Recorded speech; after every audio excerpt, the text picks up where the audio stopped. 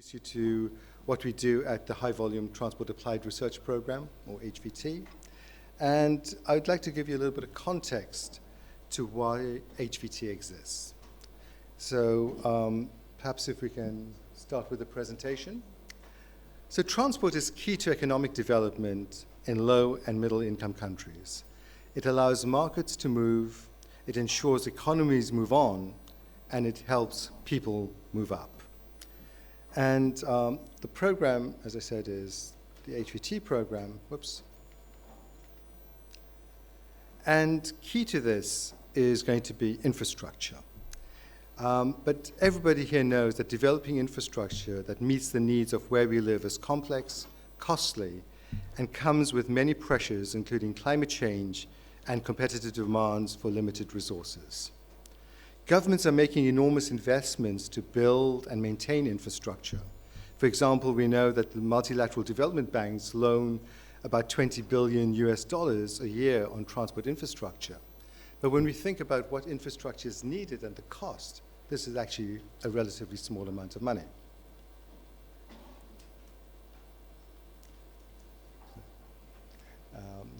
So the next slide, yeah. And so I think that's the figure of 20 billion that we have from there. So infrastructure is built to last, which means we'll lock in our choices often for decades. Most infrastructure decisions made today will impact on our children and our grandchildren. So the question is, what infrastructure are we building for the future, and what future needs do we need to then identify and engage with? So some of these pressures that we're seeing across Africa, and we know that African cities are growing fast with increasing urban populations and increased urbanizations across Africa.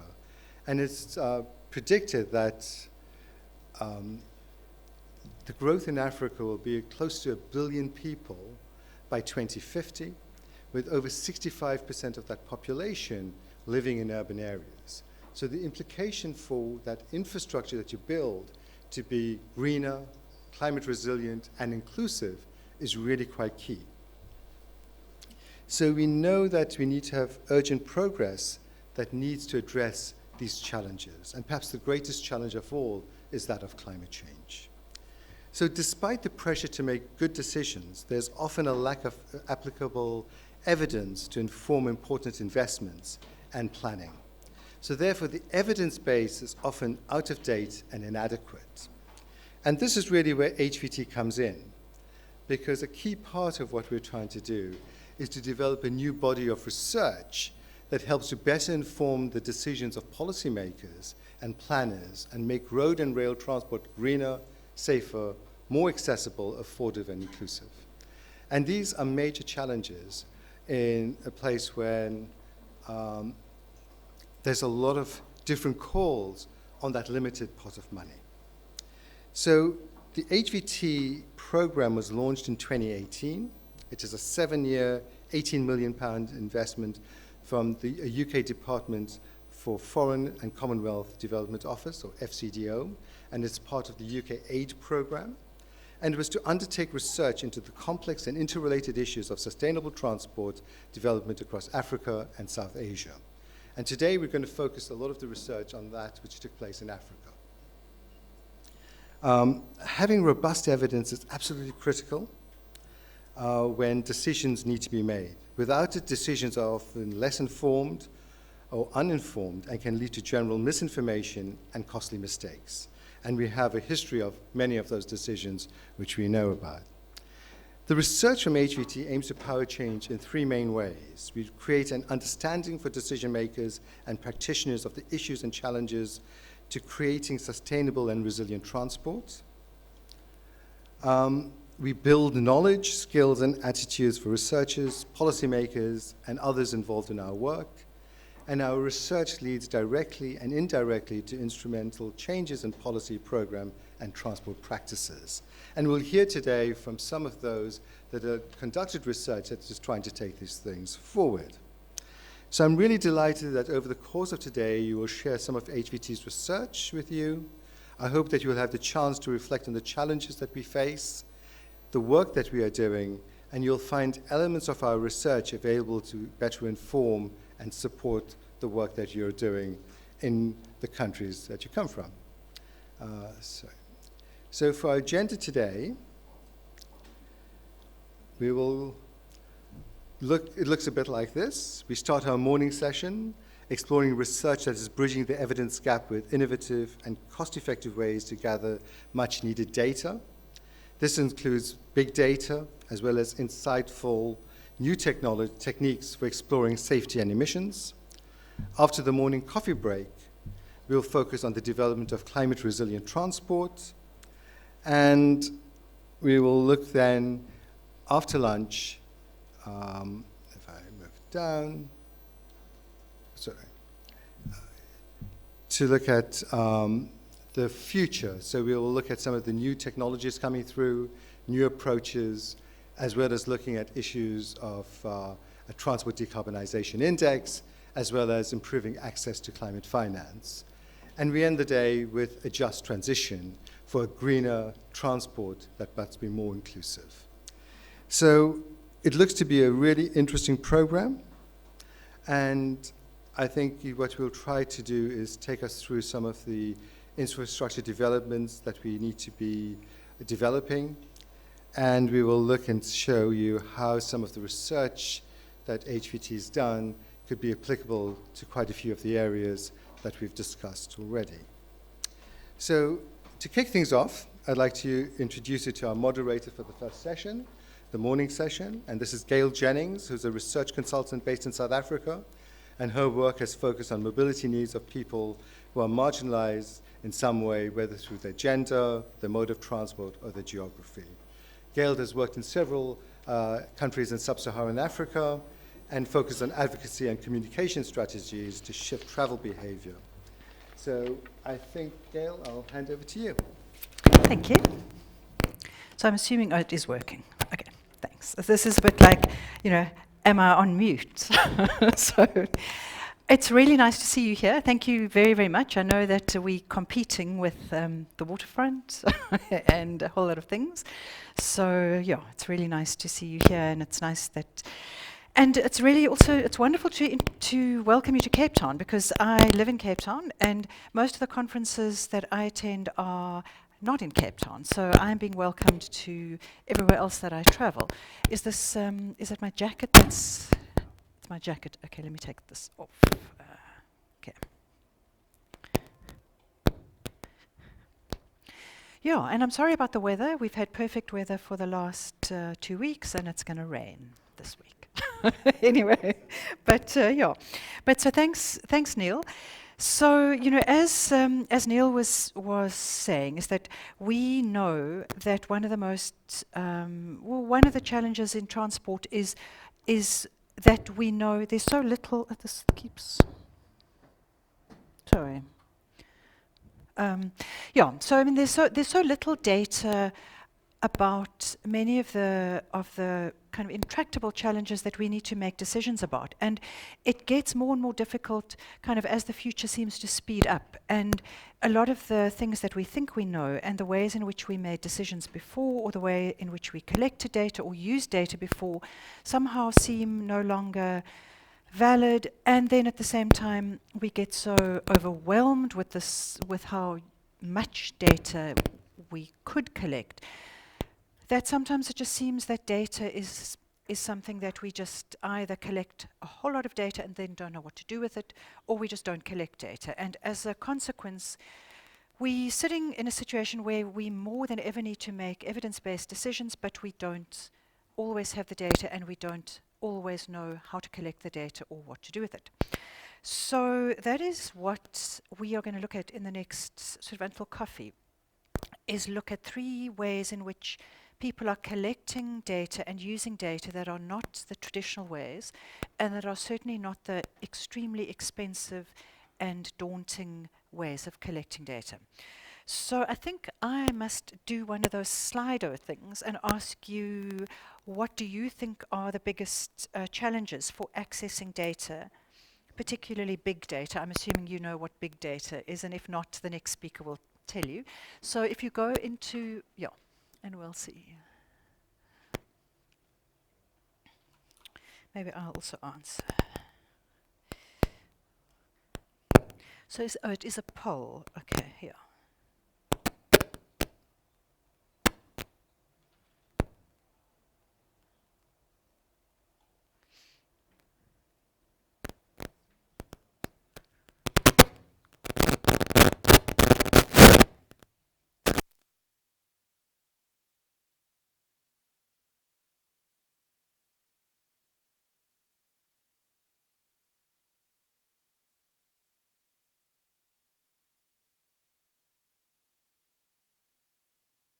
So is this work? Oh, okay. So I can put my earring. I think it was my earrings that are making the sound.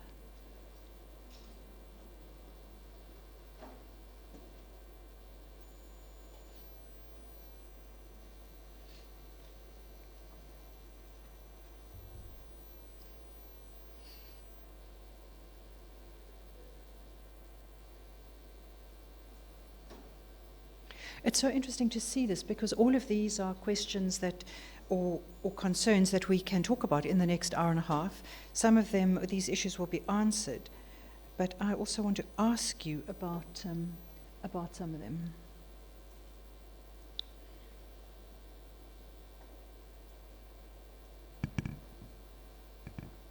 Okay, I think while we're busy doing that, I'm going to introduce our first speaker. And I've got this little bio here for me to introduce Justin Coetzee from Go Metro. But no, I have no intention of reading the bio, because when I look at it, I think of Justin and Go Metro as, if there's data out there that has to be found in some way, then Justin will find a way to find it, and he'll find a way of doing it sort of more cheaply, and using and by capacity development at the same time. And yeah, so and Justin really moves with the times all the time. So I always think of, if you kind of want to know what's the future, then look at what Justin's working on, and that's probably give you a good a good idea.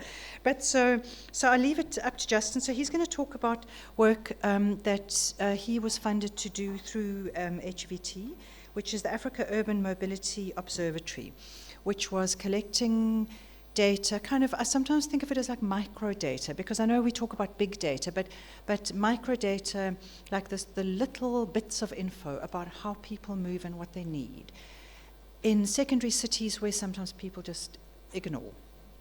So I will leave Justin to talk about that, and I think you've got sort of 20 minutes or so, and then we can discuss afterwards.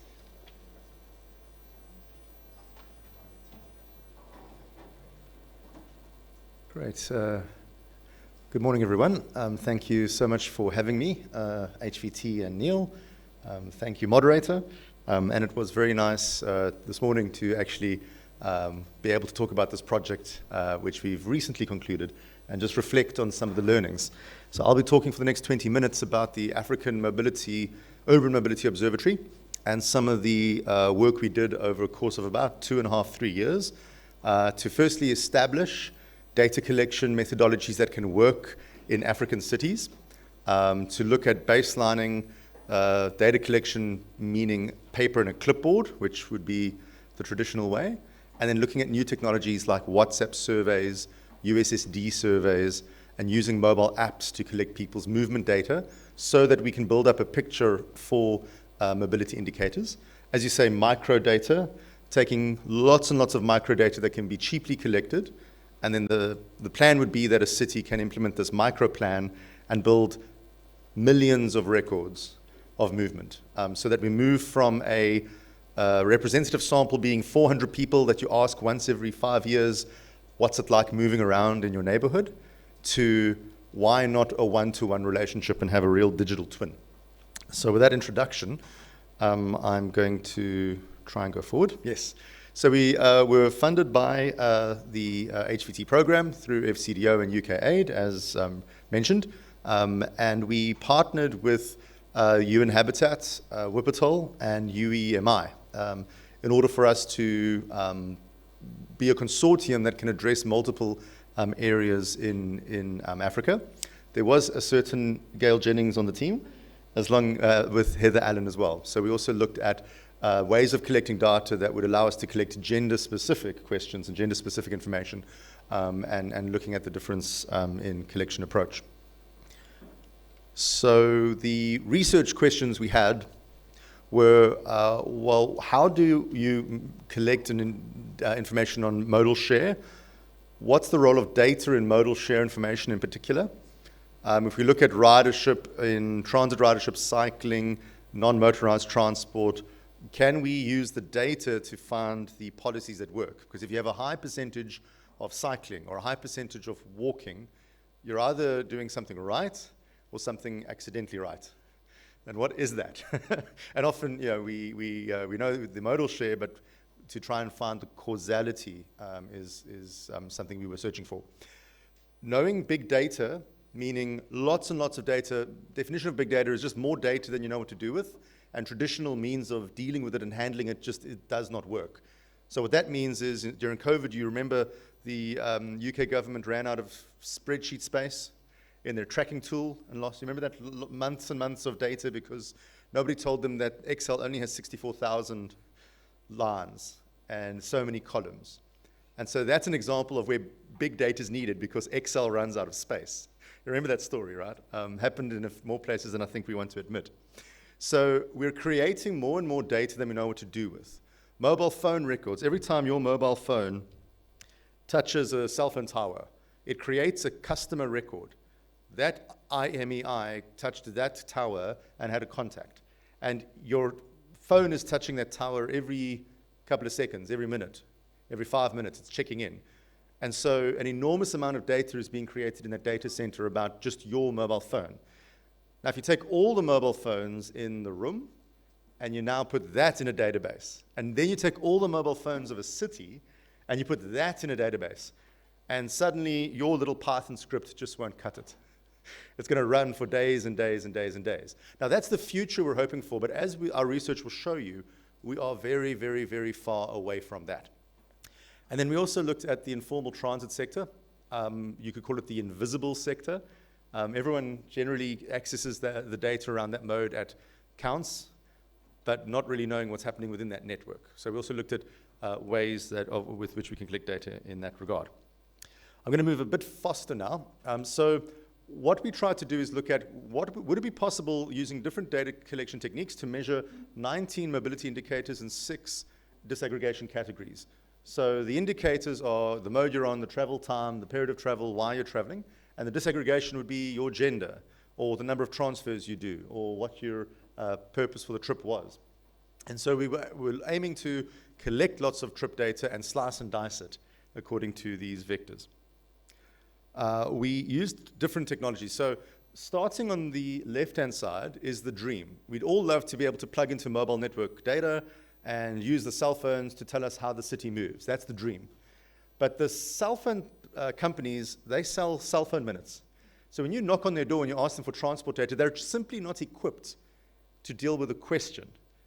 So they're like, you want our customer records? Why do you want our customer records? Those are our customers. That's anonymous. That's confidential. So there's a disconnect with regards to the public utility with which cell phone data can be created in a city versus the custodian of that data being the mobile network who is very careful about its customer data.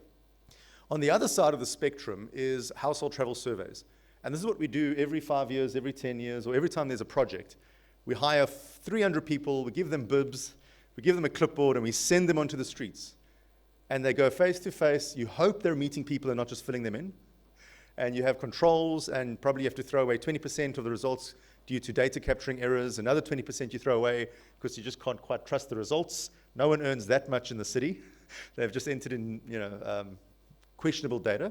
And so you've got a real problem with collecting this data. It's expensive, it's slow. You send out people in January, you're only going to get results in June, right? Does that sound familiar? So it's not responsive to the city. Meanwhile, the city's added another neighborhood. There's a whole other suburb that's popped up with a new development. There's a whole new shopping district that's just popped up. We can't use paper-based surveys to measure the city when the city is growing faster than the means to measure it. What we're trying to see is in the middle, is there this set of technologies we call in this research user movement analytics? Can we use mobile apps, mobile technology, and mobile queries like WhatsApp, like USSD? USSD, for those that don't know, when you go into a mobile phone, you go star 101, star, what's my airtime balance? That's USSD. Simple, cheap, light, very flexible. But how do you run a survey through USSD? Well, that's what we set out to do, and I'll show you the results. So is there a collection of technologies that can fill this gap? That isn't mobile network data, because that's another journey, but it isn't paper-based surveys that are not valid by the time the project actually starts. Well, the power of a mobile phone and the power of a user is that we can get the location just by the GPS. We can also, with the user's cooperation, collect their movement data.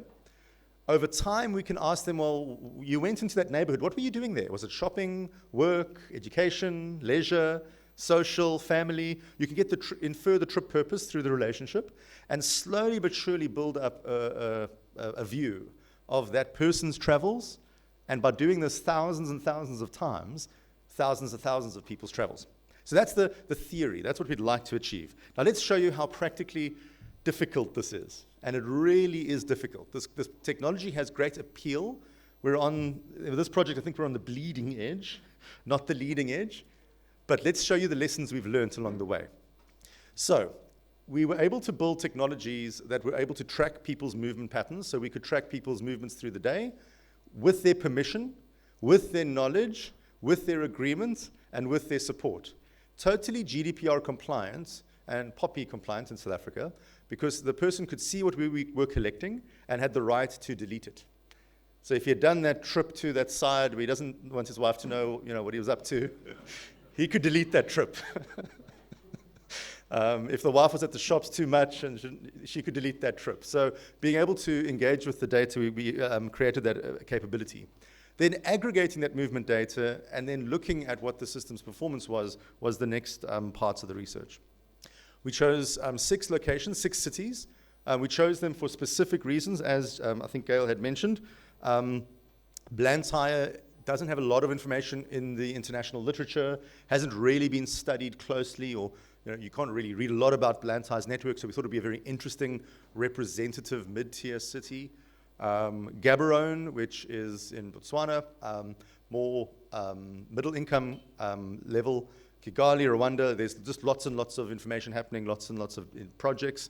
Kinshasa was very interesting for us because of the scale of the city and the potential for impact, as well as being in Francophone, the Francophone sector area. Lagos, we worked very closely with Lamata on this initiative because of the scale of Lagos and just the challenge.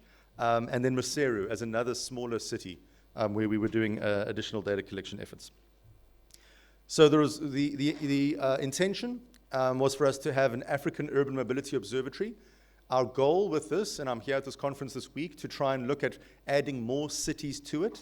So the framework we've built, we can extend to other cities and adding more cities to it, as well as being able to add more data sets. So the African Urban Mobility Observatory is a website, it's a web portal, and the whole idea is for us to be a place to convene transportation data and be able to contribute data for research, for planning, so that when we start a project, we don't just start from scratch, right? That's what happens. You want to build a new line, and everyone's like, okay, well, no data exists, let's just start all over again. Meanwhile, 3 years ago, there was a study. 5 years ago, there was a study. 6 months ago, some researcher was collecting. None of this kind of convenes, right? And so this is an attempt for us to create a Creative Commons by working very closely with cities to allow for the sharing of planning data. The web-based visualization portal allows you to navigate. So you can see there's the first 6 pins. But of course, we'd like to add more and more cities. And so online, you can navigate and you can click and explore these cities, download data sets, download reports, download papers. We've been trying to collate all the master plans we can get our hands on so that we can also add the master plans to the city. So that when you're a researcher, you can visit this portal as one of the destinations to visit, and hopefully you've got maybe not up-to-date reports and up-to-date data, but at least it's a starting point for you to have some. So let's talk about the actual collection. So this is the framework. We've now got the infrastructure, we've got the cloud-based servers, websites. We've got everything ready to go. Now let's get some data in there. So we started out by saying, all right, let's get a baseline. We know that baseline is clipboards and people at ranks asking questions. 40 questions, 40 minutes. Hopefully I can finish the questionnaire before your bus comes. Otherwise, it's a half-filled questionnaire. So in Blantyre, Gaborone, Kinshasa, Lagos, and Maseru, we were able to collect that representative sample, 350, 450. This is generally what we try and collect, right, to get this representativeness sample. We were able to, through using mobile technologies, we were able to clean a lot of surveys. However, if you note Gaborone, we had quite a large drop-off of quality, but elsewhere we were using mobile validation. In Gaborone, we had challenges with regards to people wanting to share information. So you can't validate information when you ask income levels or purpose of travel. We found, for whatever reason, it's an interesting question, there was a hesitance to even report face-to-face on things that were pretty, innocuous or standard. So the lack of completeness there was a lack of volunteering information, which is something worth diving into. However, what we ended up with was an effective unit cost. So this is an important number, between £3.80 and £7. I'm going to stick to pounds for the presentation. That's the cost, the unit cost, to go and collect this data. So if you want to collect 1,000 people's results in Lagos, you need at least £4,300. If you want to collect the same data in Gaborone, you need at least £7,000. All right, so it at least gives you, as a researcher, a feel for what you need to spend in order to go and collect this data. This is a minimum. We're a professional survey company. We do this for a living. So if it's your first survey, please double this cost, because you've got to learn a lot of lessons. Okay, so this is if you're good at it. If you've never done it before, double or triple the cost, because, there's some school fees. But then what was really interesting is we then said, all right, so we've got a baseline. We know that we need to populate this with lots and lots of data. So in Blantyre and Lagos, we launched USSD surveys. So we partnered with mobile networks who have huge potential for transport surveys and studies in Africa. Huge potential. We partnered with them and gave them money, because that's the language that mobile networks believe in. We gave them cash to launch an SMS survey. So they SMS'd 200,000 people in Lagos. They SMS'd 100,000 in Blantyre. And you could get some airtime if you did the survey. So you got an SMS from your MTN or from your Tigo, I think, in Airtel. Yes. And you'd get your SMS and you'd say, we want you to please tell us how you travel, click here. It would open up a USSD string, and that string had a memory. So if your network broke or you got bored or something happened, we would then keep your responses, and then later in the day, ping, let's carry on. So the drop-off rate we were able to capture. And that's the nice thing about USSD. It's like HTML. You can literally just code an HTML little protocol and build a simple web process. USSD is the go-to for data collection. Launch the survey, and then you can validate through the responses. And you can also validate through the questions. And because you can persist the session, you can ask 40 questions over the space of a few days. So we were able to collect, out of 1,900 initiated surveys, 448. Now that's not bad going. We didn't put anybody on the ground, nobody with a clipboard, nobody out there, everything digital, everything from the desk. 448 responses, of which we could complete to 100%, that journey, 367, but then, I don't know, Nigerians are very busy people. So we only got 149. Or, my personal feeling is I don't think we were offering enough cash. The airtime, I think, if it was a bit more, then I think we'd be able to fulfill. But we can play these games. We can actually now learn what is incentives. Obviously in Malawi, that's a great incentive. But I honestly, if I was to do this again, I think we should up the airtime. And then maybe we can, I see nods, so yes.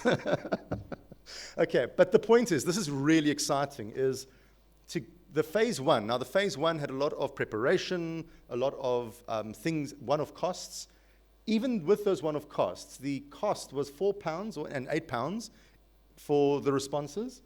When we actually kind of look at where we wanted to be, when we ran it a second time, we were able to get £1 per response.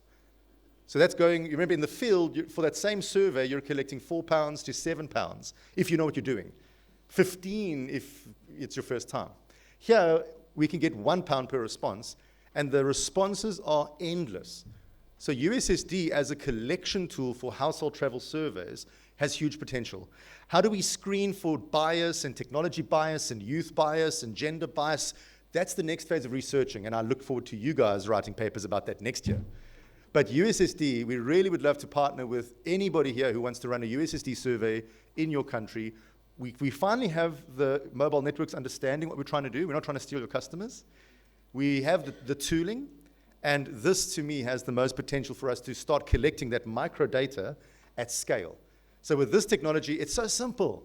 We're just asking a few questions, but we can ask a few questions of thousands of people. And this has huge potential for us to respond. So when that new development pops up, I can ask the mobile network, any subscriber who is in this area, please send them a survey.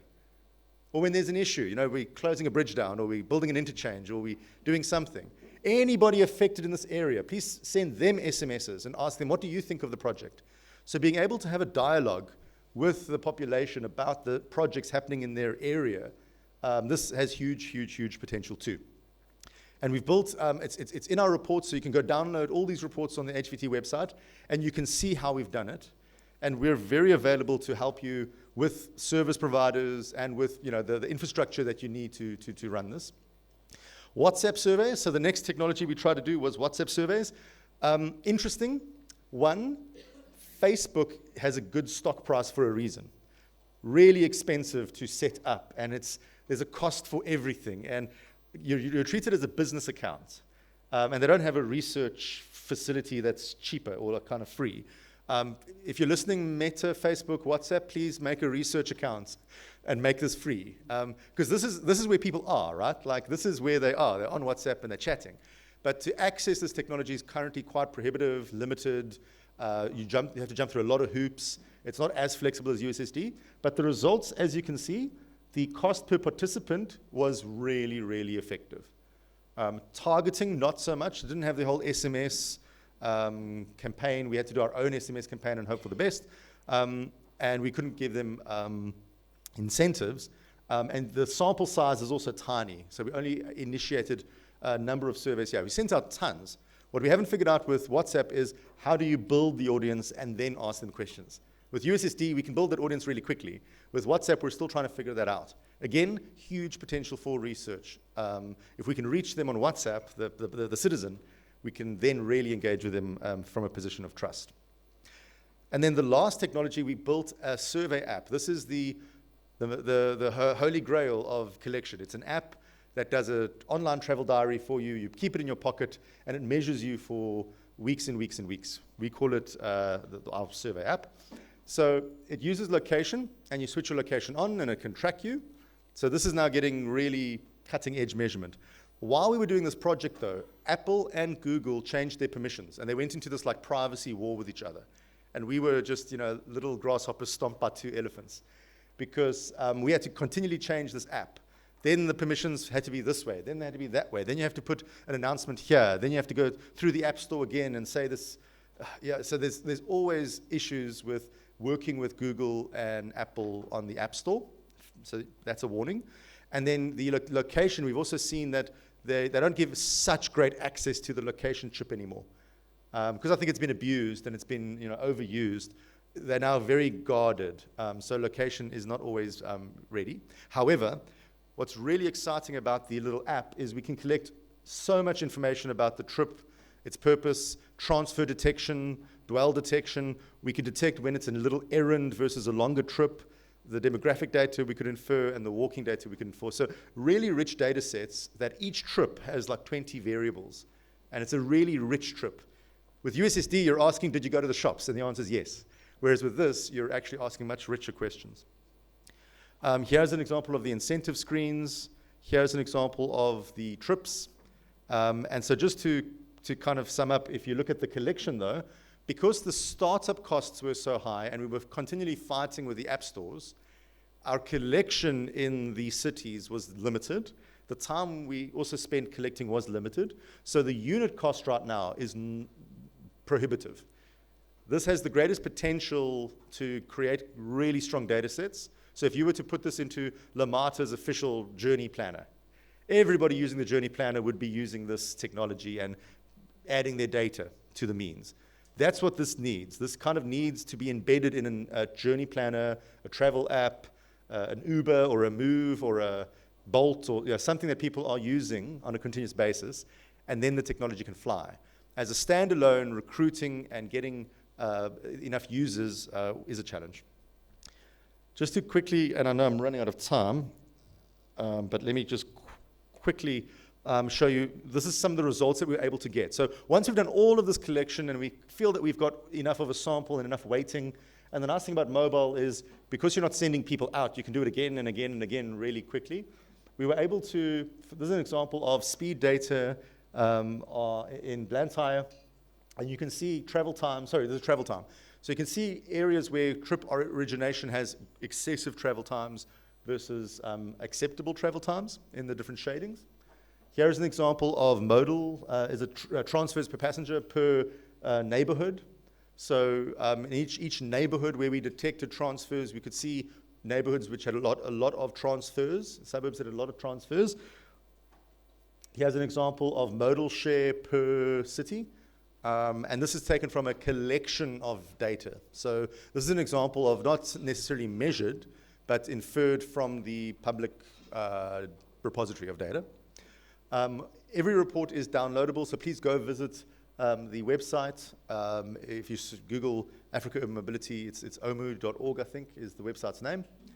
And so, yeah, so just to sum up, these are African-suited technologies, USSD, hopefully WhatsApp, if we can crack this right. And there's a benchmark against going out with a clipboard.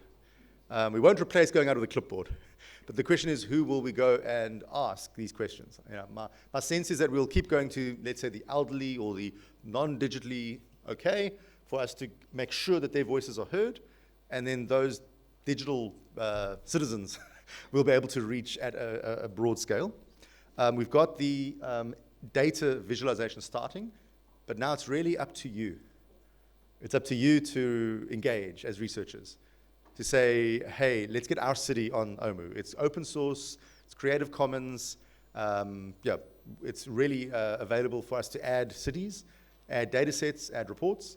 And if you want to experiment with this technology, if you want to launch this type of survey in your city, again, please talk to us. We can help you not spend that £15 per user, but make it £1 per user, and thus make things work. Here's just the breakdown of all the costs. So you can see the campaign costs that we ran, the setup costs and survey types, and the target unit costs. So what you see here is USSD always beats field survey, whereas a field survey would cost £4 per response to £7 per response.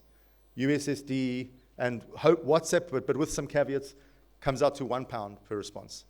So what does it mean for us to take the same collection budget and get 4 times the responses? That's big data. Now we're talking about big data. So we'd like to thank UKAID, FCDO, HVT, all of the program sponsors and program managers that made this possible. UN Habitat, Wuppertal, and UMEI, who are our partners, Gail Jennings and Heather Allen as well. We've really, I think, built a base and shown what's possible, what's feasible, but it's really about it being a living observatory. And so we'd like to partner with researchers and cities to make sure that this continues to measure and grow as our cities continue to measure and grow. Thank you.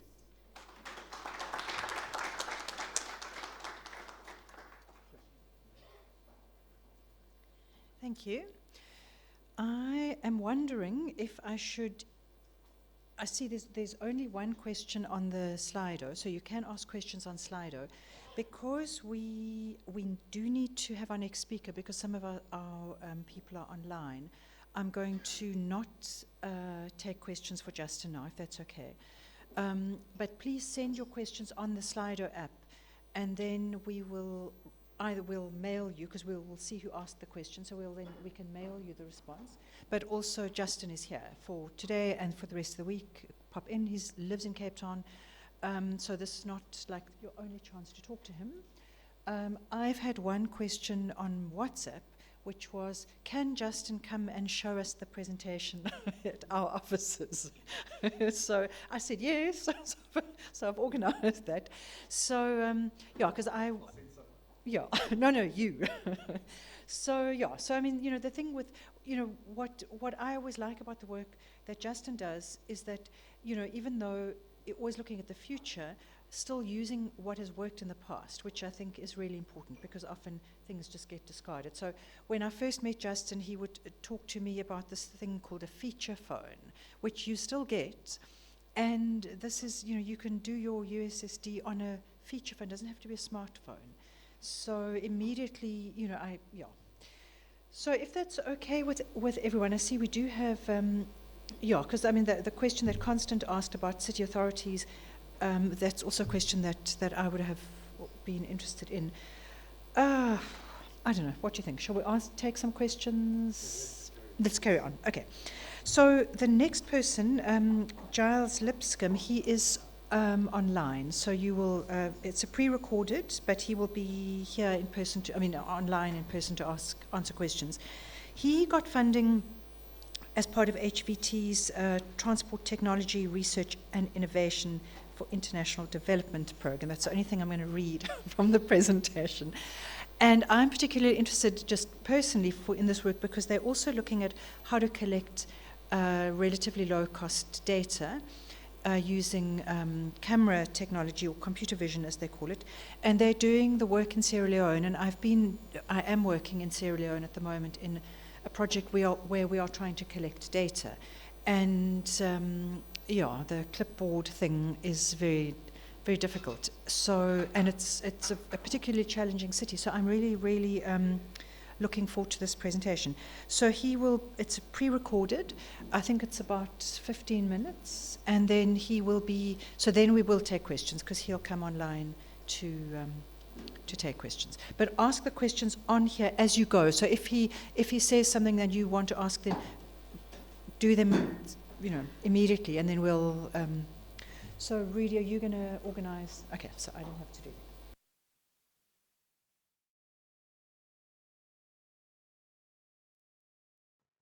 Hey, my name's Giles Lipscomb, and I work for Integrated Transport Planning, which is a sustainable transport consultancy based in the UK. So I'm going to be talking about computer vision and how it can be used for data collection in low and middle income countries. So for the most part, I'm going to be talking about the work we've been doing with HVT through the TTRID program, where we've been developing a data collection tool that uses computer vision. But I'm also going to finish up with a little bit of a discussion on promoting computer vision in LMICs, particularly in the context of the work we do at ITP. So about a year ago, I thought computer vision was very high-tech, very difficult, very expensive. But over the last year, I've been working with it quite a lot, and it's been surprisingly easy to pick up. So I'm really excited to see how we can use it more in the transport industry. Okay, so I'll start off with the problem statement for our TTRID project, which is pretty simply, good decisions need good data, and LMICs generally have poor data availability because the people who are best placed to collect that information, the local transport authorities, they don't have the funding and they don't have the resources. Unfortunately, again, project budgets tend to be quite limited. We don't work on a lot of the big, massive multi-million-pound projects, so we can't have a lot of data collection in our projects because that will cut down the amount of time which we can spend working on other parts of the project. So the traditional solutions will be you work with a client, you see if they have any data lying around, any previous studies, something like that. We can look through the internet, see if there's any secondary data available. And we always work with local partners, so we can rely on their personal experience, their own expertise. And finally, we can look at international best practice, like international case studies, what has worked in other countries, and can we try and apply that to the city we're working in. So we need data, but the transport authorities have trouble collecting it themselves. So what do we do?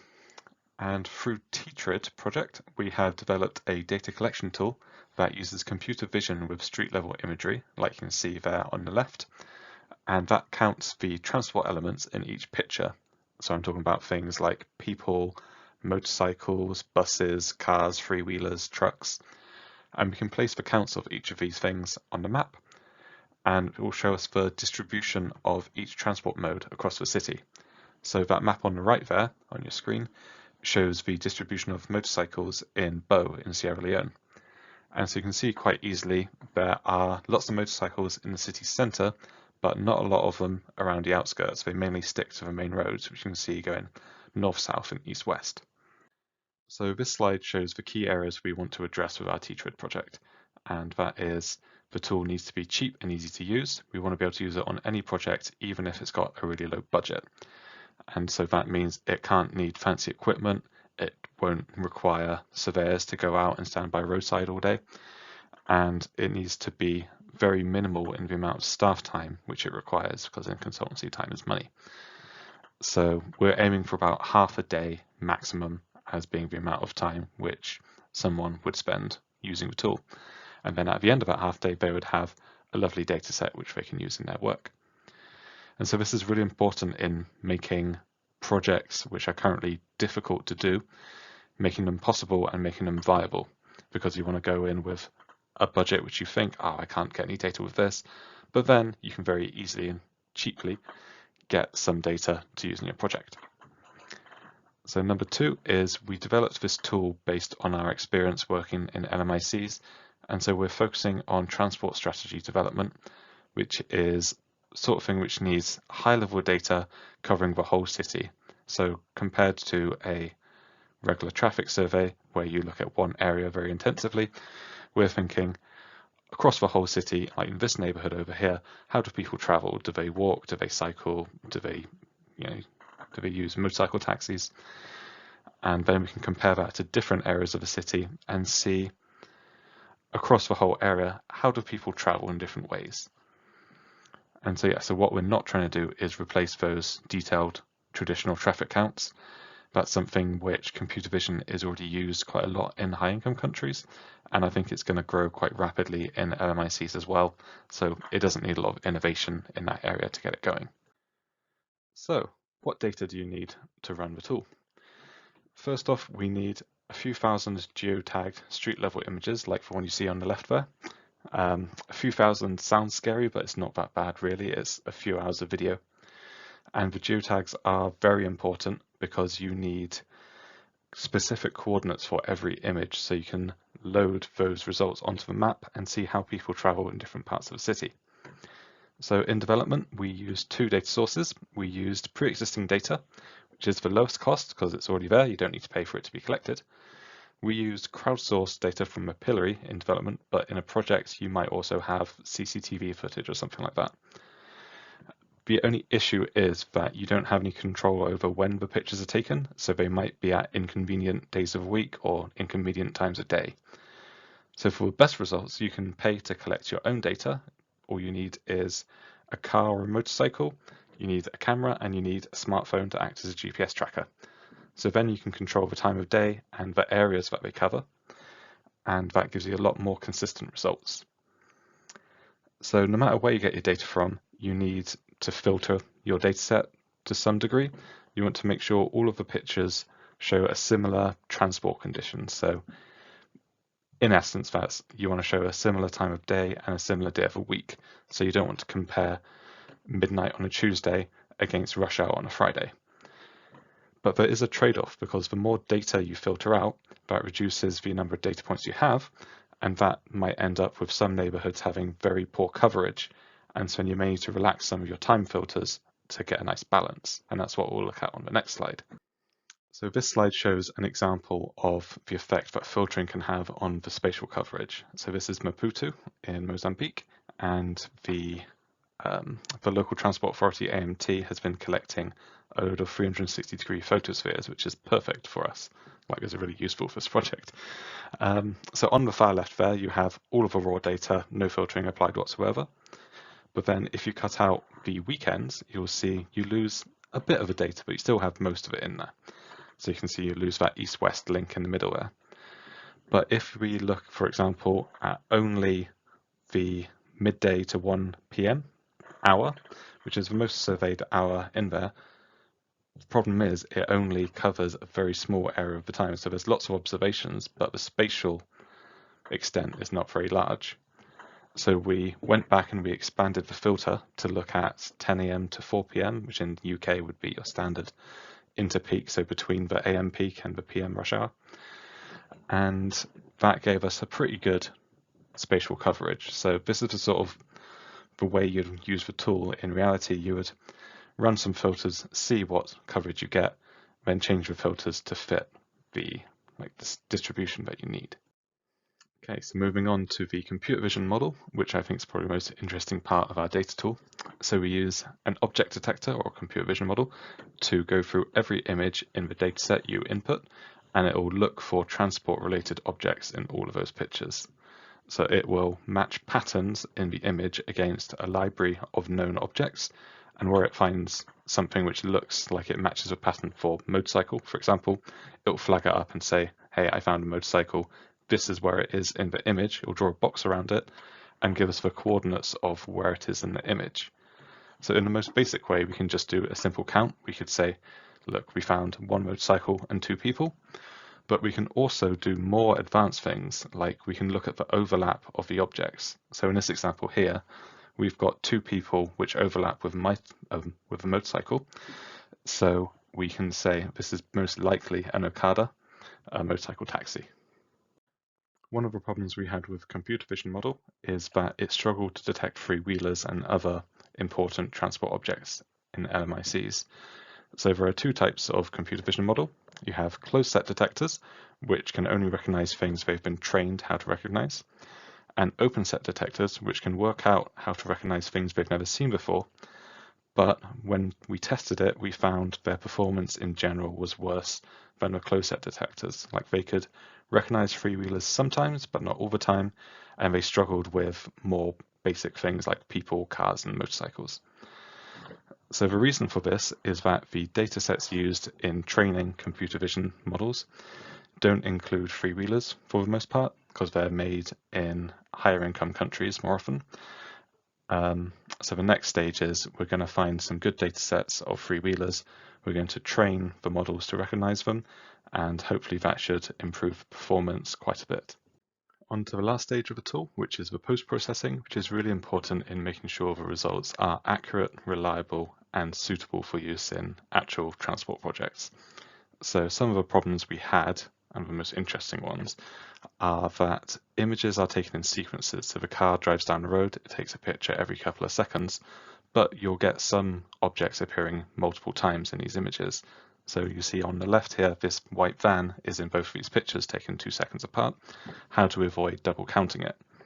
And there's also some variability you get, just regular day-to-day. Maybe one Wednesday is very busy, the next Wednesday is very quiet. How do we make sure we average out the outliers there? So I won't go into all the details, but we have an averaging process where we use the maximum of each image sequence to avoid double counting. So we just take the max, we don't take the sum. And to average out some of variability for those sequences with the maximums, we take the average across the sequences in each grid square, and that gives us a bit more of a reliable number at the end. And finally, here are some of the outputs we get from the tool. So this is an example of all of the people or pedestrians we saw in Bo in Sierra Leone. So you've obviously got loads of people in the city centre, but also a fair distribution around the rest of the city as well, especially on the main roads, which shows us that lots of people are walking. And this map shows cars in Bo using the same scale, so you can see straight away that cars are nowhere near as prevalent as walking. So this sort of information is really useful for transport strategy projects, because we can say, okay, the city centre has lots of people, it has some cars but not that many. Or we might say, this road on the southern part of the city has about as many cars as people, so maybe we should start thinking about adding some pedestrian infrastructure.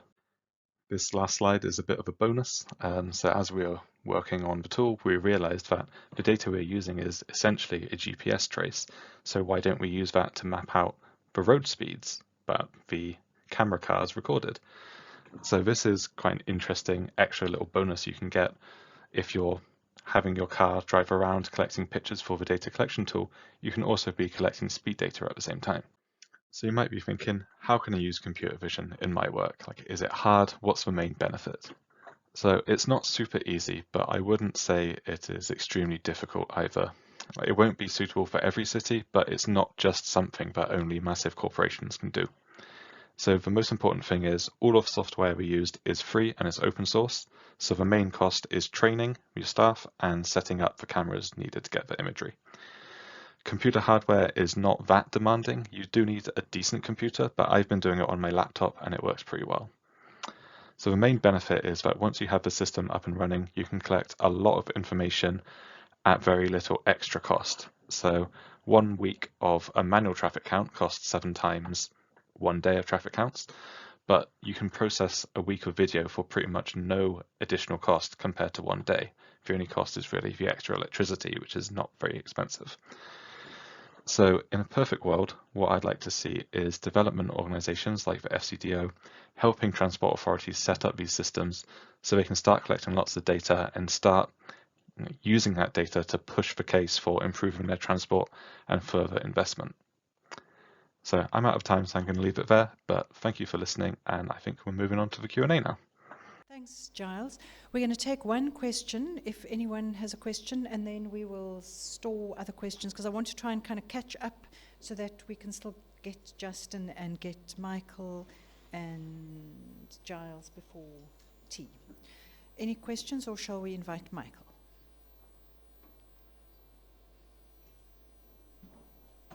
Sorry, Giles, we're going to leave you until until after tea. Is that okay?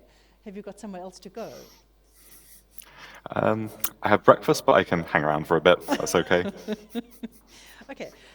Oh, there is a question. Okay, yeah. Great. Thanks so much for the presentation. I just want to check with you if there are, as part of your research, are there issues of theft or vandalism of the installed cameras that you have used? That's my first question. And the other one has to do with how many cameras per a certain unit of distance covered do we install, and what are the costs involved? So for our project, which I talked about today, we used a camera car driving around. So we only had one camera car. It did all of the main roads in Bow in 1 day. So Bow is a fairly small city, maybe 300,000 or 400,000 people, I think. So we didn't have any problems with vandalism or anything. It all went very well. And for costs, it was a couple of $1,000 US, although we were paying for a separate company to be collecting our data for us. So I think if you were a transport authority, you could make that a lot cheaper, especially if you already have staff and you already have a fleet of cars. In general, for other applications, I think if you are setting out your own sort of data collection system, which you're going to be running 24/7, yeah, you do need to worry about cameras and vandalism. You might want to put them on like big poles so people can't get to them very easily. As for cost, I'm afraid I can't really help you there. We don't really do that a lot ourselves. We do a lot of one-time data collection for our own projects rather than ongoing things. But there are lots of companies which do install sort of these traffic monitoring cameras. So the industry is there, at least. Thank you. Can I ask you just in retrospect, can you just tell us who you are and where you are from? Yeah, sorry. Oh, sorry. So my name is Giles Lipscomb. You can just shout. Yeah. So my name is Edmund Tepo. I work with Technical University Berlin. Thanks. I think one of the Slido questions is quite similar, which is the question about the general cost for traffic count survey. So I'm going to park those questions for now and invite Michael, who is our next person, who will also talk about collecting data, but a different kind of data, which is collecting, kind of trying to assess air quality and emissions data from second-hand vehicles. So it's nice to meet you in person, because we've spoken online. But so, yeah, Michael is from Uganda. He's one of the few people who, in fact, has got a real experience in actually like fixing vehicles. So an automotive technician, apart from being a researcher and a road safety activist. So fantastic. Really glad that you're here in person. Thank you very much. It's good to see you all, and thank you to the HVT team and the FDO. And can I see someone from Uganda? I saw in the video. Oh, okay. Wow, interesting. So you guys relate with what I'm about to say. So we are running a program called Auto Safety Uganda. It's ongoing, and it's funded by the FCDO under the High Volume Transport Program. And what we find as Uganda, and this kind of stretches throughout several African nations, we have old vehicles, we lack data, these vehicles are poorly maintained, and then there are so many policy and regulatory gaps. As you can see from that image, that's maybe like about a year ago, one of the streets of Kampala. 90% of the vehicles that are imported into the country are used imports. They get to be subjected to poor maintenance and then improper or bad infrastructure. And the lack of data about these like turns them into environmental and safety disasters, and there is no like the lack of data makes it difficult to carry out informed decisions by the people responsible. So why should this be a key concern? Africa is increasingly becoming more of a dump site for used vehicles from developed countries. I've seen this across a few countries, Kenya, Uganda itself. So we find that this is being driven by the rapid urbanization and the rise in the number of middle-income earners. Personally, I cannot afford a new car. I can only go for a used one. So many people are looking to buy used vehicles, and this, without a structured maintenance system, you find that these vehicles don't emit the same or be as safe as they would be in exporting countries. So you find that how the poor maintenance structure makes this more like a silent cancer, in a way that there is no evidence. When you go to the streets of Kampala, some of those images were captured from the outskirts of Kampala, where the major car repair hubs are. You find that these young men and women, mostly men, who do not have the proper tools and experience, they'll get these vehicles modified in uncertified ways. You know, the card converters are stolen. Safety systems, like when they try to fix a problem, they find it easy to either disable a sensor or cut some wires and do whatever they can do to make sure that whatever problem the car is reporting is dealt with. But the symptom goes and the disease or the problem worsens. So the lack of data makes this kind of problem underestimated, because you cannot go to a lawmaker and tell them that, like for instance, we do not have the annual or mandatory vehicle inspection in the country. It's not working. Back then in 2017, 2016, it was introduced. It worked for about 3 months, and the project was shut down. Up now, it's not yet running again, and there were so many legislative matters. You cannot really tell. But what happens is, because we don't have this data to support the evidence to support the appropriate action, you find that even what we have as the standards that are available are based on Euro settings. The East African standards are like on Euro 4 settings. So you find that even though we are saying Euro 4, a vehicle that has been modified in uncertified ways is not even going to be Euro 4. We depend on manufacturer-specified data sets to say this such and such a vehicle has such and such safety features, emits such and such, like up to this amount. But you cannot tell because those systems are not working. So it creates a big gap, and it's a big challenge. So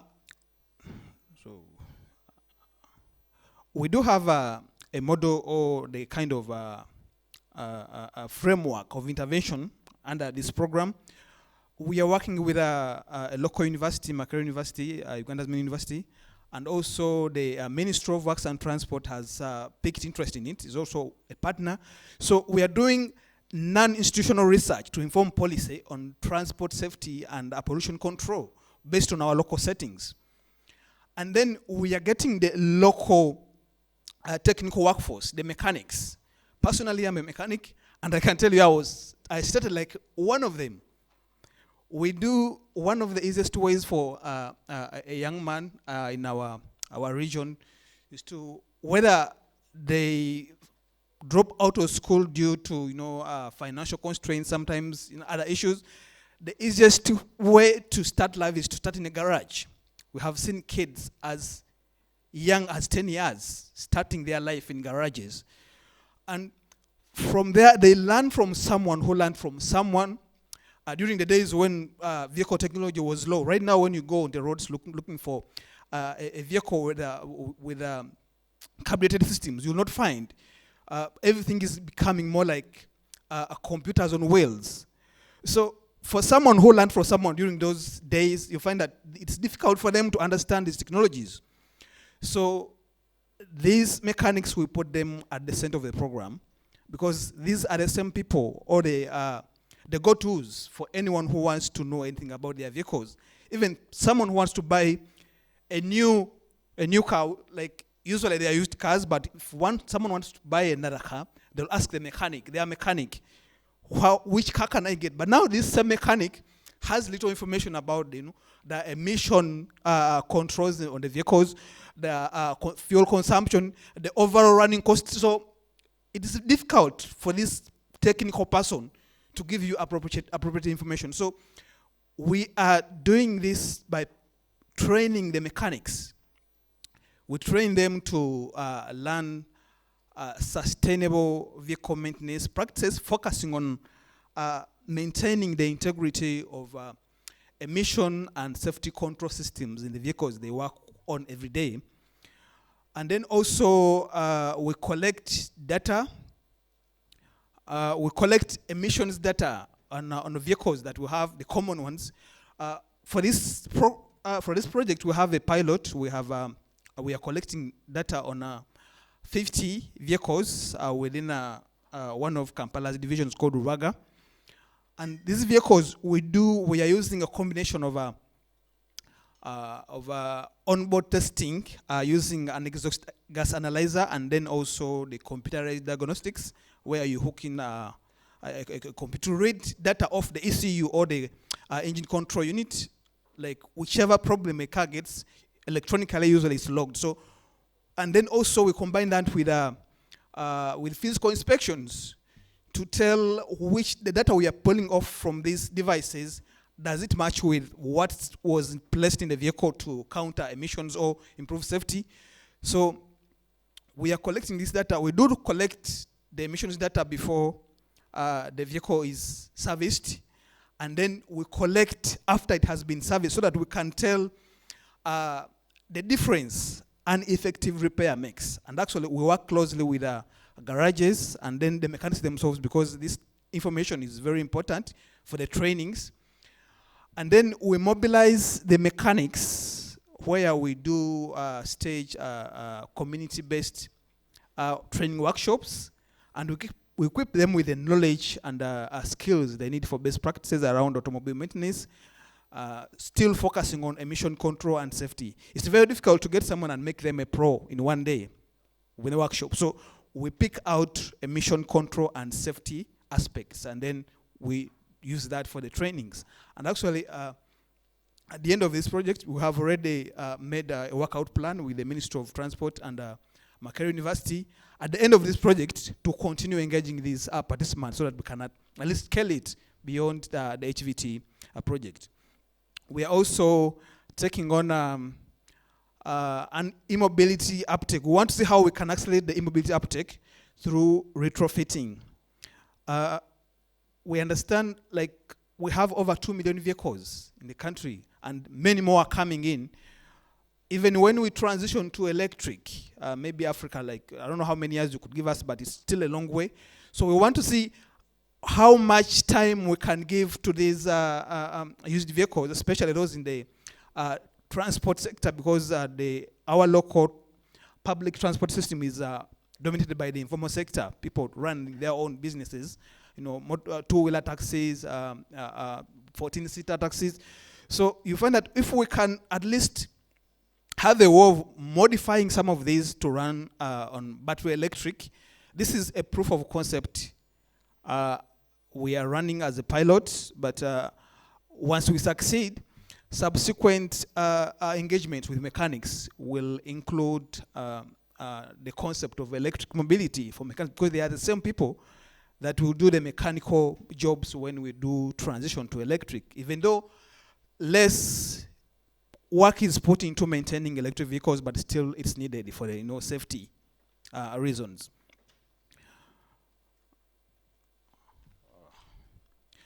So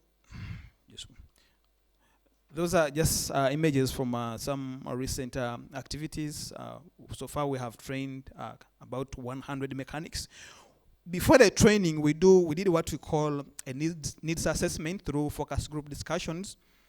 That has been going on since July, and we have recently started the training. So it's these focus group discussions that give us the idea on how to design the trainings, to understand these mechanics kind of concerns, the areas of weakness, and how we can best engage them. And then also from the images, you can see that there's the vehicle conversion is ongoing, that had just been toned down. And when you look at from the data collection image, you find that the kind of emissions that are coming out of these used vehicles, if you compare that to what the manufacturer specifies as the acceptable levels, let's say for a Euro 4 vehicle, that is so alarming, like more than 5 times beyond acceptable. And then you cannot say that that vehicle is still a Euro 4. For example, if you import a Euro 6 vehicle from Cape Town, from South Africa, take it to Uganda, I'll give you 2-3 years. It's going to stop bearing that badge because most of the systems are not going to work. Infrastructure challenges, maintenance challenges. So you find that we still, based on that, and said this is a low emission vehicle when it's not. So this is the kind of data we are trying to collect. This is like, why should there be a broader, actually now it's not Auto Safety Uganda, let's call it Auto Safety Africa project. By the time Africa transitions to electric mobility, or even among other alternatives, the damage attributed to the existing and incoming fleet of vehicles will be very tremendous if we don't change or if we continue in the current settings. Such grassroots projects like ours can fix a few data gaps. It can lower emission levels in several African countries and then also improve road safety. And also it can foster significant policy reforms. For instance, when you want to import a vehicle to Uganda, the critical regulation is 15 years. The oldest vehicle that can come in is 15 years. But when you just consider that, you'll find that there are vehicles that are within the acceptable age range when they come like really, really bad. For instance, if you compare a 1996 model of a certain vehicle that has been well maintained, and you compare it to maybe a 2010 model that has been poorly maintained, the 1996 model is going to be better, running cleaner and safer, because it has been well maintained. And the 2010 is going to be accepted because of the age only when it's a disaster. So we want such projects to cause some policy and regulatory reforms to look into other aspects. For instance, the data we are collecting on emissions, with these vehicles, the 50 are being tracked so that we can tell that vehicles that are running on a good road, like for example, if you compare 2 vehicles of the same model, same engine specifications, but one running on unpaved road, another one running on a good road. You'll find that the one running on the unpaved road emits a bit higher because the dust and other challenges they get makes the fuel and air ratios compromised. It cannot be the same. So we want to use this data to engage policymakers to understand that even the development of infrastructure has a lot to do with the safety and emissions. Who else is involved? Like I said, we have Makerere University. They are a community engagement partner. There's a project called AirCo.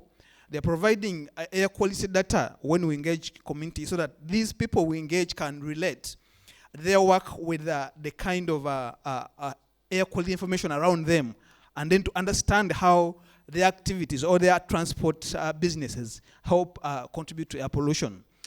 The Ministry of Works and Transport, under the Vehicle Inspection Unit, helps participants under training to understand the regulatory framework around transport emissions and safety. For instance, recently we were identified as a key stakeholder in formulating regulations around garages. So the government has moved to registering mechanics and their garages in a way of finding a way of reducing them. Then also we have community leaders. That's all for now. Thank you. I welcome any questions.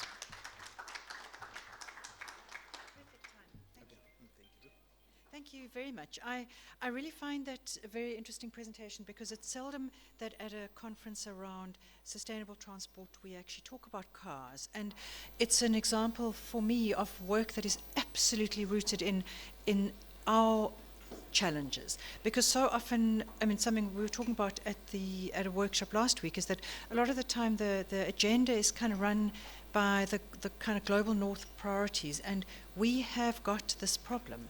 And often the solutions are always talked about in terms of more public transport, more walking, more cycling. And we kind of just, we pretend that cars are just, I don't know, going to disappear somehow. Mm-hmm. So I really find that incredibly interesting. So I'm going to steal about 10 minutes from tea, because we've got tea until 11. So I think it's much more interesting to talk to the people that we have than to have tea, because you can always bring your coffee in, I think, or your tea. So anyone who's got questions for Michael, we also can take questions to Justin and also to Giles. And also the poll is going to come up about how you would rate the morning. Your responses are not going to appear on the screen, so don't worry if you found something a problem. We're not all going to see. So please do respond. So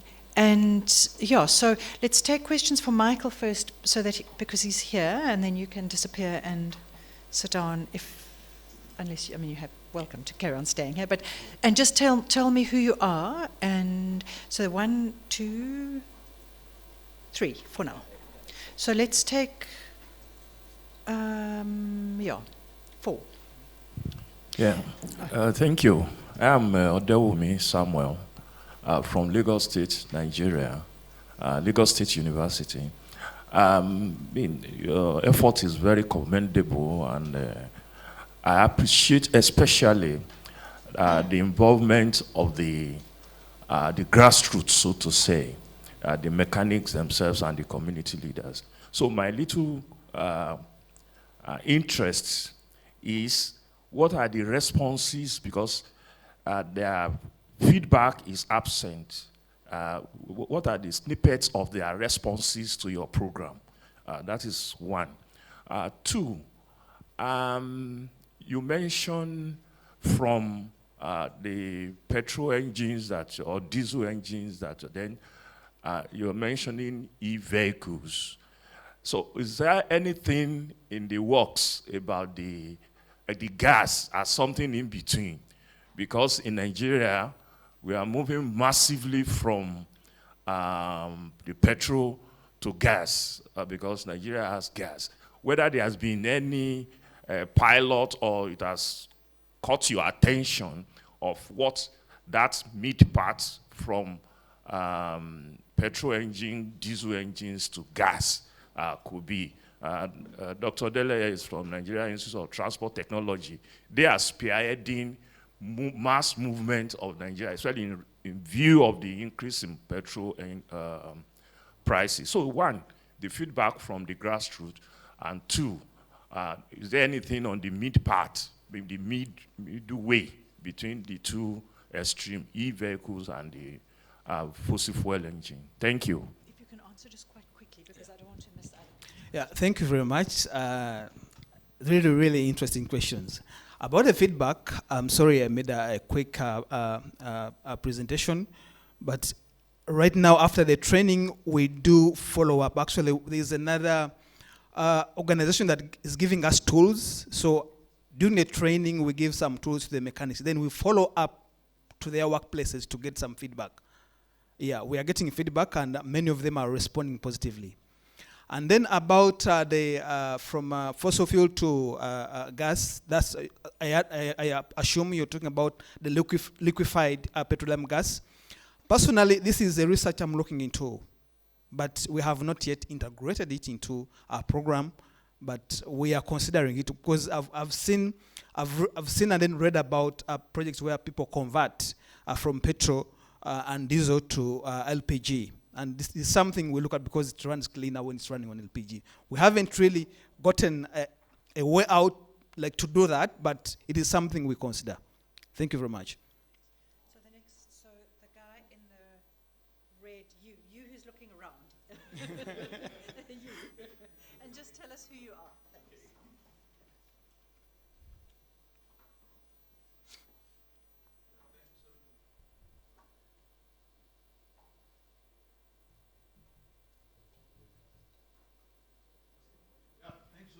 Yeah, you're audible now.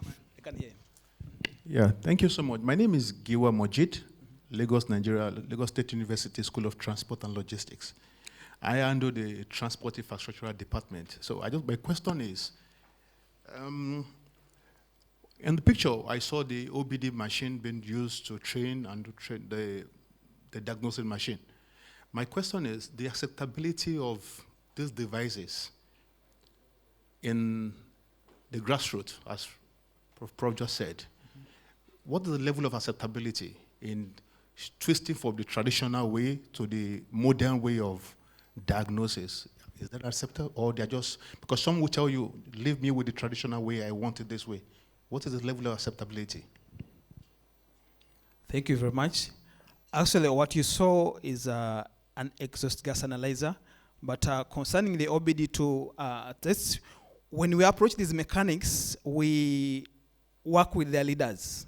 For example, if there's a garage that has about 20 mechanics, we have make sure that by the time we are done with them, at least one of them has knowledge about computer diagnostics. Yeah. Thank you.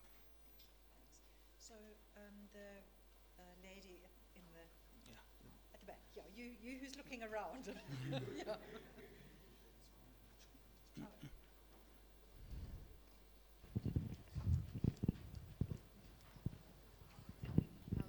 Hi, Safia Abu from the University of Cape Town. I was particularly interested in the needs assessment that you guys ran. How did it work? Because you indicated it was a focus group. What was your process that you followed, and what was the initial outcome that kind of led you to develop your training program? Thanks.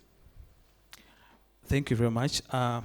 For the focus group discussions, first of all, we start with mobilizations through the community leaders. We have what we call the local council one, like the smallest leadership unit in our country. These are the ones that know their people. So they mobilize the mechanics, and then we pick people with leadership potential. So at least these can pass on to the knowledge to the others.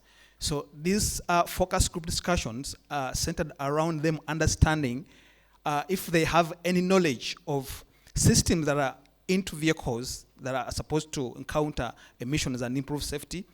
Once we understand that, we pick also including their own expertise, the kind of level of education, the gender. We collect a number of demographic data about them and their kind of education, their speciality, because you find some of them are mechanics working on suspension systems, others are engines, others are body works. So we categorize them and then after getting all this information, that's when we can design the training workshops.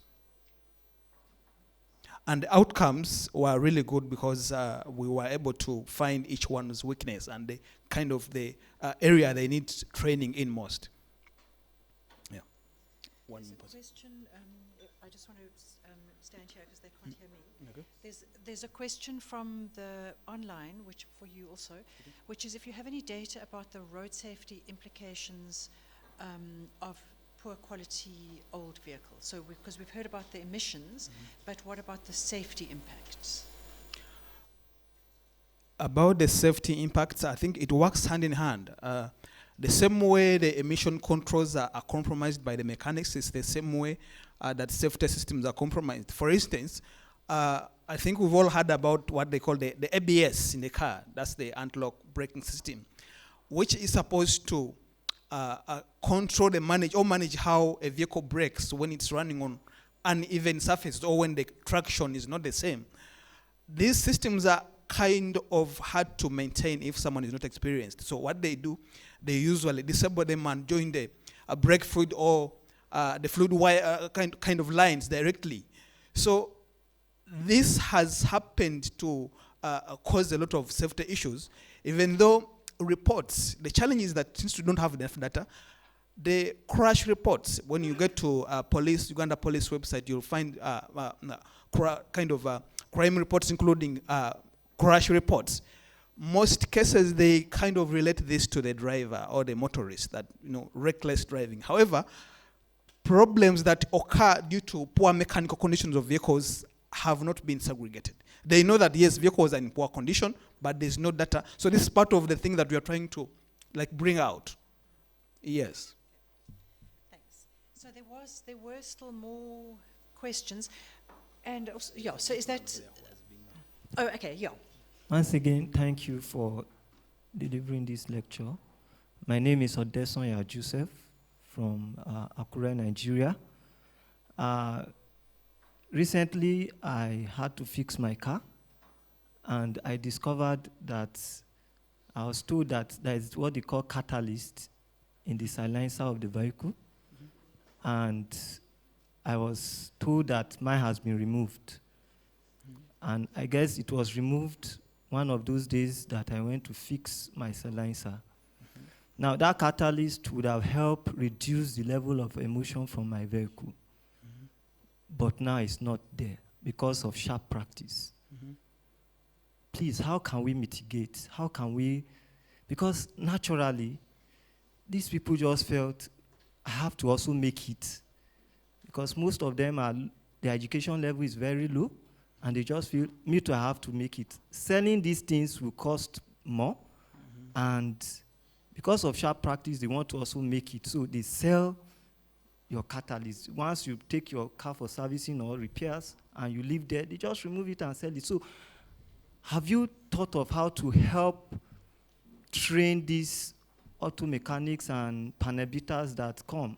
What you are doing is you are causing more damages to the environment rather than you are getting rich fine, but you are causing more damages to the environment. That is my question. Have you been able to help them see the reasons why they shouldn't do these things? Thank you.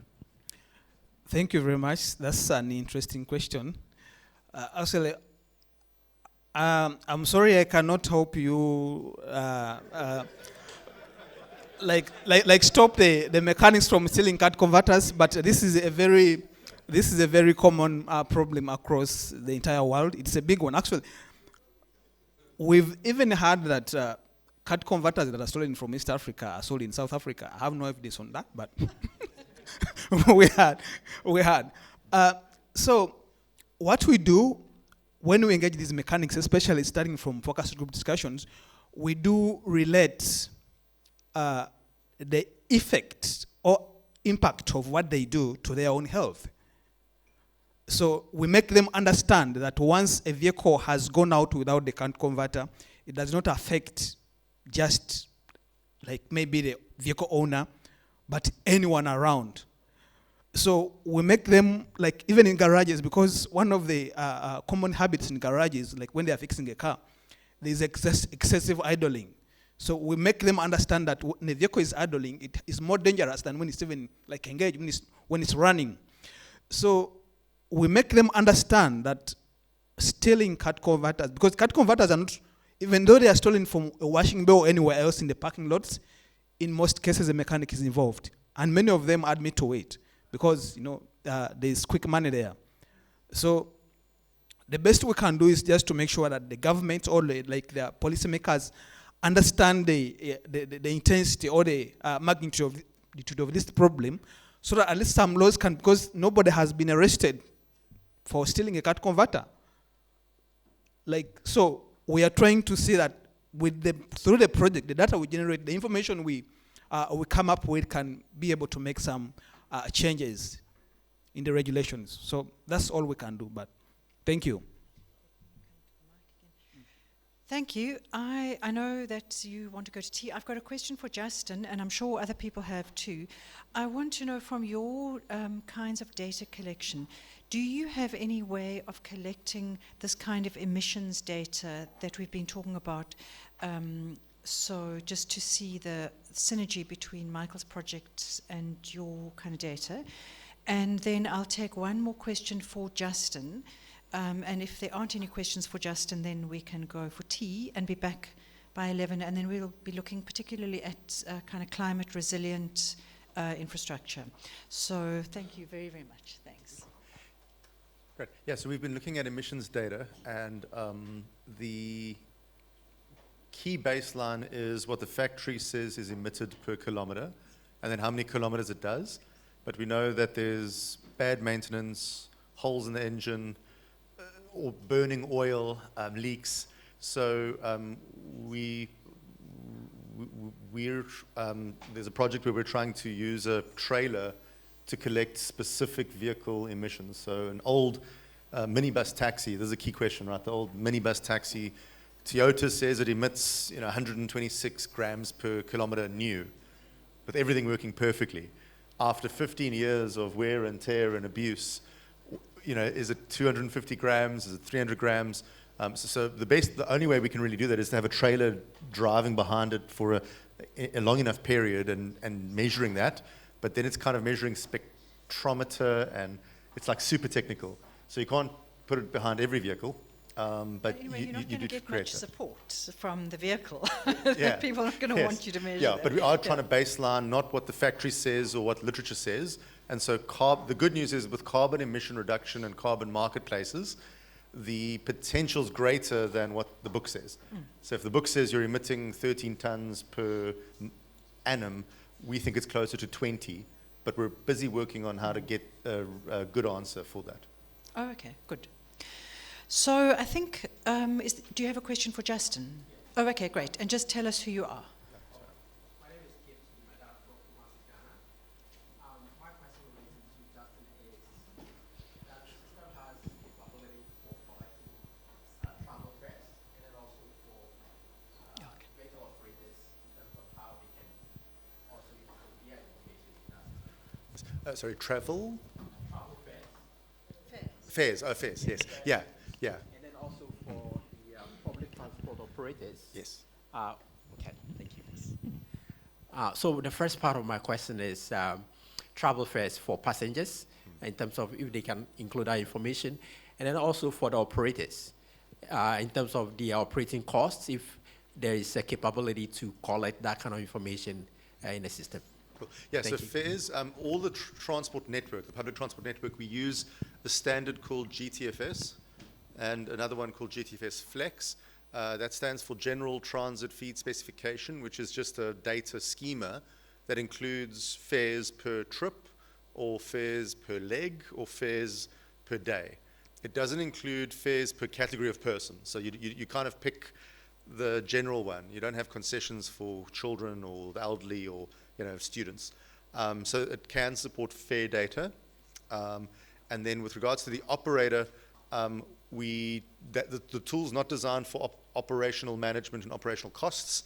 GoMetra does sell another piece of software called GoMetra Fleet, but this isn't the forum to sell software. So, but there is a totally different application for working out cost per kilometer, CPK, etc., which is really focused on the operator seeing the real cost of doing his business, the true cost. But that's outside the envelope here, but it is certainly something we do think is very important. Okay, so you know where to go for tea.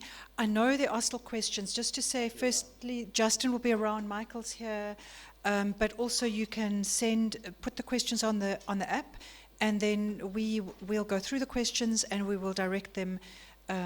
So maybe just note in the question who you are asking the question to, and we'll also just go through them and mail people with answers if necessary.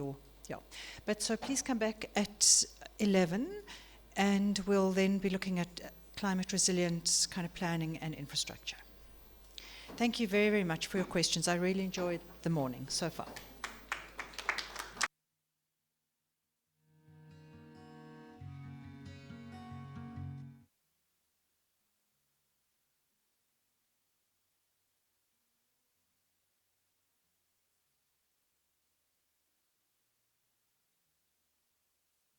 Feedback.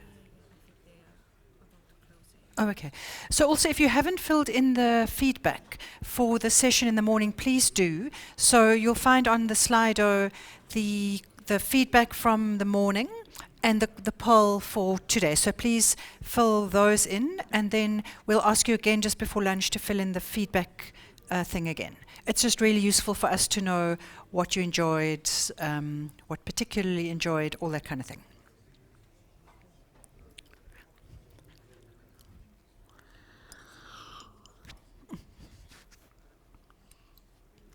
I've never tried to drink water with this thing. That was I'm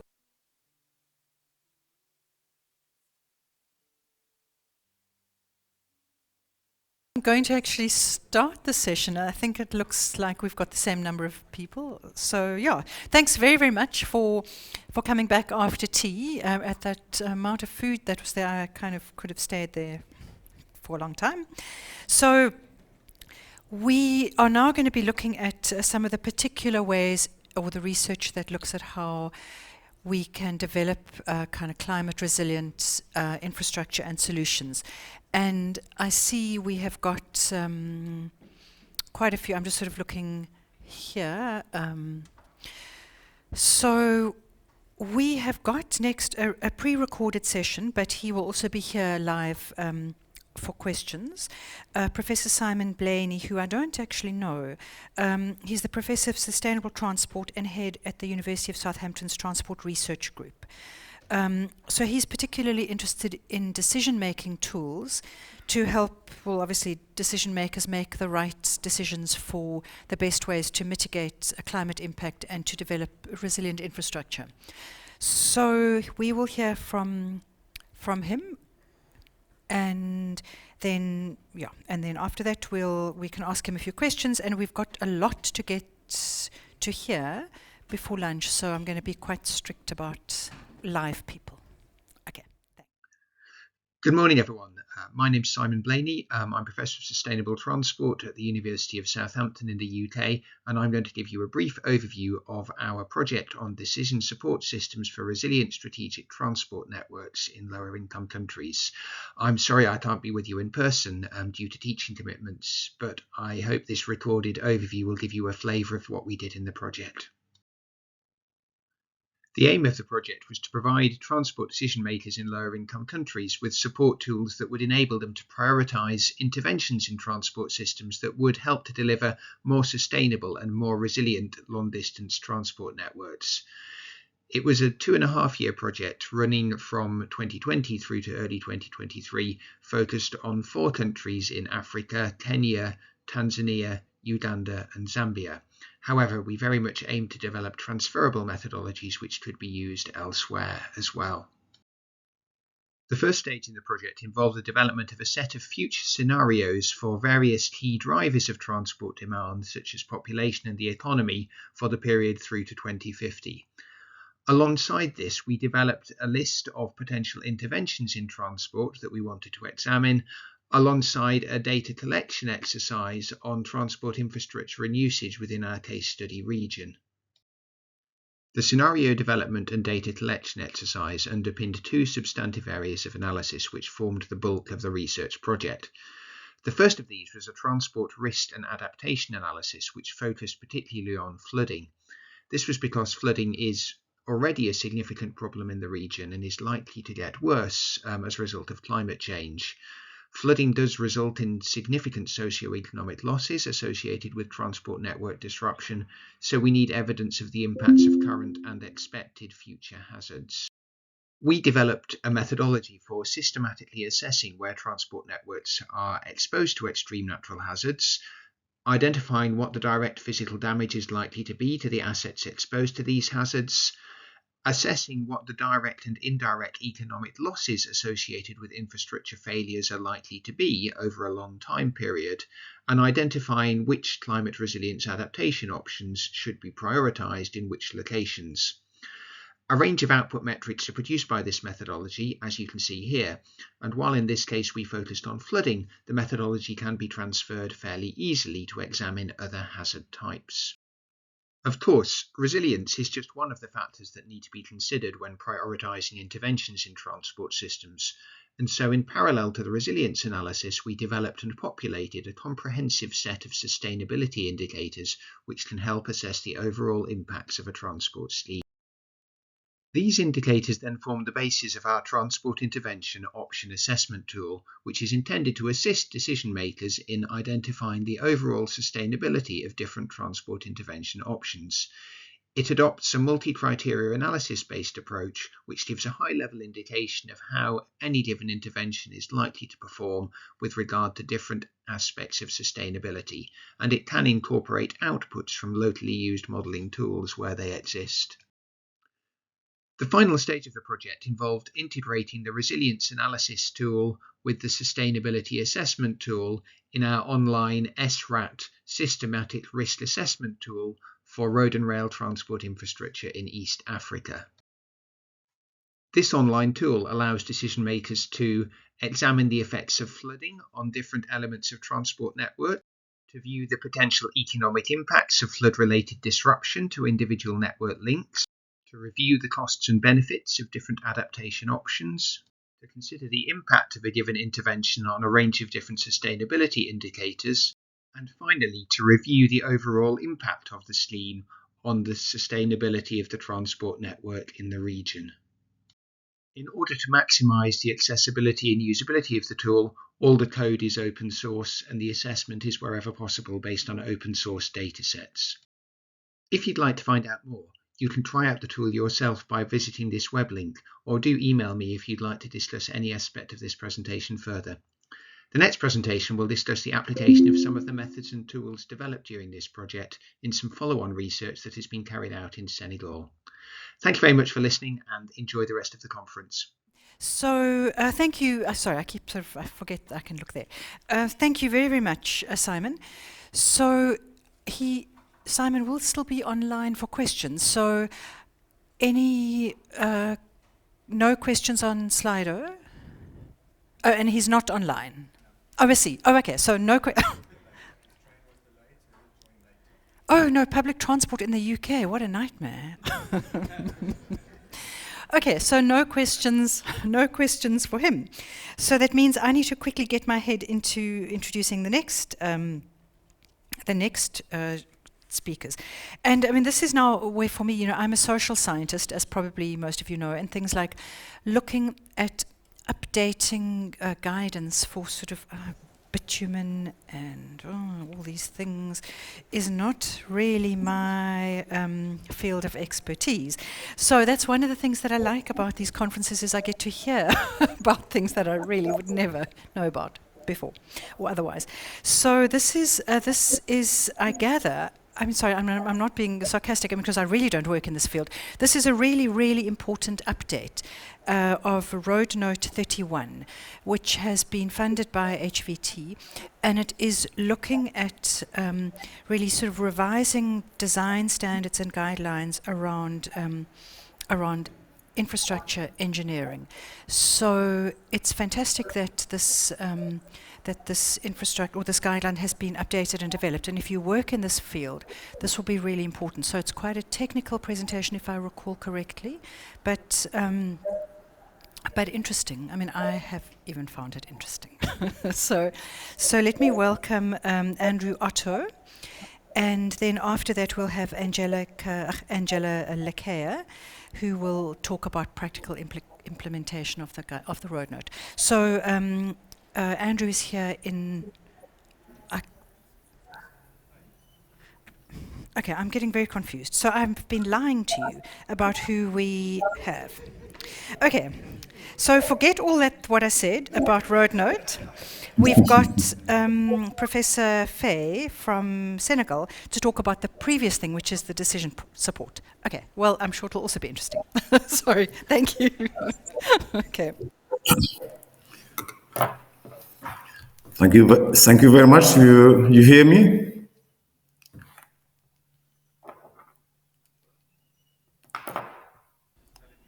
Oh, yes, we can. Sorry. Yeah. Okay.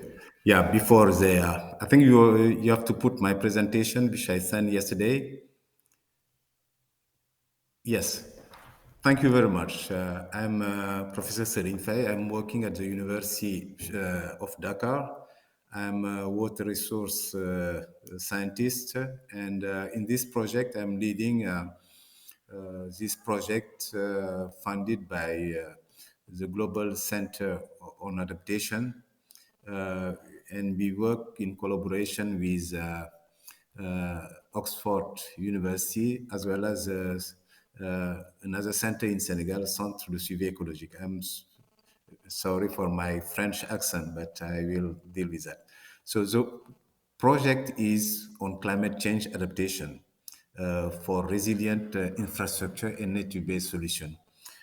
I'm now in Cape Town, but for another meeting, project launch in Cape Town, which is a bit far from your venue. That's why I could not attend in person your meeting. But I really will be very happy to interact with you directly.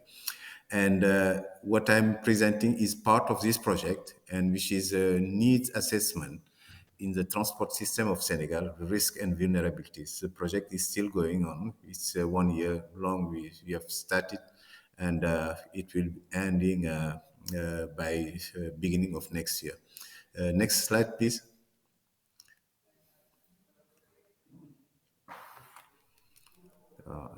I will, yeah. So you can scroll up with this. It's a context. Yeah.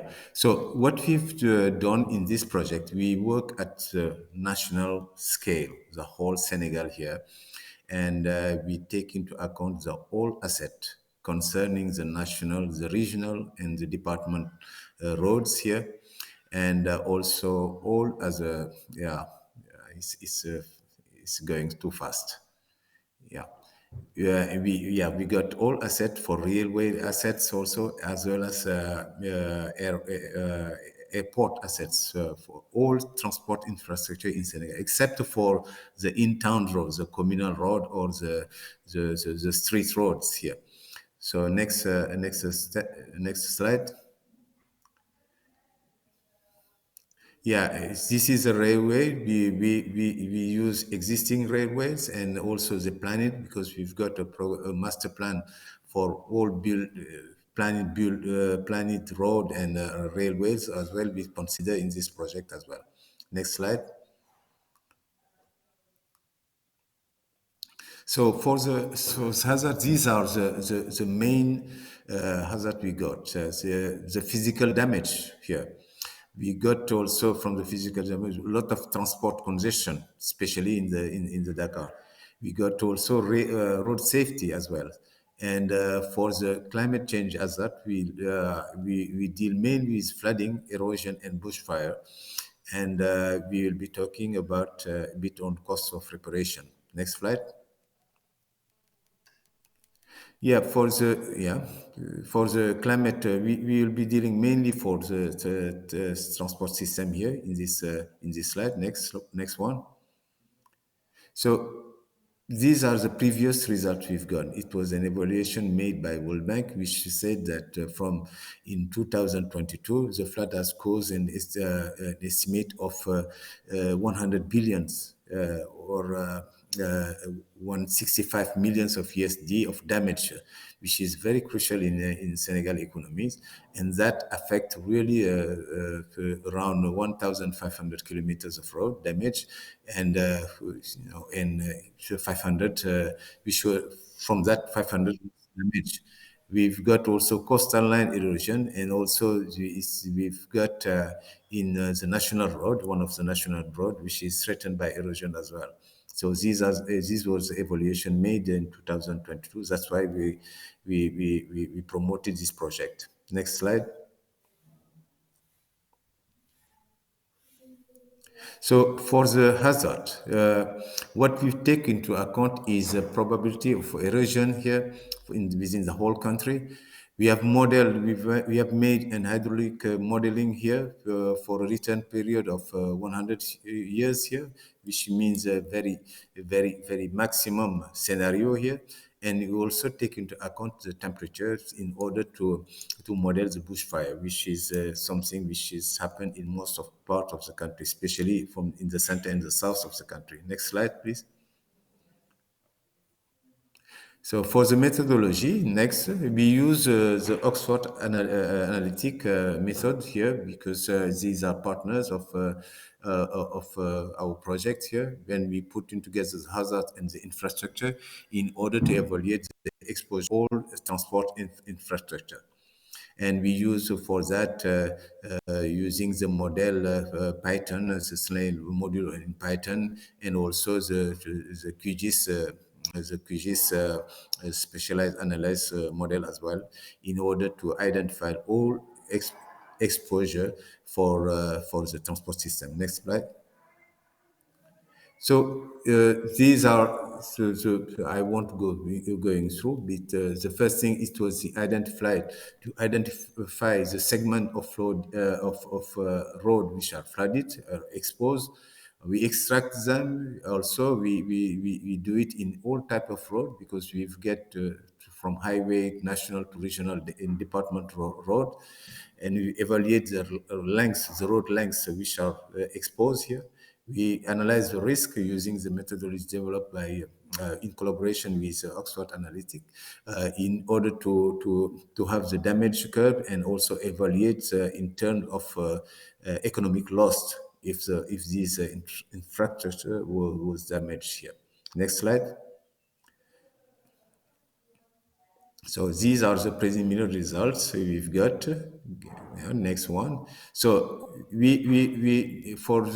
I expose you mainly here for the flooding here, and you can see all these colors inside, means that these roads are exposed between 1 meter to 5 meters depth of flood here, and we can see it from national to regional to departmental roads here. And we use we use hydraulic modeling of 100 return period. Next slide.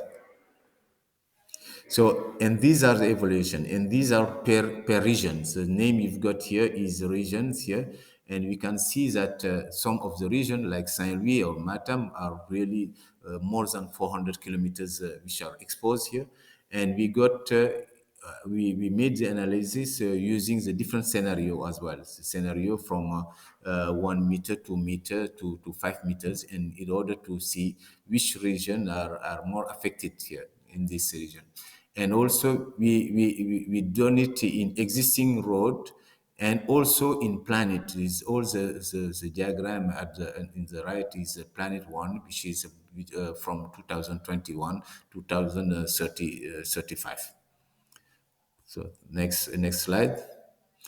And these are, if we map it regionally, we can see the region, especially the northern region, which are more affected than the southern region. And you can see that in some region, we got a high exposure of over to 100 kilometers And in some other road also, like the national road, we can the exported road can be between 100 to 200 kilometers as well. So as it is the same also for the departmental road. So this give us a general view for the whole country in terms of the geographical area which are more affected by the flooding phenomena. Next slide. So we have done the same for bushfire also, as we get between 10 and 30 kilometers here in some period, and also for the projected road also it can be between 5 to 15. So it means that and this bushfire occur mainly in the southern part of the country, because these are the most affected one, and because there are more forests in these parts as well. Next slide. Yeah, we've done also for the erosion also. We use erosion prevalence more than 50% here in order to map all roads which are exposed to erosion also at a national road, regional and departmental road as well. Next slide. This is one of the most affected area, which is Saint-Louis, which is the northern part of Senegal here. As you can see, the most flooded area with the streams in this region, and the road affected as well. Next slide. So for analysis, we use the damage curve for the road. I give just one example for the roads here. We use the method, one of the methods developed in association with Oxford Analytics, to see in terms of damage fraction with regard to flood depth, how the damage is between highway and normal roads, and we map it regionally, as looking at the damage cost using the real cost which is applied as well. And you can see in some departments the costs are really high, and this happened mostly in the northern region as well here. So all this will help really to build an adaptation options in the northern part and in other part as well. Next slide. So the result, we can see that it happened more in the northern Senegal, because all these names are from the northern, and it required really high rehabilitation costs due to seasonal valley flood here in this.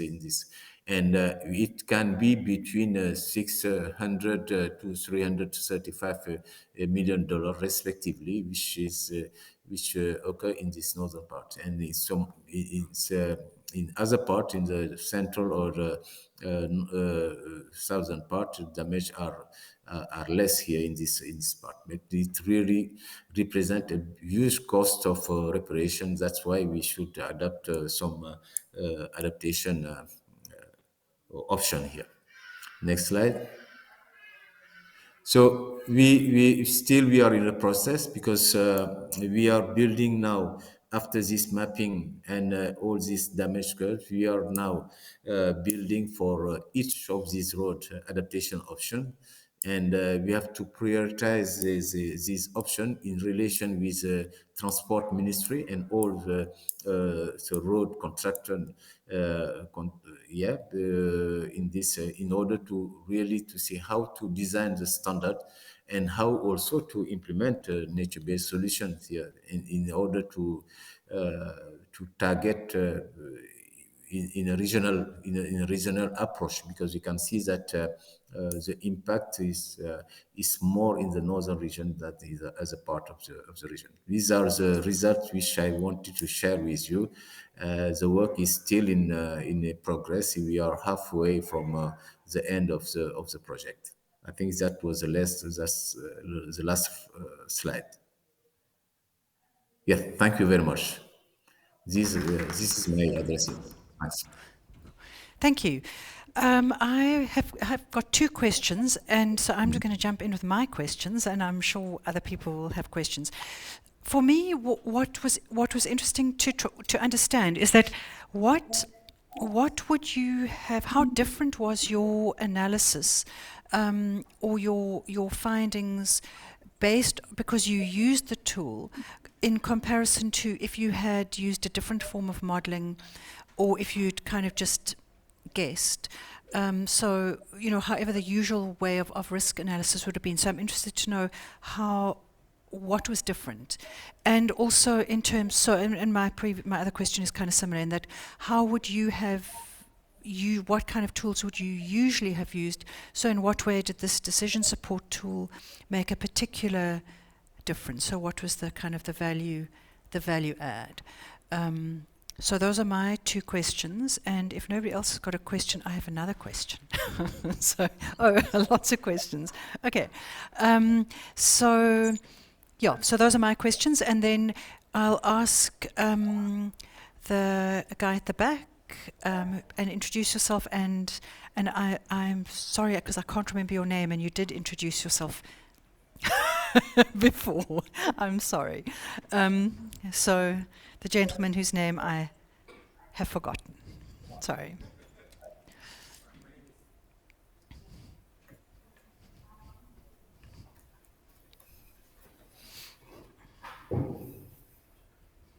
Thank you. My name is Gift from Kumasi, Ghana. Thank you very much for your presentation. My question relates to, you've identified a number of risk drivers that you use. For instance, if you take flooding, and then you've taken erosion. But I wanted to ask, for instance, if you take flooding, there are so many drivers that will drive flooding.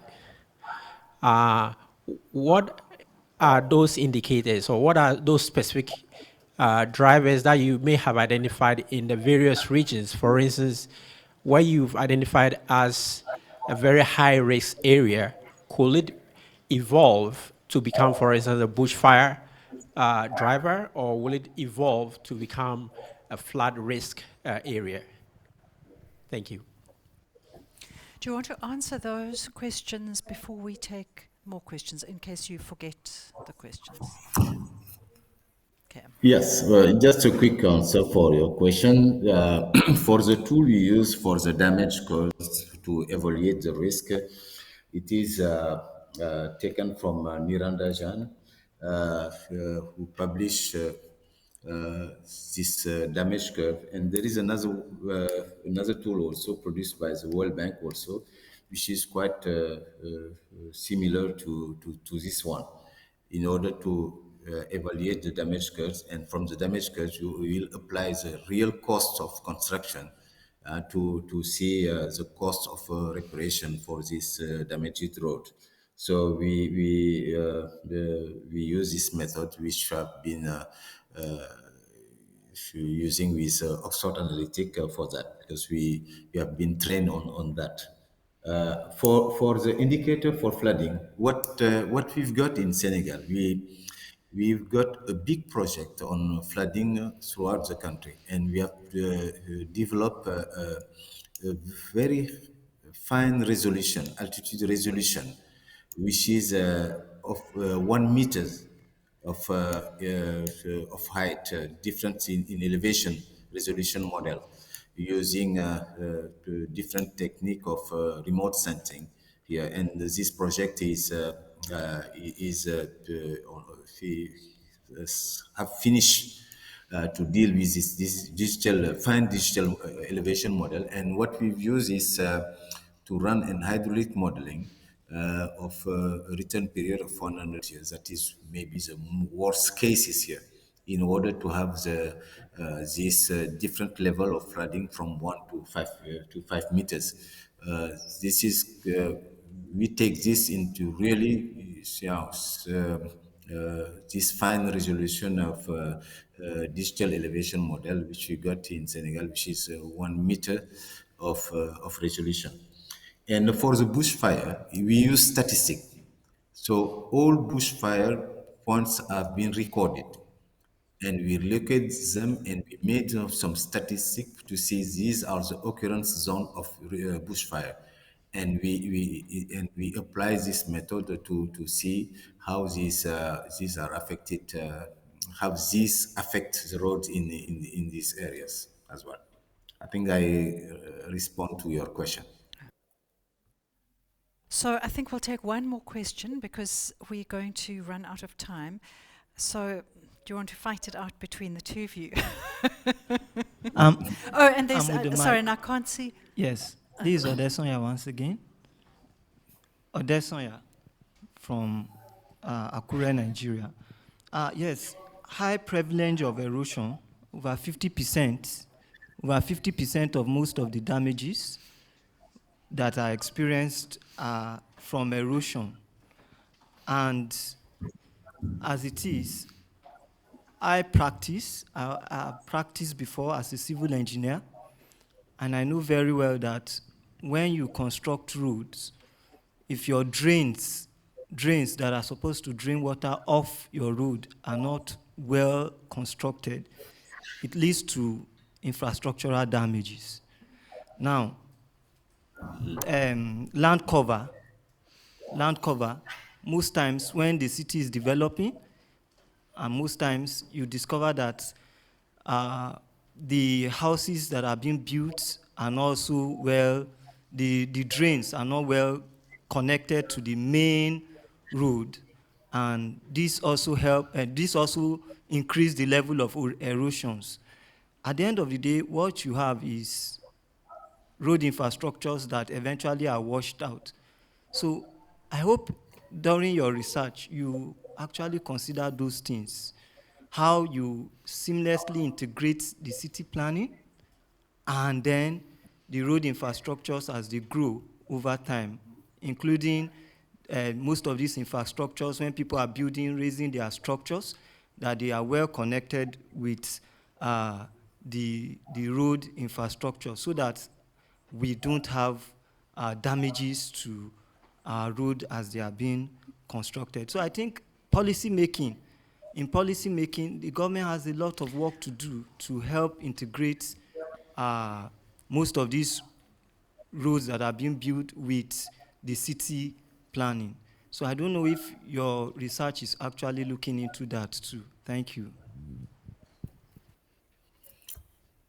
Thank you very much, colleague. I think you're right, but we are not using the scale, the town scale. We use mainly national, regional, and departmental road in order to see how these are linked with socio-economic development in between department and in between region. So is one component of the project we will be focusing in one area to see it may be a town where we can apply these indicators you just mentioned. But for this presentation, all infrastructure like street roads and also these street roads are not considered in this investigation. That will be in a pilot project, which is one of the component of this big proposal as well. Thank you. So I'm sorry that we can't take all questions, but really do send them on the app, and we will make sure that people get to answer them. So I'm sorry, because I really do think that you will like to hear about Road Note 31, and I've already given my introduction. so do we have to wait for Rudy? Road Note 31. That's Andrew Otto, and so that's our next, and it's the recordings. Are they on their way? Okay, good. So I'm not going to introduce that again, but this is also about kind of decision making and guidance on resilient infrastructure, which, as you heard from our previous speaker, is obviously a massive challenge and a problem. So I'm assuming it will... Hello to you all. My name is Andrew Otto, and I was a team leader for updating Road Note 31, a guide to the structural design of surface roads in tropical and subtropical regions, and integrating climate resilience into road networks. I am here to give you an overview of the Road Note 31 and the research that was undertaken to update it. My colleague will then make a more detailed presentation on one of the research areas that was undertaken as part of the process. Road Note 31 was first published in 1962, and at that time it was only 10 pages. The most popular edition was published in 1993, and at that time it was over 80 pages. This was based on empirical evidence from research in tropical countries and regions, and the increase in the number of pages itself represents the increase in research and knowledge on pavement behavior. An HVT finance project was undertaken in 2021 and 2022 to update the Road Note 31, and this culminated in the 5th edition. Notable additions included guidance on rigid or concrete pavements, pavement rehabilitation, climate resilience focusing on surfacings and drainage, enhancement of other chapters such as traffic, subgrade, and materials was also undertaken in light of climate change and to encourage more climate resilience in pavement design. For this edition, research studies focusing on pavement performance and materials behavior was undertaken using data from Brazil, Mexico, South Africa, Uganda, Vietnam, and Zambia, among other countries. The document now stands at over 190 pages, an increase from the previous 80 pages of the 4th edition.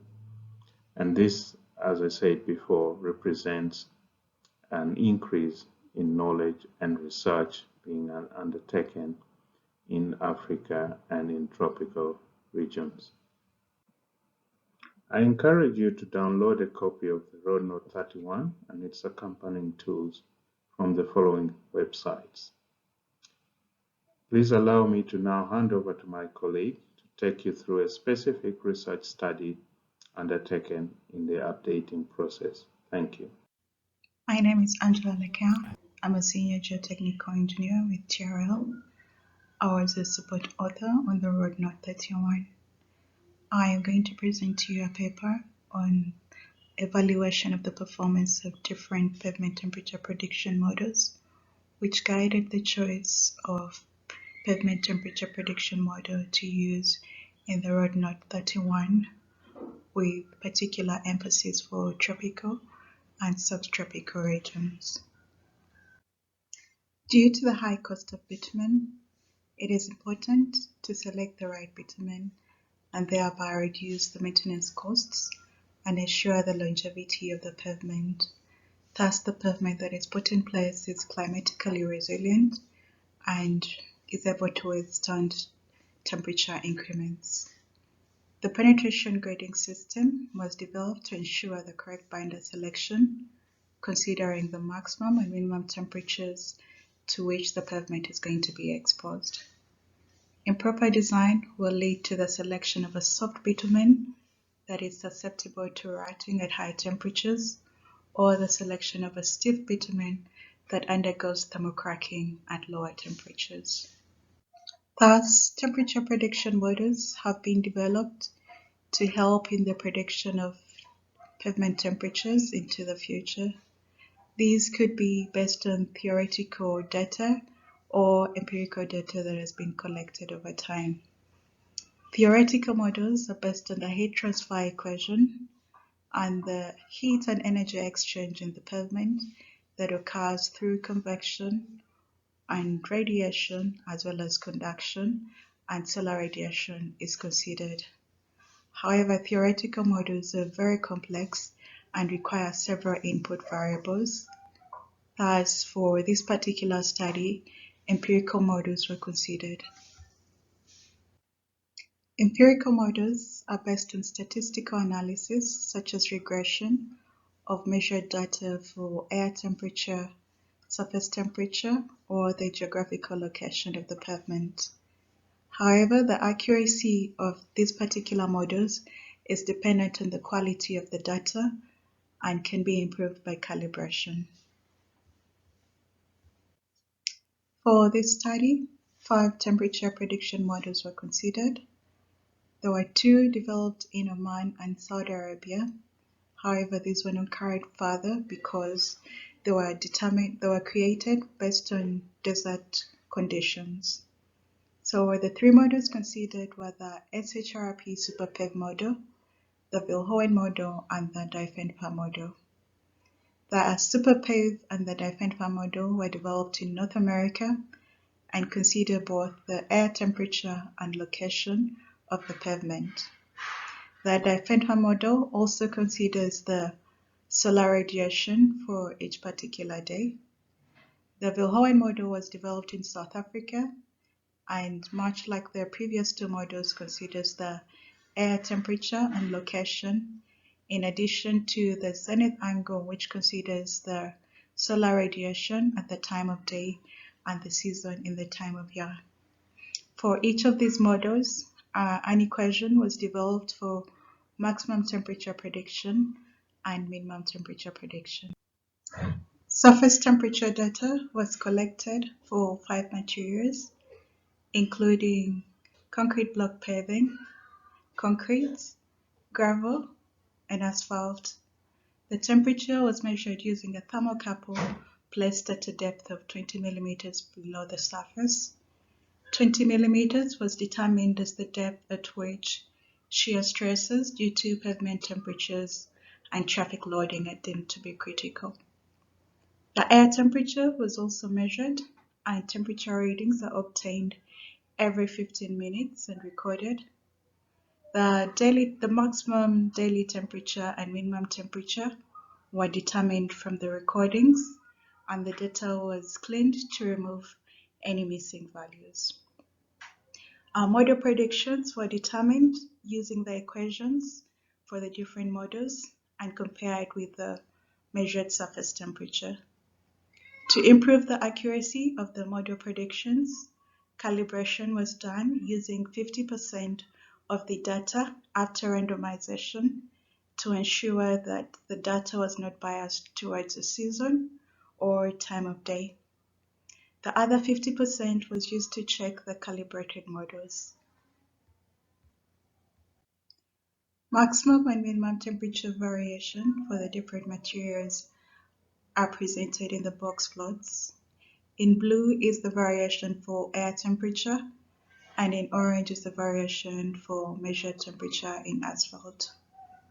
For maximum temperature, we note that asphalt had the highest variation compared to the other materials, while for minimum temperature, we note that all the materials had a temperature that was higher than the minimum day temperature, and asphalt had a relatively more variation compared to the other materials. For the purposes of this presentation, we shall focus on the performance of the models in asphalt. In analyzing the performance of the models, scatter plots of the maximum temperature predictions of the models before calibration are presented in blue, and after calibration are presented in orange. Before calibration, we note that most of the points plot above the line of equality. As such, the models overestimated the predicted maximum temperature. After calibration, we note that the points are closer to the line of equality. However, the distribution for the Vilhoen and the DiFenFA model are a bit similar to what they were before calibration. For the SHRP SuperPEV model, we note that there is more spread in the data points, much as most of them now plot a bit closer to the line of equality. Likewise, for the minimum temperature, scatter plots were made, and we note that most of the points plot below the line of equality. Therefore, all the 3 models tended to underestimate the minimum temperature. The DiFenFA model can be said to have performed better than all the other models for minimum temperature predictions. as most of the points tend to plot a little bit closer to the line of equality.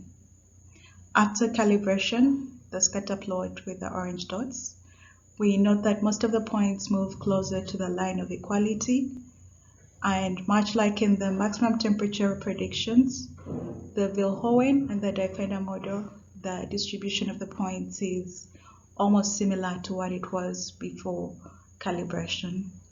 While the distribution for the SHRP SuperPEV model is different, and most of the points now plot a bit closer to the line of equality.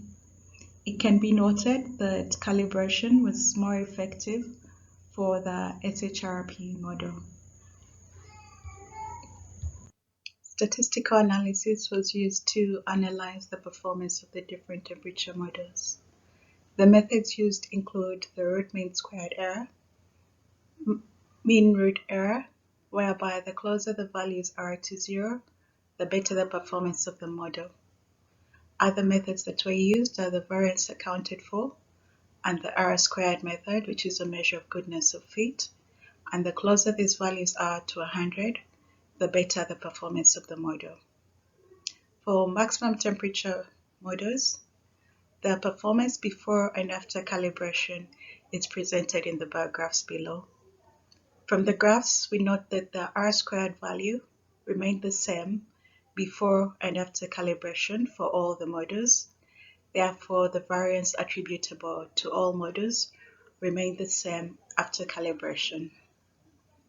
Much like the R-squared, the variance accounted for remained almost the same for both models before and after calibration, which is in agreement with the R-squared that was obtained. For all models, after calibration, the root mean squared error was less, as well as the mean root error. It also reduced for all the 3 models. We note that the Vilhoen model performed best, that is in orange, as it had the lowest mean root error before calibration. However, after calibration, the biggest improvement was obtained for the DiFEDFA model, whereby the mean root error reduced greatly from what it was before calibration. For minimum temperature predictions before and after calibration, we note that the SuperPEV model had the highest mean root error, while the Defender model in gray had the lowest mean root error and such performed better for minimum temperature predictions. Also, calibration was not effective for minimum temperature predictions. We note that for the Vilhoen and the Defender model, the mean root error remained high for both before and after calibration, while with the SuperPEV model, the root mean squared error reduced after calibration. So calibration, while not being effective for minimum temperature predictions, it helped improve the accuracy of the SuperPEV model. Similarly, the R-squared value remained the same for both before calibration and after calibration.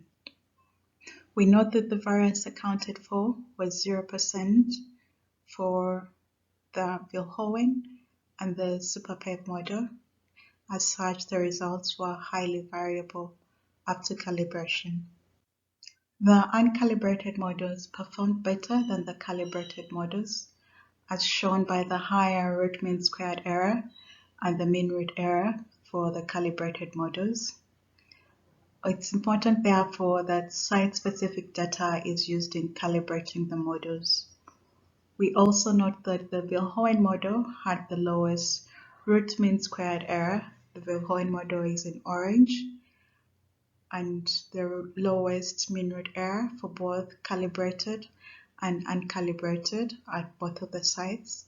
And thus it performed better at predicting the maximum asphalt temperature for the sites in Ghana. Accurate temperature prediction is important in the selection of correct asphalt binder for a particular environment. This ensures that the pavements built are climatically resilient and that infrastructure development is sustainable. Temperature prediction models are relied on for designing into the future. For this study, the models that have been evaluated include the SHRP SuperPEV model, the Viljoen model developed in South Africa, and the DiFENFA model developed in North America.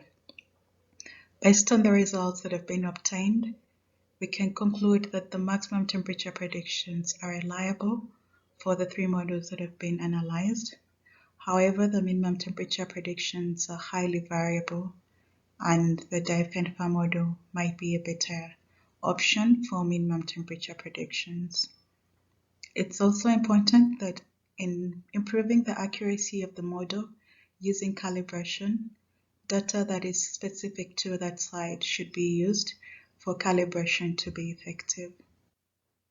Future works could include the need to investigate the performance of these 3 models in different geographical locations.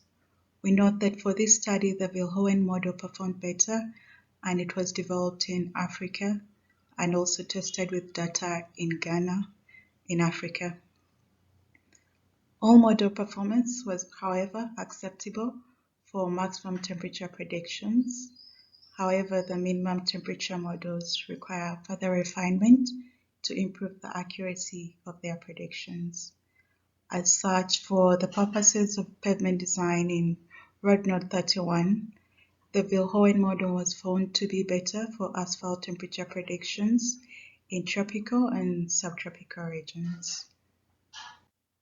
Thank you. For further information regarding this paper, it can be obtained at this link for further details concerning the different materials that were analyzed. Thank you. Thanks, Angela. And so Angela is in fact here online for questions. Oh, good. I'm glad you understood. You understood it. That it's not my area of expertise. All right, thank you. Thank you for the presentation. My name is Imointian Ivihenyo. I'm originally from Nigeria, but I'm affiliated with Wits University in Johannesburg. My question to you concerns the actual application of these temperature models. I understand that when you are dealing with pavements, especially flexible pavements, you are really looking at the effects of those temperature, how the temperature actually affects the failure patterns, specifically looking at the images of the thermal cracking and the rotting that it showed. So I was just wondering if there is any synergy between the temperature models and the thermal cracking models that exist, and how your performance, or if your performance measures for the temperature models are actually guided by the failure models themselves, if that makes sense.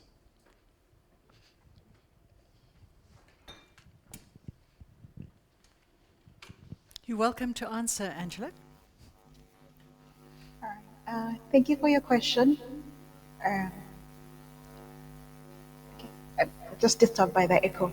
But to answer your question, the performance of the models is not considerate of the thermal cracking models.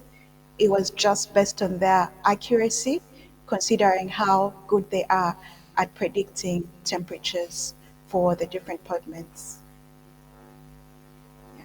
Thank you. If there is any further clarification, you let me know if you need that. Yeah, thank So you. remember again that you can put your questions on the app, and we will get questions to Angela and to everyone else, and responses. But we do have one more question, and then we are going to move to our next speaker. Thank you. Odewumi Samuel, Lagos State University School of Transport and Logistics. Thank God this also relates to the question I want to ask on road vulnerability due to flood.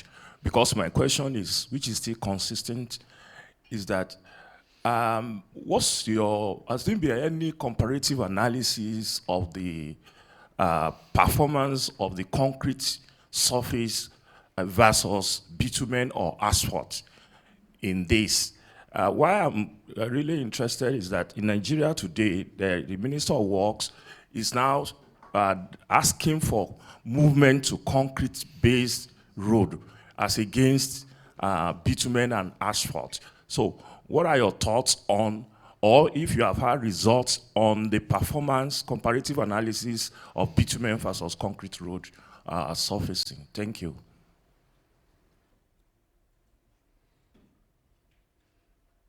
You're welcome to answer. Thank you, Angela. Samuel, for your question. Thank you, Samuel, for your question. For this particular study, we were looking at the ability of the models to predict temperatures for different pavement materials. We did look at concrete, and it's one of the materials that was analyzed. But usually temperature prediction is mostly important for asphalt, and that is what we have presented herein. Further details on the performance of the different models for different temperatures are available in the paper. To answer your question on performance between pavements and asphalt pavements, we haven't really analyzed the performance of the two pavement types, that is flexible or rigid. But usually rigid pavements, while they last longer, they are construction inhibited by the costs that are involved at early construction, like during the installation phase. They're usually expensive to construct. So usually we stick to the flexible pavements. But maybe further details can be provided by Andrew Otto, who is the pavement expert for TRL. Thank you. Thank you. So, yeah, I mean, we can, so any more questions we will send to both Angela and Andrew Otto. I'm going to not take any more questions because we still have 2-3 more speakers, I think, until lunch. So our next person is Carolyn Mimona, who is here in reality. I thought it was you. The bad news for you, Carolyn, and the good news for everyone else is that we've now got little things to indicate when your time is running out. So welcome, Carolyn. So Carolyn works for ITDP, and the research that she's been involved in. So we're kind of going back to some extent to what we were talking about in the morning. So we've kind of got a mixture between. So now we're looking at retrofitting. So we've got these cities that we've developed. They've developed to some extent through lack of planning. We don't have the data to know what to do about them. But what Carolyn has been looking at is, okay, so how do we retrofit cities where we've already got evident problems and challenges, and you can't kind of build new cities, so what do we do? I can explain. Yeah. So, good. So Carolyn will tell us how to solve these problems. And we'll shout when you've got 3 minutes. Okay, thanks. As it was mentioned before, my name is Caroline Mimano. I work for the Institute for Transportation and Development Policy. I will take you through the project called City Retrofit, where we're looking at transit-oriented development in African countries.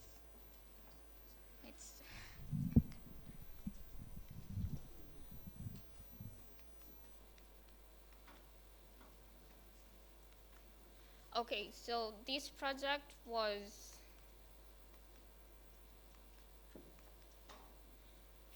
this project started by looking at an analysis of transit-oriented development indicators in African countries and a couple of Indian countries. I'm going to focus on the African countries, so we focused on Addis Ababa and Dar es Salaam. So we went through the comparative studies, did a lot of literature review, and after that we settled on 3 areas. One in Dar es Salaam, Tandale, Argentina, which is a slum area. And then we also looked at Jemwa and Gotera in Addis Ababa. So the goals of the project were actually to make sure that we plan for TOD and avoid sprawl as cities grow.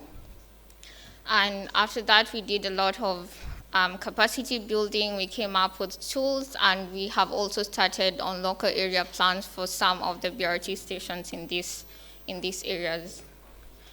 Just to start, I want to go through a couple of key things about transit-oriented development so that people can have an idea about what TOD is. So as you can see from the image there, this is the typical situation in a lot of African countries. We have parking everywhere. We do not have any good transit systems. We do not have any walking facilities, cycling facilities, and a lot of cities use informal transport.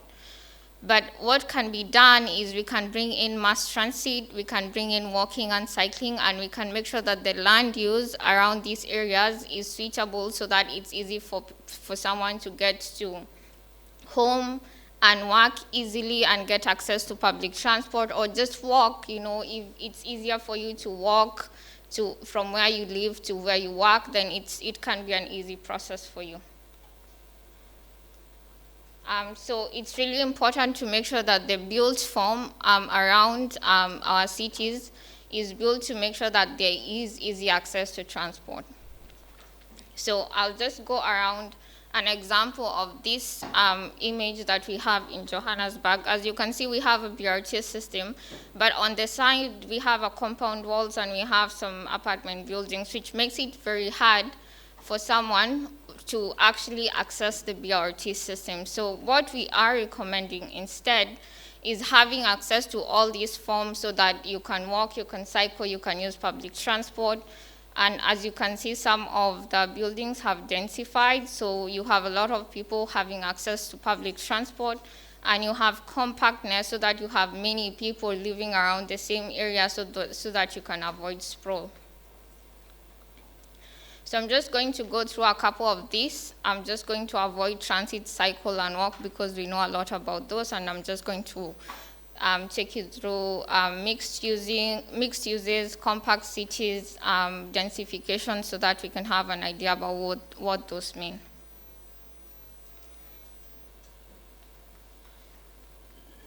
So for a lot of cities, it's very important to make sure that our street network isn't very car-oriented. As you can see from the image with the red, the focus of the street is making sure that there is ease of movement for cars, so that if you're walking, you have to go around long blocks of land, long blocks of property for you to access public transport. The image on the right, you have very small blocks, so it's easy for you to connect to public transport and to main arteries. So that's an example of a real image of how that would look like.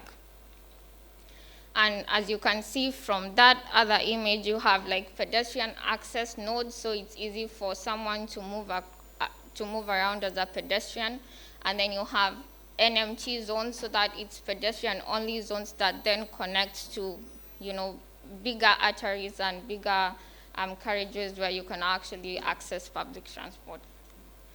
For mixed usage, it's just really important to make sure that a lot of buildings around these transit arteries have mixed use. So you have work, you have apartment buildings, you have shops all around the same area, so that it's easy for people to access all these amenities. So this is an image from Dar es Salaam. This is a corridor along the BRT, so that you can see the BRT there.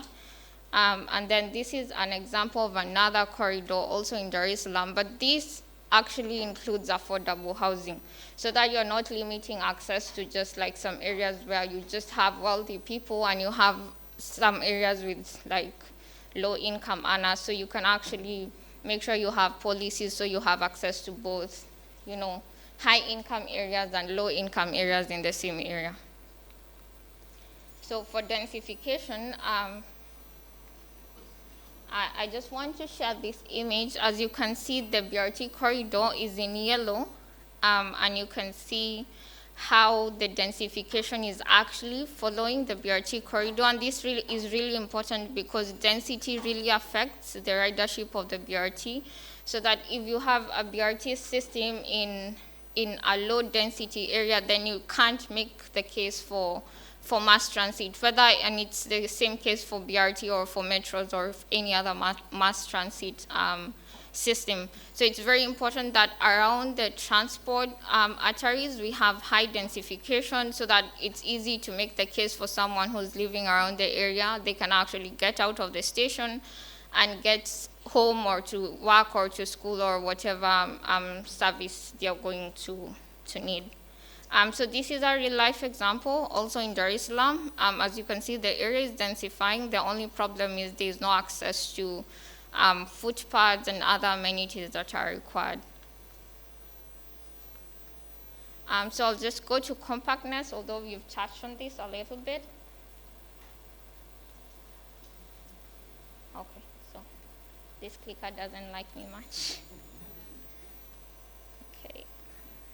Okay, so the image on the right is an example of sprawl in a lot of our cities, and this is how a lot of our cities are developing right now. So people are moving away from the main city area, which increases commutes, which leads to increased pollution, which leads to increased land problems, which means that you actually need more space for people to live in, especially in Africa, because we are seeing a lot more people moving to urban areas.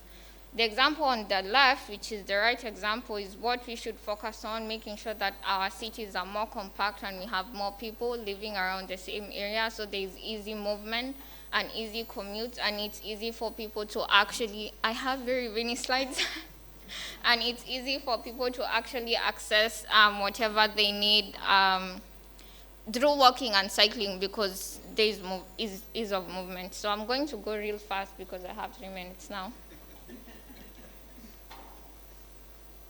Okay, so an example of a real-life situation in Addis Ababa, you can see the area around there, we have a lot of developments. It is an upcoming development by the government where we have condominiums, but the problem is, as much as it's great because it's low income, it's very hard for people to actually access amenities in this situation. Can I get more time because the clicker isn't working? So this is an example of the floor area ratios that are recommended. So you can see in the CBD area, we have a floor area ratio of 5.4. As you move just in the main arteries, the main corridors, we have a floor area ratio of 4, and as you move outside, the floor area ratio then decreases. So this is really important in urban planning to make sure that the areas in the central business district have a lot of floor area ratio to encourage density, and as you move out, then you can decrease the densities.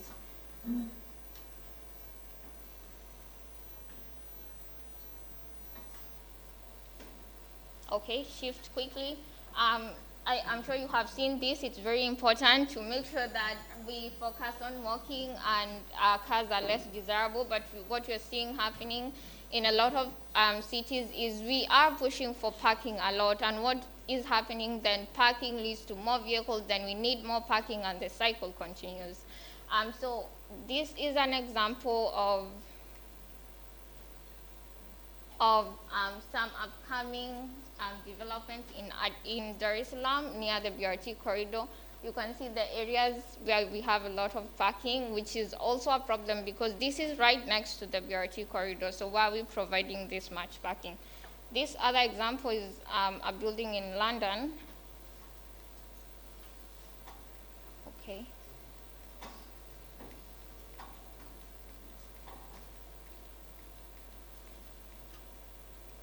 Where we actually only 5 parking slots just for disabled parking, so it's very important to see the difference.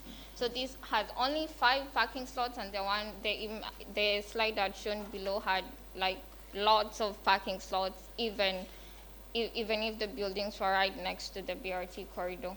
So I'm just going to move through some of these slides, but I just needed to mention that this is the opportunity cost of focusing too much on cycling. We are taking away spaces for outdoor dining, for more office spaces for people, for affordable housing unit, because in these units where we are giving more parking space, we could actually make sure we have affordable housing. So it's really important to look at the opportunity cost for that. I'm not looking in this direction. Just to finish. Okay, so I'm going to give you 1 minute, One minute. but I'm going to tell you what you're going to tell us in the next minute.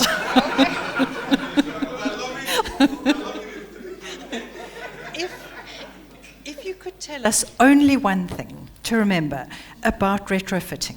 So the one thing that everybody needs to leave here and know is, what would that be?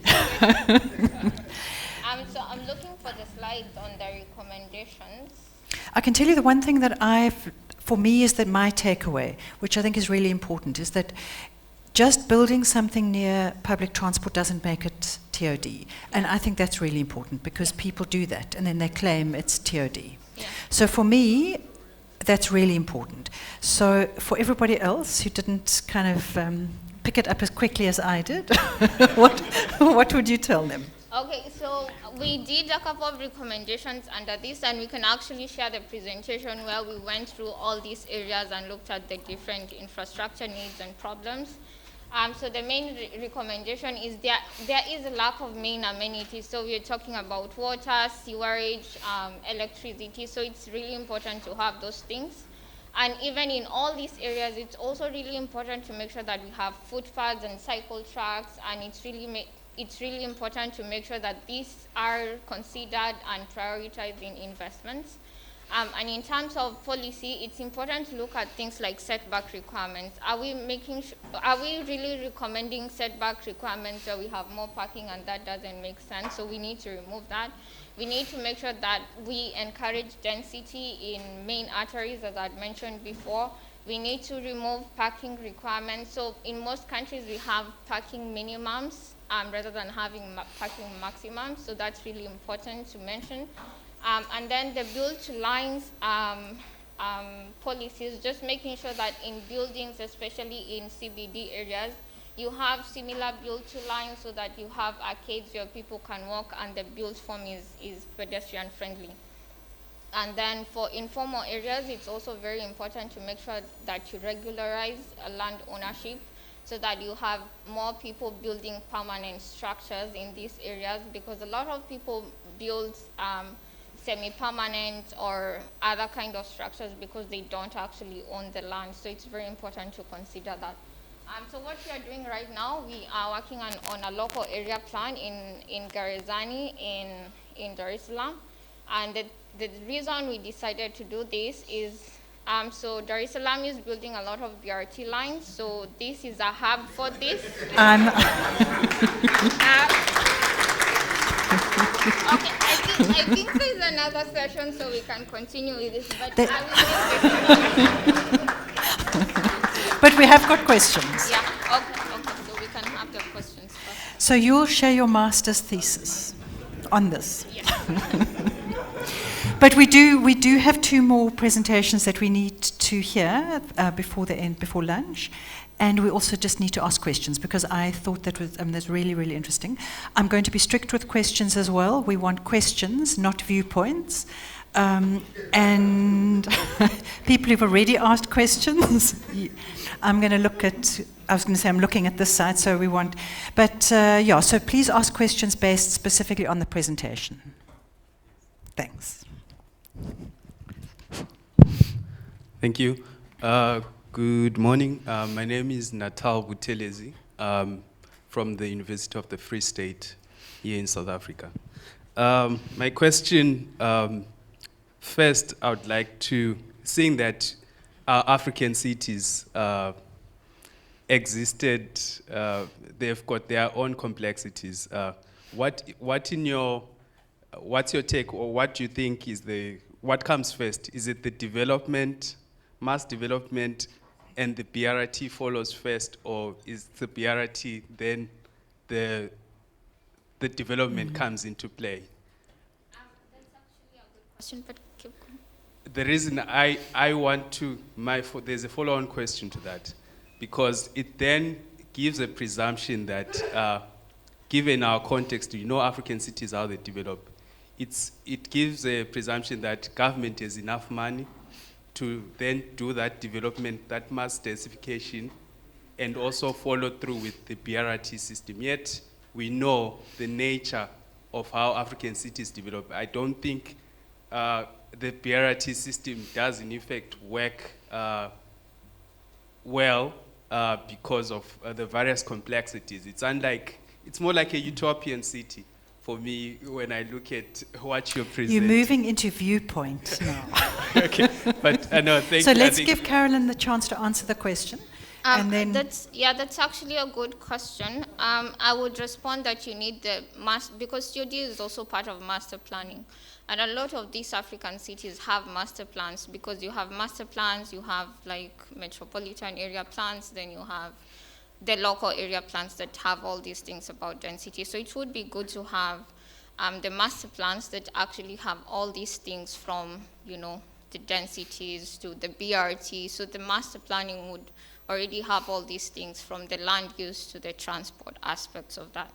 I anticipated the questions about Utopia, so I had a couple more slides on more examples, but we'll share them. We can share them. Yeah. But I can give you examples of what's happening in other African countries. For example, Kigali is actually doing a lot on the master plans and making sure everything is in there.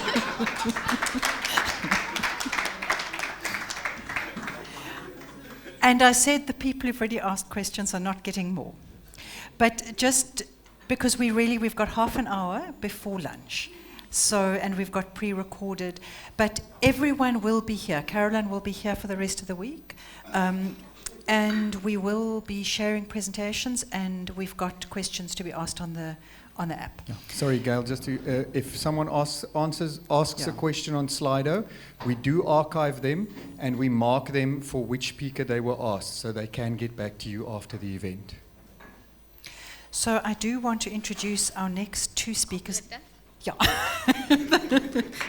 Thank you.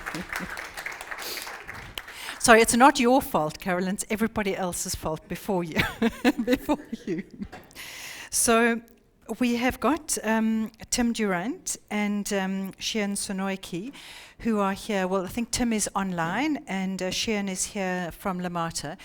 So, Carolyn was talking about retrofitting cities and trying to deal with the challenges that already exist.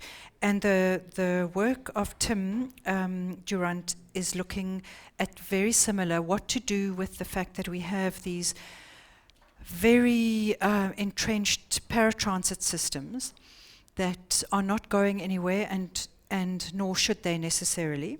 So what do we do about the fact that we have enormous informal systems that are not always low carbon, that are not always safe, that are not always sustainable? How can you work to kind of retrofit those systems to serve the cities that they function in? And then Shehan is here from Lamata, she's here in person, and she'll talk about how this kind of program or project is actually working in Lagos.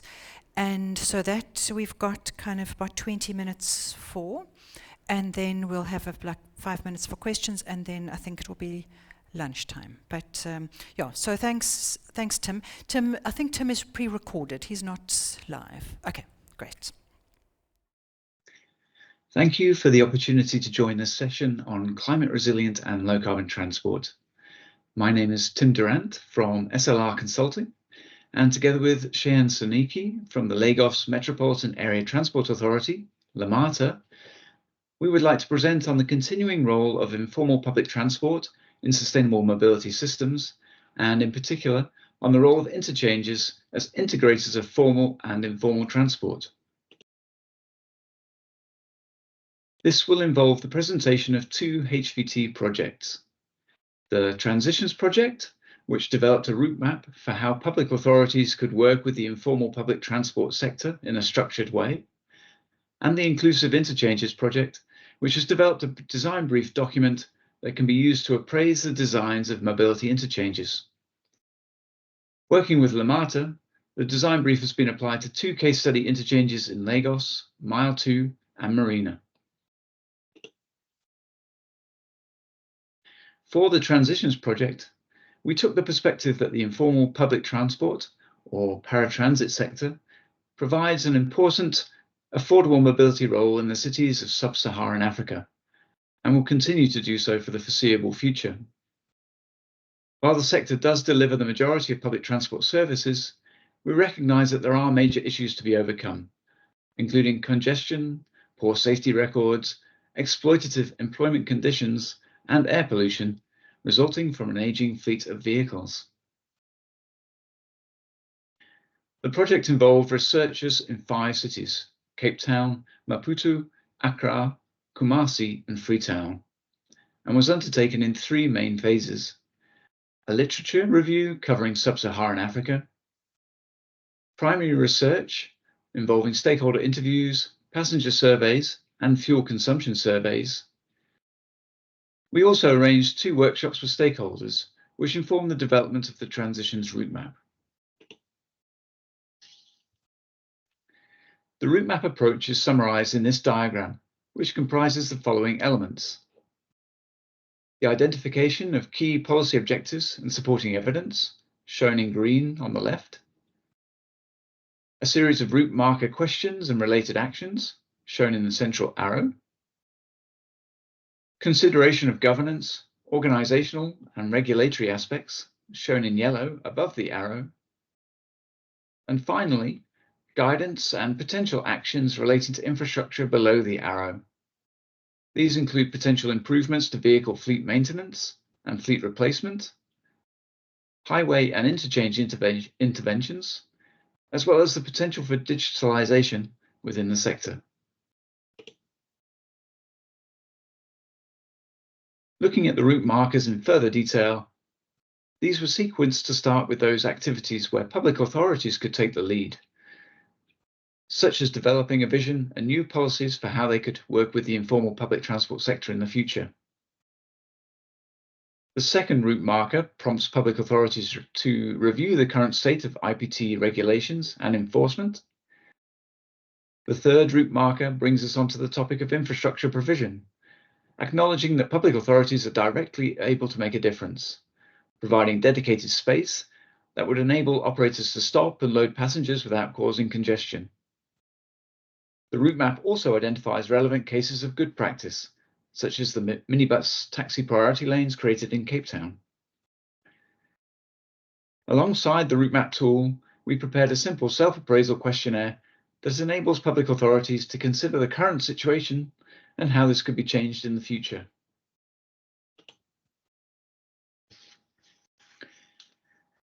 During the Transitions project, we gained some insights to the current status of infrastructure provision in the case cities.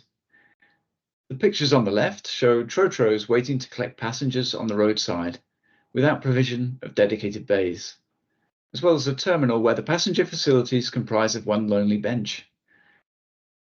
During the passenger surveys undertaken, complaints were also received about the unsurfaced parking areas, which became very muddy when it rains. The images on the right show before and after images of a terminal interchange in Kumasi. The new terminal was designed in such a way that the trotros are supposed to enter the building in order to collect passengers, which can result in other operators having faster access to passengers by waiting on the streets. The resulting congestion can be seen in the photograph. This highlights the importance of interchange design and management. This work in transitions inspired us to develop the Inclusive Interchanges project concept, and we considered this important as, firstly, funding support for IPT is often linked with major formal public transport schemes, such as the BRT schemes currently proposed for Kumasi and Maputo, and the cable car proposals for Freetown. Secondly, interchanges could provide a focal point for enforcement of IPT regulations, which was found to be lacking in some cities. And finally, interchanges are an important aspect of the passenger experience. And of course, we want people to continue to use collective and sustainable modes of mobility. The main aim of the Inclusive Interchanges project is to develop a design brief template. This acts as a checklist and provides summary guidelines on a wide range of design considerations. It is split into 5 main sections covering context and design appraisal, multimodal sustainable mobility, comfort and safety, hubs for public life, and integrated planning and design. I will provide an overview of these sections shortly. The design brief can be used to appraise both existing interchanges and new designs. We also recognise that issues raised by using the design brief could also result in the need to review policies at a strategic metropolitan level. The project has a duration of 10 months, and a first draft of the design brief appraisal template was developed during September, so that this could be applied to 2 case study interchanges in Lagos, Mile 2 and Marina. Both of these interchanges are located on the rail network, have ferry connections, and serve several forms of bus service provided by the formal and informal sectors. Site visits, stakeholder interviews, and a workshop were held in October, which proved extremely beneficial for the ongoing development of the template and case study appraisals. During this presentation, we will focus on the Mile 2 case study, identifying some points arising from the design appraisal. This aerial photograph shows that the newly constructed rail station is located between the carriageways of a major motorway and close to a highway intersection. Lamata has developed interchange proposals that aim to enable convenient access between the new railway station, as well as BRT, formal first and last mile bus services, and interstate bus services. As shown in the image, the proposal involves using space in the loops of the Cloverleaf Highway junction. In the next few slides, I will provide an overview of the design brief topics and design aspects covered. This first section, context and design appraisal, encourages the user to consider the wider urban context of the interchange and to understand the current extent of informal sector activities. A visit to Mile 2 interchange provided the project team with a valuable opportunity to understand the existing context and operational situation. To provide some examples, a low-capacity service is currently operating from the ferry terminal, which occupies a large area of underutilized land. This represents an opportunity to make greater use of waterways in Lagos, as well as to provide a pleasant waterside environment for passengers. We gained a greater appreciation of the strategic importance of the Mile 2 interchange and the different services provided by the informal sector from this location, which include the informal sector Danfo and minibuses, as well as three-wheelers, plus international taxi and bus services, as well as logistics and freight operations. There are also state-owned toilet blocks now operated by the informal sector. Each of the following 4 design brief categories cover a series of design aspects. For each of these, we explain why this is important, what the key design considerations are, and as we wanted to keep the design brief template concise, links are also provided to other more detailed guidance resources. In this presentation, I would like to highlight a few design aspects for each category. The multimodal sustainable mobility category is divided into 2 parts.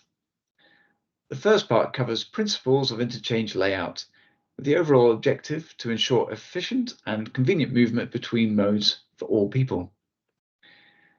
We have utilized terminology and concepts from the Transport for London guidelines. These include the provision of clear interchange entrance points and the creation of decision spaces, where people can access information and plan the next stage of their journey.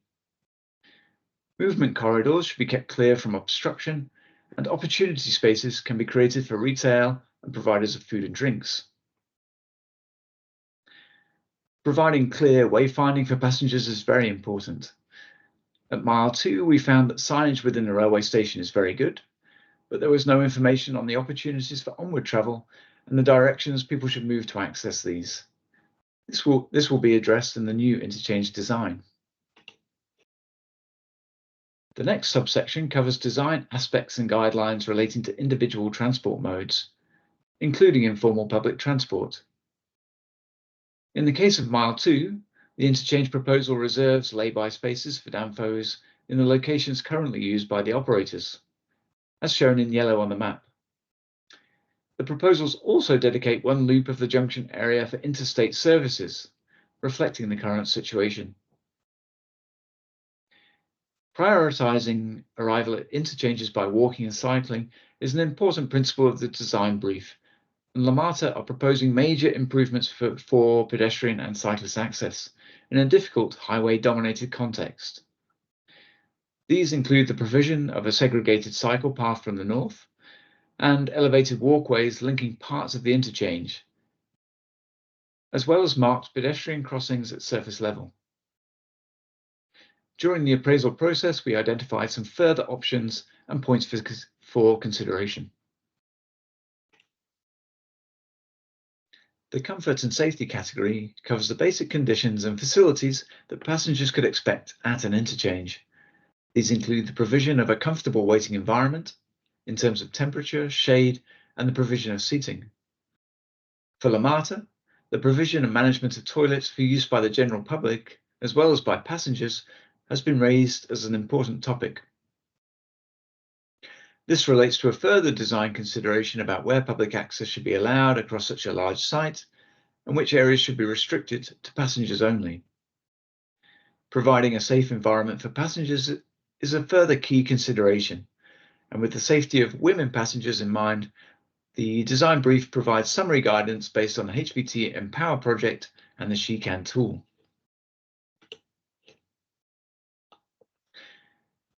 The Hubs for Life section highlights the wider role that interchanges play in city life, providing shopping centres, as well as places for work, and even stages for public art and performances.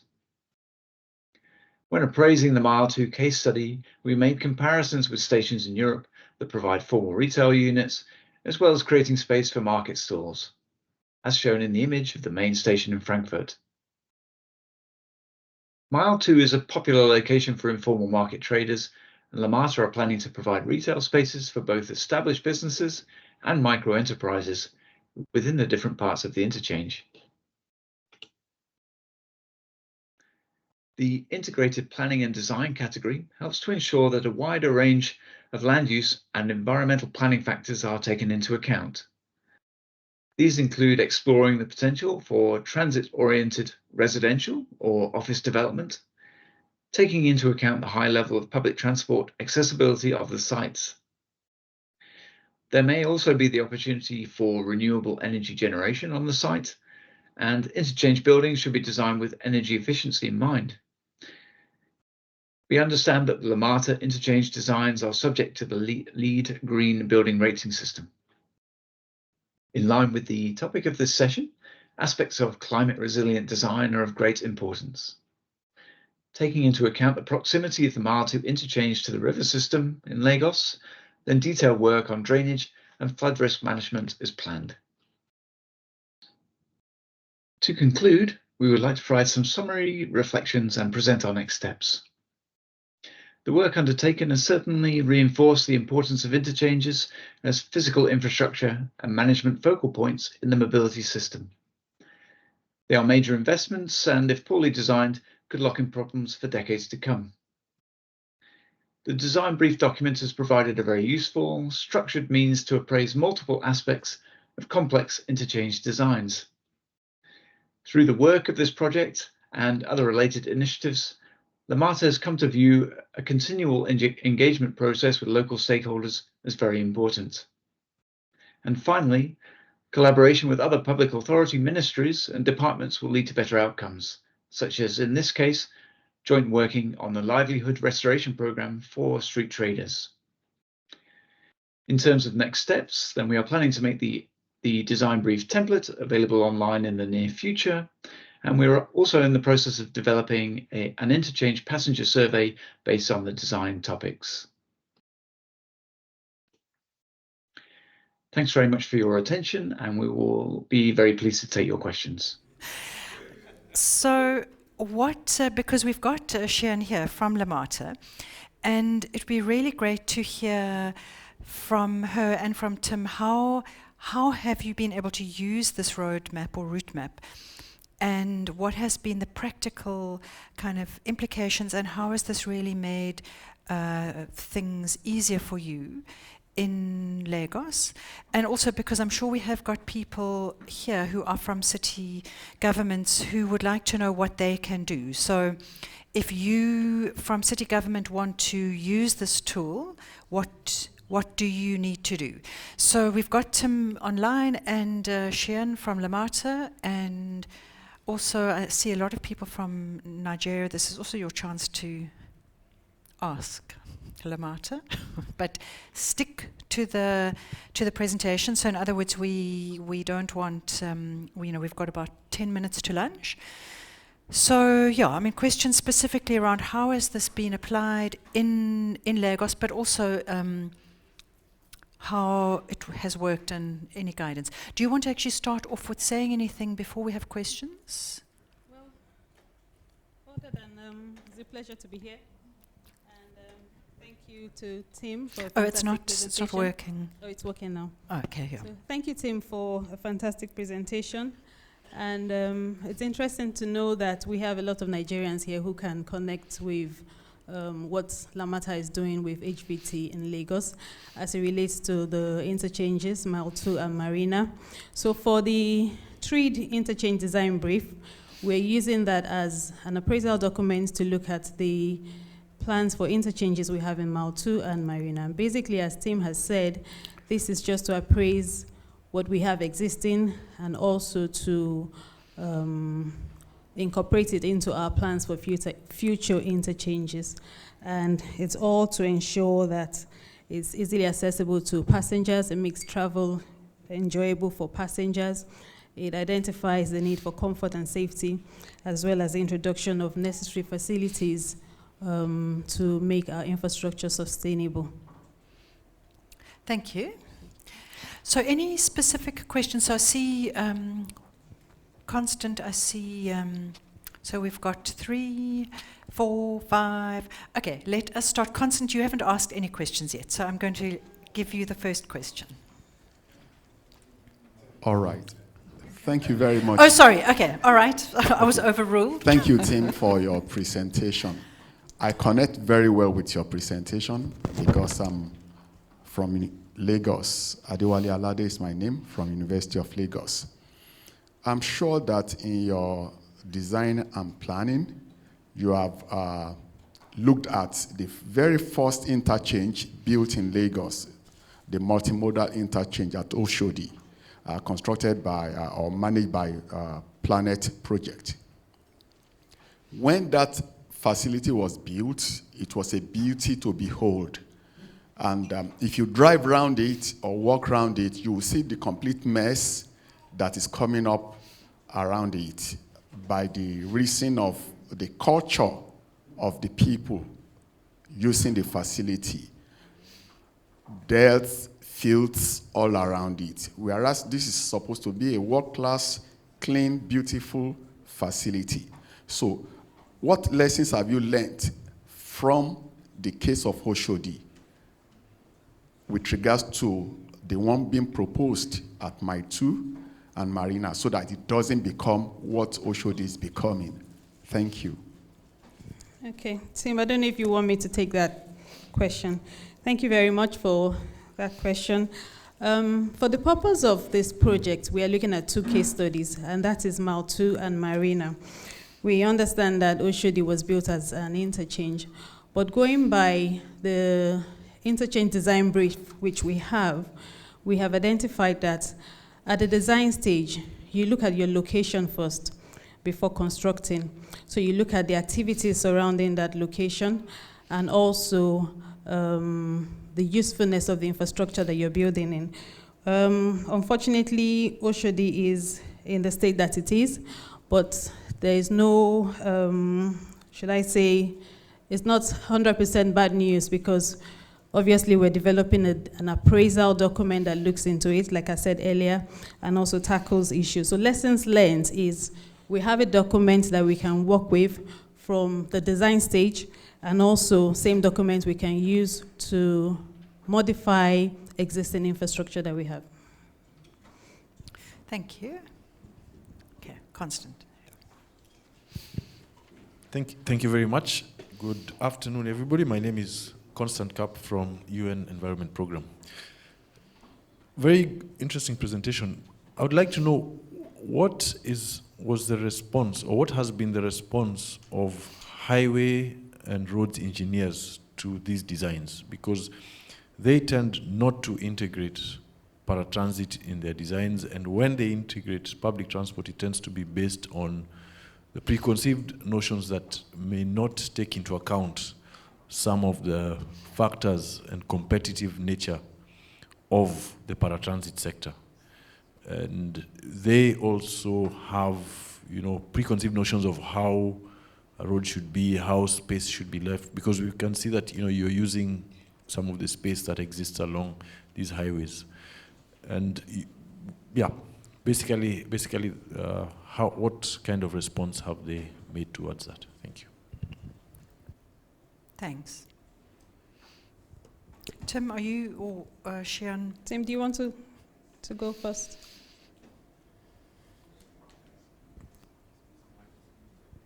Your mic You're is muted. Okay, can you hear me now? Okay. Yeah. Yes. Great, thanks. Thanks very much for the question. In the case of these case studies in Lagos, the designs have already been completed, or they're at least in the design process, and this has actually given us the opportunity to make comments on the designs. As you can see, they are complex interchange designs. So what we've been seeking to do is influence that design and thinking about the needs of the paratransit sector. To give one example, at the Mile 2 interchange, then, as you mentioned, the space at the Cloverleaf interchange is being utilized, and we're aware that this kind of interchange design can result in congestion issues. So one thing that the LAMATA design team and the consultants are looking at again is how priorities will be managed within that interchange space. Picking up on some of the points or the concept you raised, where of course the paratransit sector operates in a competitive way, and therefore being able to manage the traffic flows and provide space for them to stop at the side of the road and pick up passengers is very important. So what we're encouraging is this consideration in the design process. Thank you. Do you Can want I, to add? yes, Yeah. can I also add that the interchange design document, which is an appraisal document, is specifically to be used in sub-Saharan African cities. So we have engineers, like we have in LAMATA, who understand the complexities of infrastructure and design in our city, in Lagos. And even though we try to adopt international best standards, we also look at standards that are tailored to suit our cities. So the appraisal document is encompassing, to capture issues relating to infrastructure and what will be best suited for our cities. Thank you. So I see there was that gentleman, and then also my colleague from South Africa. Thank you. And then I'm Joshua Odeleye. I'm from Nigeria Institute of Transport Technology, Zaria. I'm from the northern part of the country. Lagos is in the coastal area of the southern part.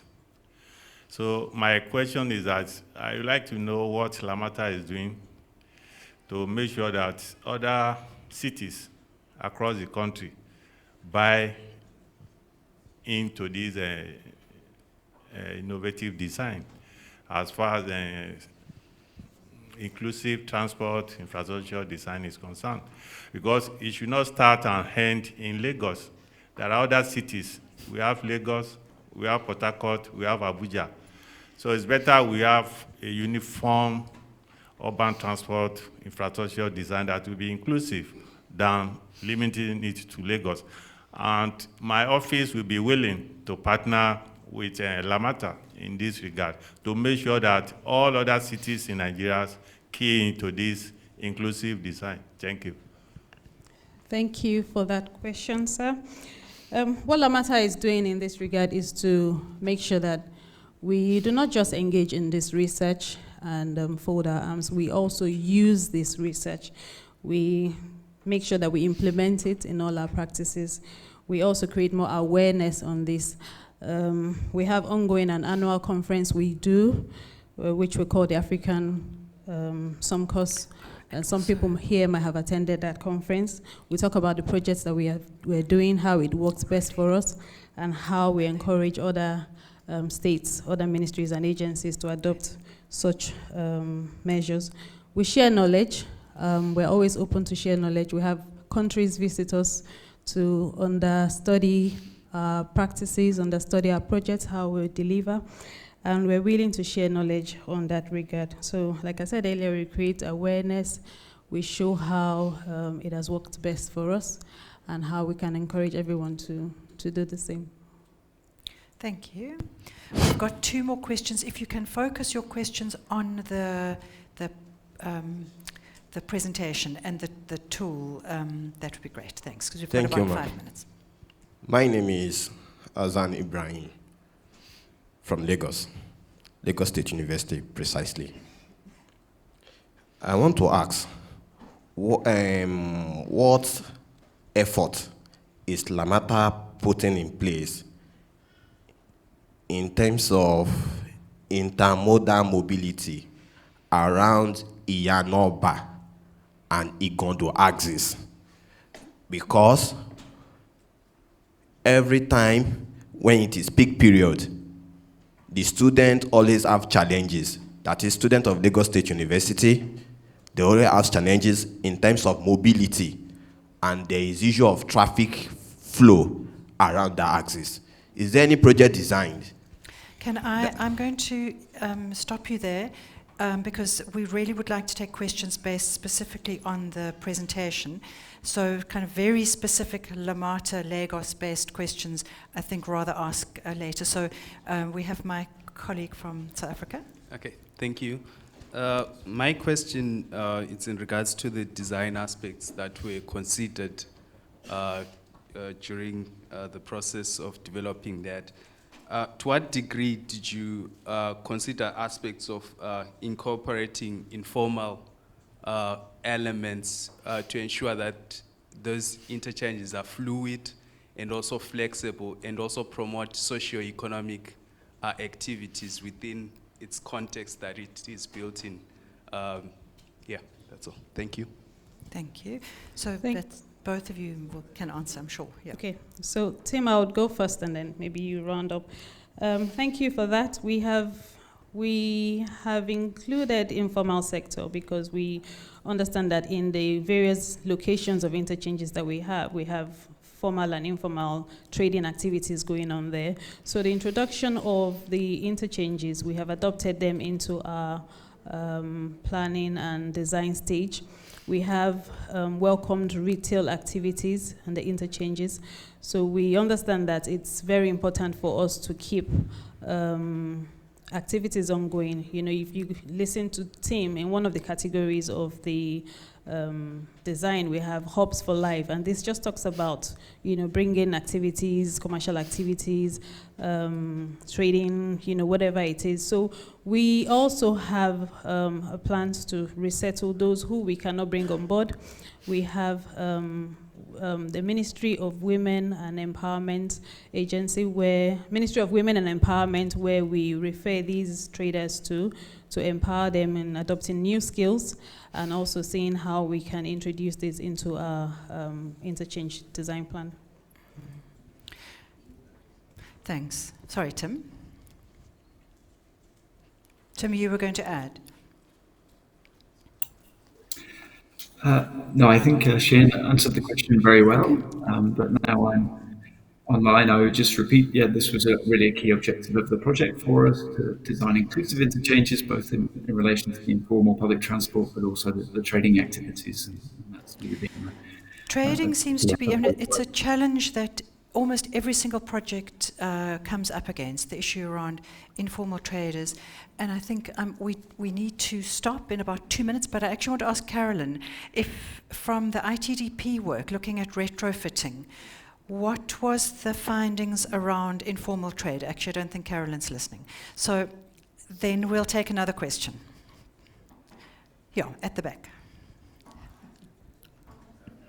Oh, no, we'll take you. Sorry. Yeah. You haven't asked anything here. Yes. Thank you very much, and I'll be very brief. My name is Theodore, and I work with the German Institute of Development and Sustainability. Also, my question has to do with the design, like he asked, but more on the economic sustainability aspect. To what extent have you considered land value capture in the design to ensure economic sustainability? Because these days it's been considered even within BRT, paratransit, although it's a concept from real development. Thank you.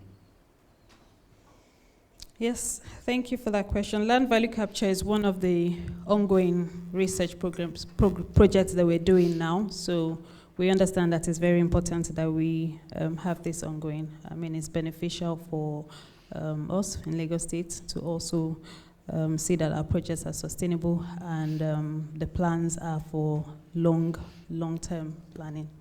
So we have captured that in our ongoing research. Thank you. Tim, do you have anything to add?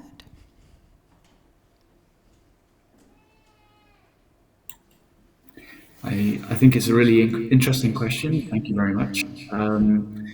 It's an area where I think also alongside Lamata, some further work would be beneficial. It's actually a question that came up also in a recent working group on paratransit with UITP. And actually it was raised in relation to the provision of locations for paratransit and informal public transport workers actually in a very high value area. And the premium value that they receive for their business model from that. So it's an interesting question. I'd be really interested to discuss it further. Thank you. Thank you. Okay, I think I'm going to wrap that up. Neil, do you want to have anything to say before we send people away and hope they come back? Is there another Slido question? Oh, I haven't looked at Slido. Oh, sorry, yeah. Safia Abu from the University of Cape Town.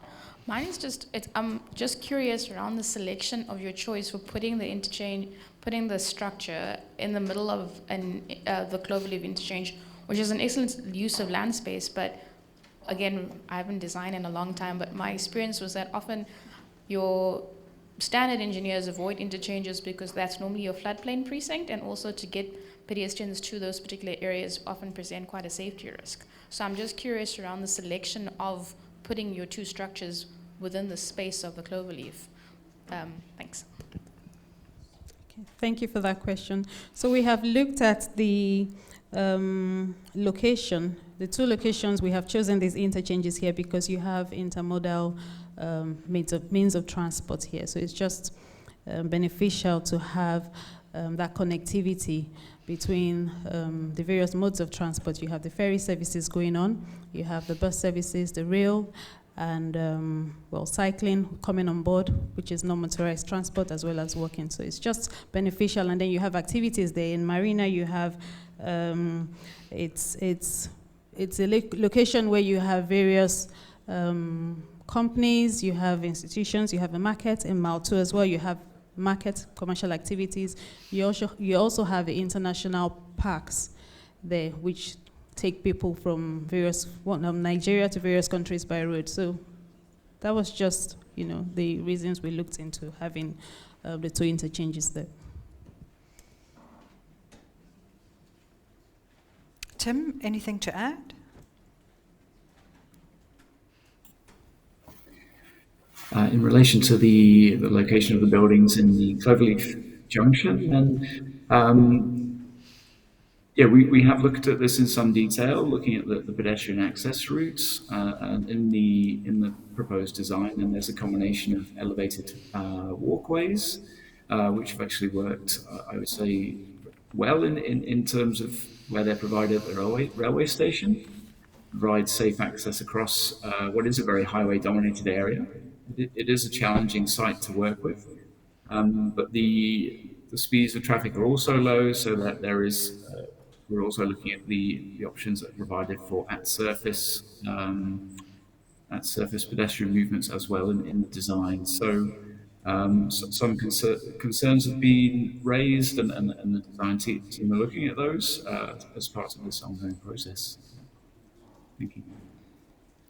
Okay, thank you. Thank you very, very much, Tim, for your time and everybody, everybody who's been here and who's presented. Thank you very, very much, and we will see you back. No, I'm forgetting. Thank you. The feedback. You can do that. Yeah. Thank you, everyone, including Gail, for being a very good moderator and keeping everyone to time. And thank you to all our speakers. We really appreciate it. And to the audience. It's been a really engaged audience, some really great questions, and possibly even some collaborations. So really, we couldn't ask for more. So thank you very much. You will have a question coming up about how you would rate the sessions. You're also going to be invited to go up to lunch. We're going to yet again join our colleagues from the VREF. So hopefully there's some good interaction with that group of people as well. The last thing just to say is, it is going to be safe. I know it is South Africa, but it is okay to leave your bags because there'll be people in the auditorium, so you don't have to take it with you. Okay, but enjoy lunch, and it'll be 2 o'clock, and Gary will have the floor then to run the last session for the afternoon. So thank you very much indeed.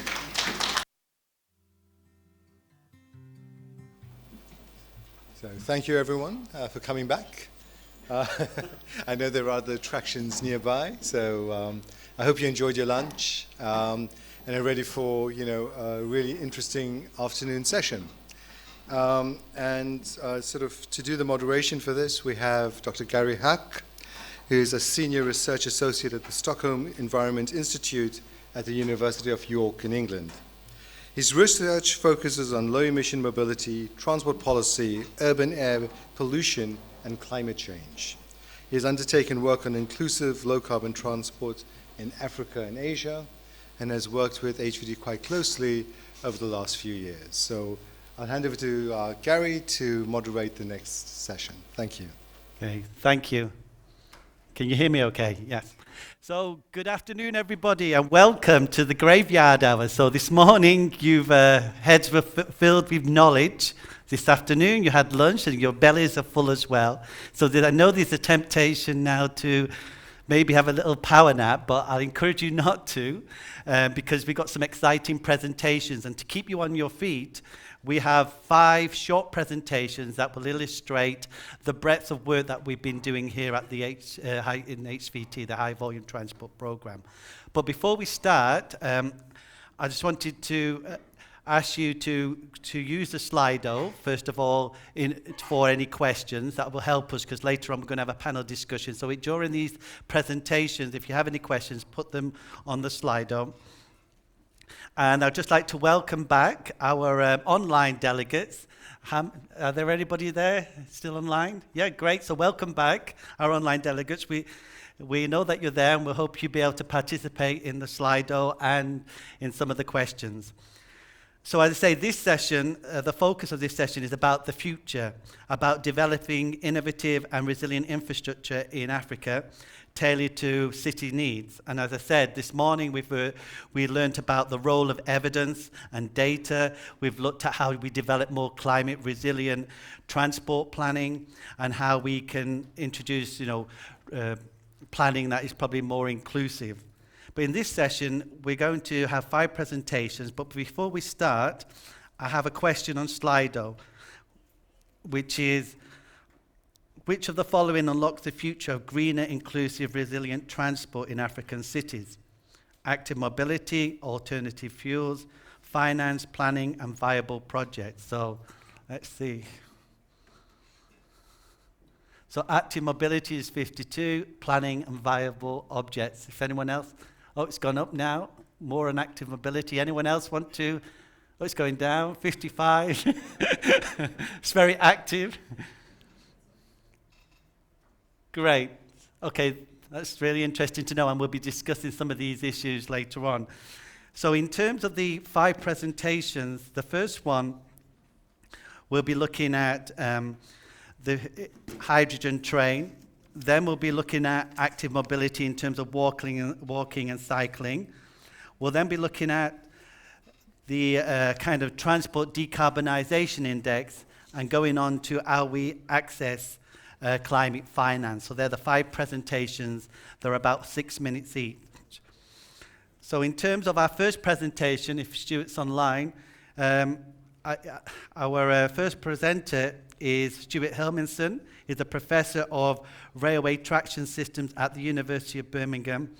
He heads up a team of researchers engaged in all aspects of railway propulsion systems, and a key focus is on how railways capitalize on their environmental credentials and accelerate the global railway system towards net zero. Hello, Stuart. Welcome, and please, if you can put up his presentation, that'd be great. Thank you.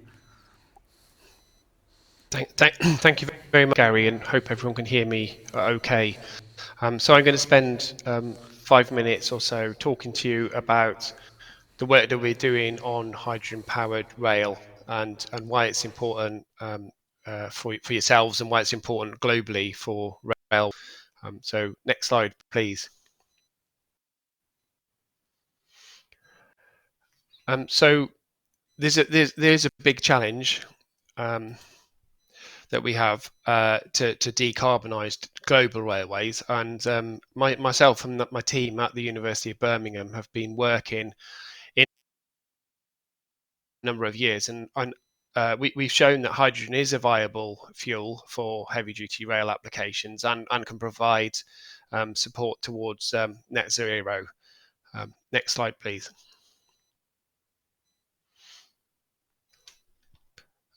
However, there are issues.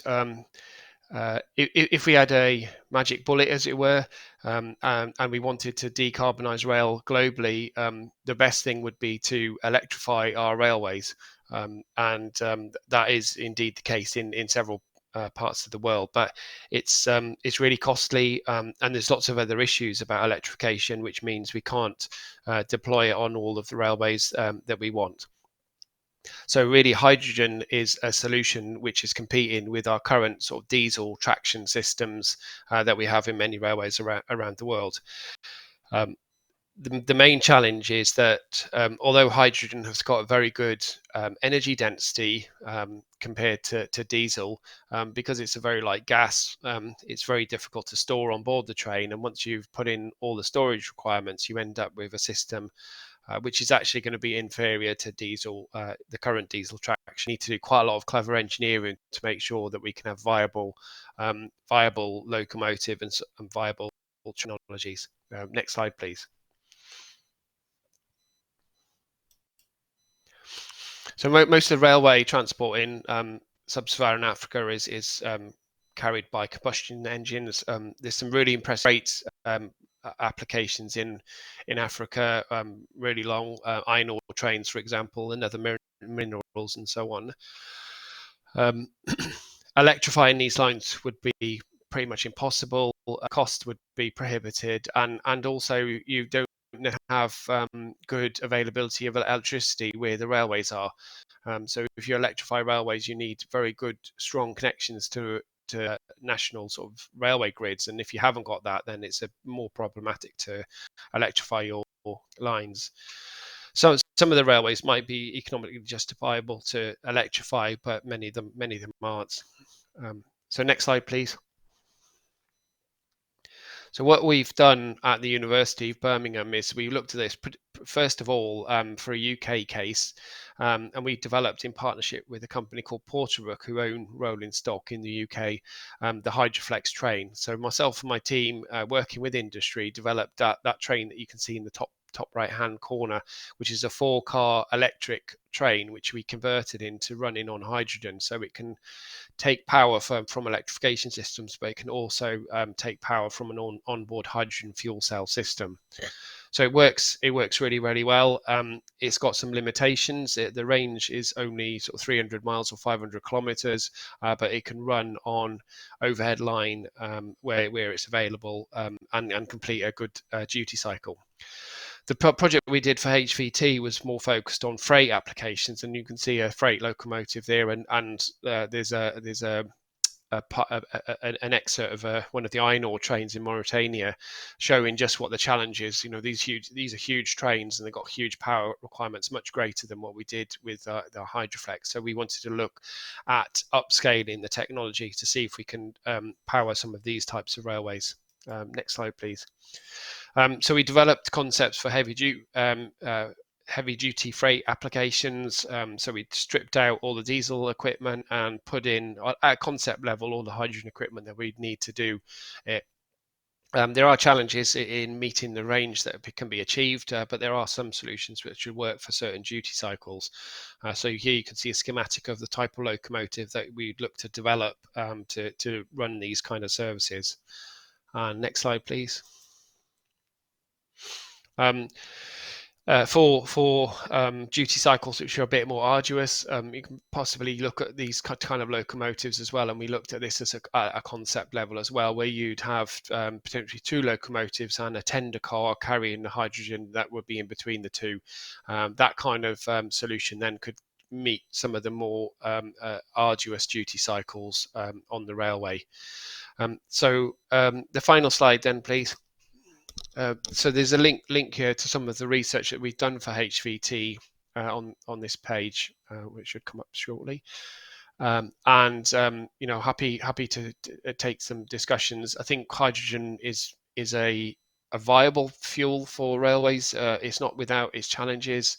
It's very difficult to move away from diesel.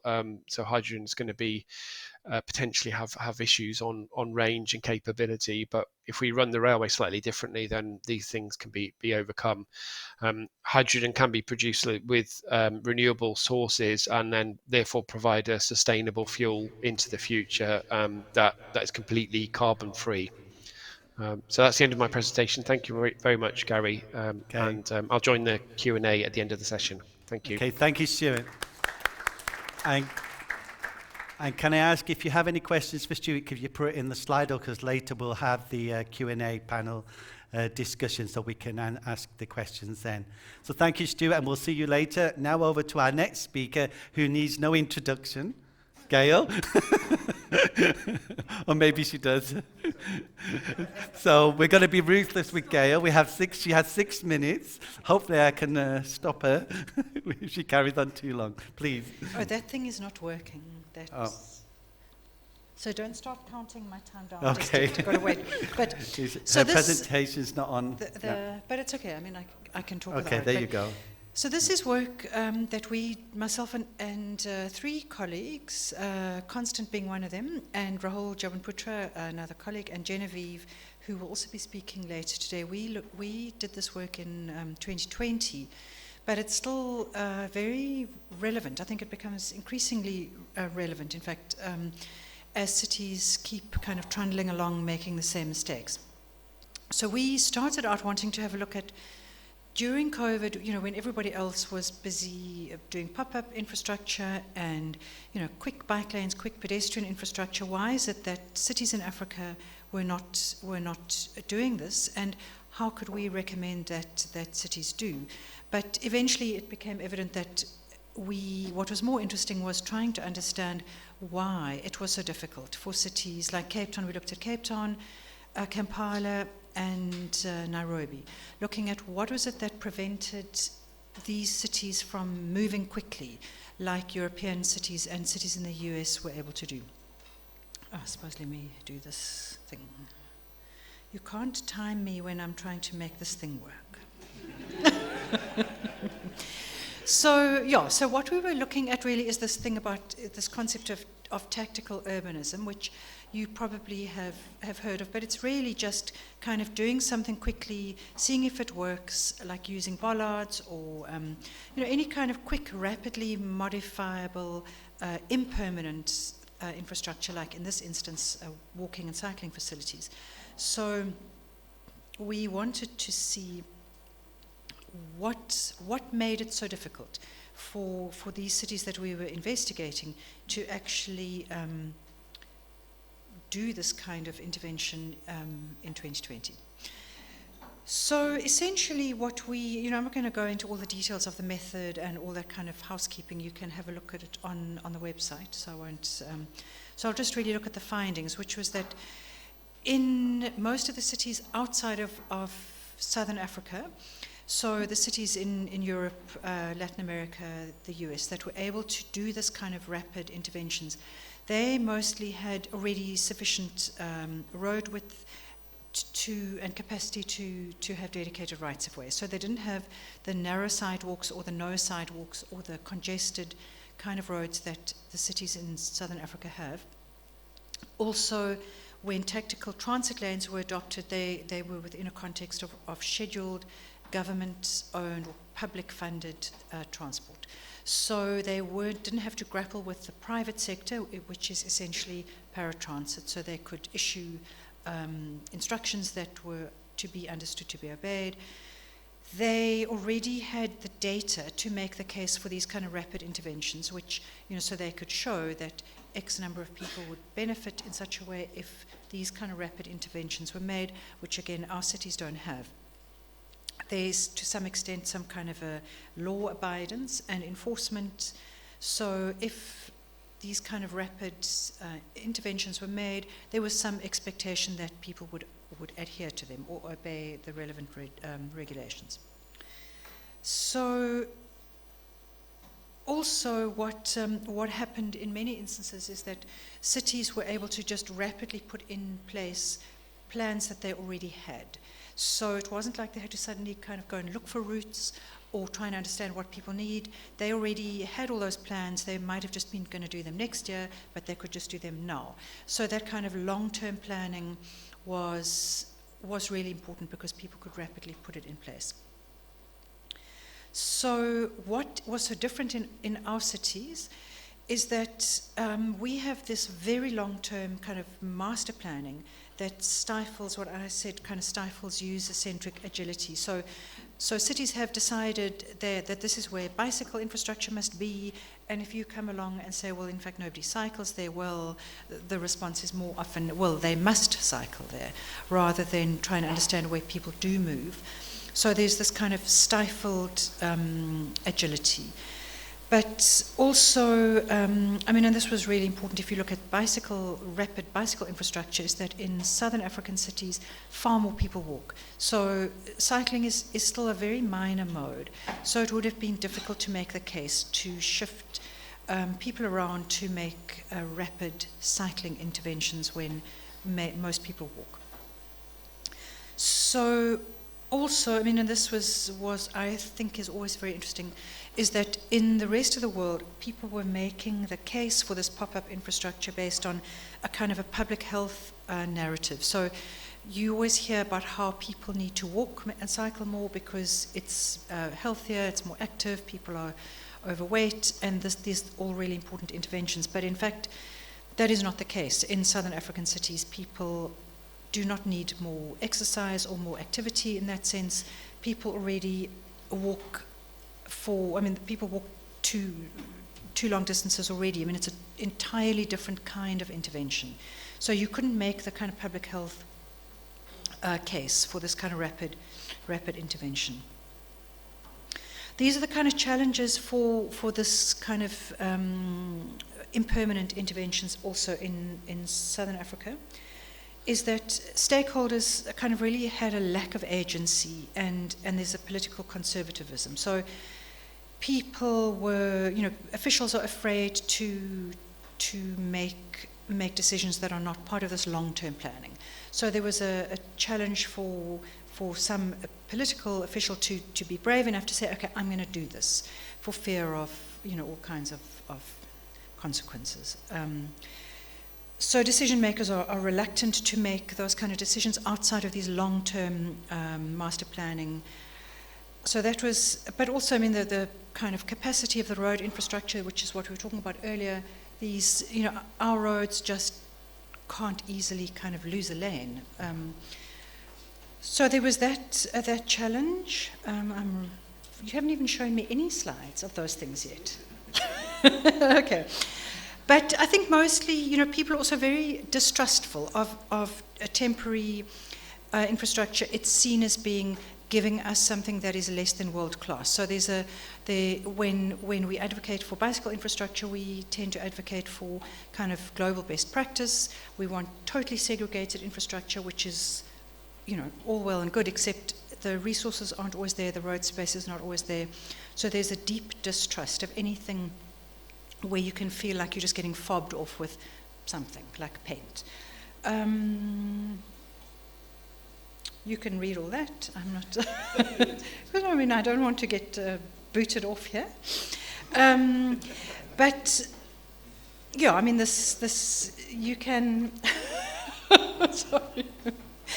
But I think that these are all the issues. Essentially, there's a danger that in trying to make our cities too formal, in trying to take on kind of global north priorities or methodologies where we want this kind of long-term master planning, where we want policies for everything and we want to get rid of informality. Sometimes what you end up also getting rid of is the ability to react quickly and that kind of agility that really matters. So people become afraid to take chances and do pilots and kind of test stuff. And those are all things that really would benefit us. So, okay.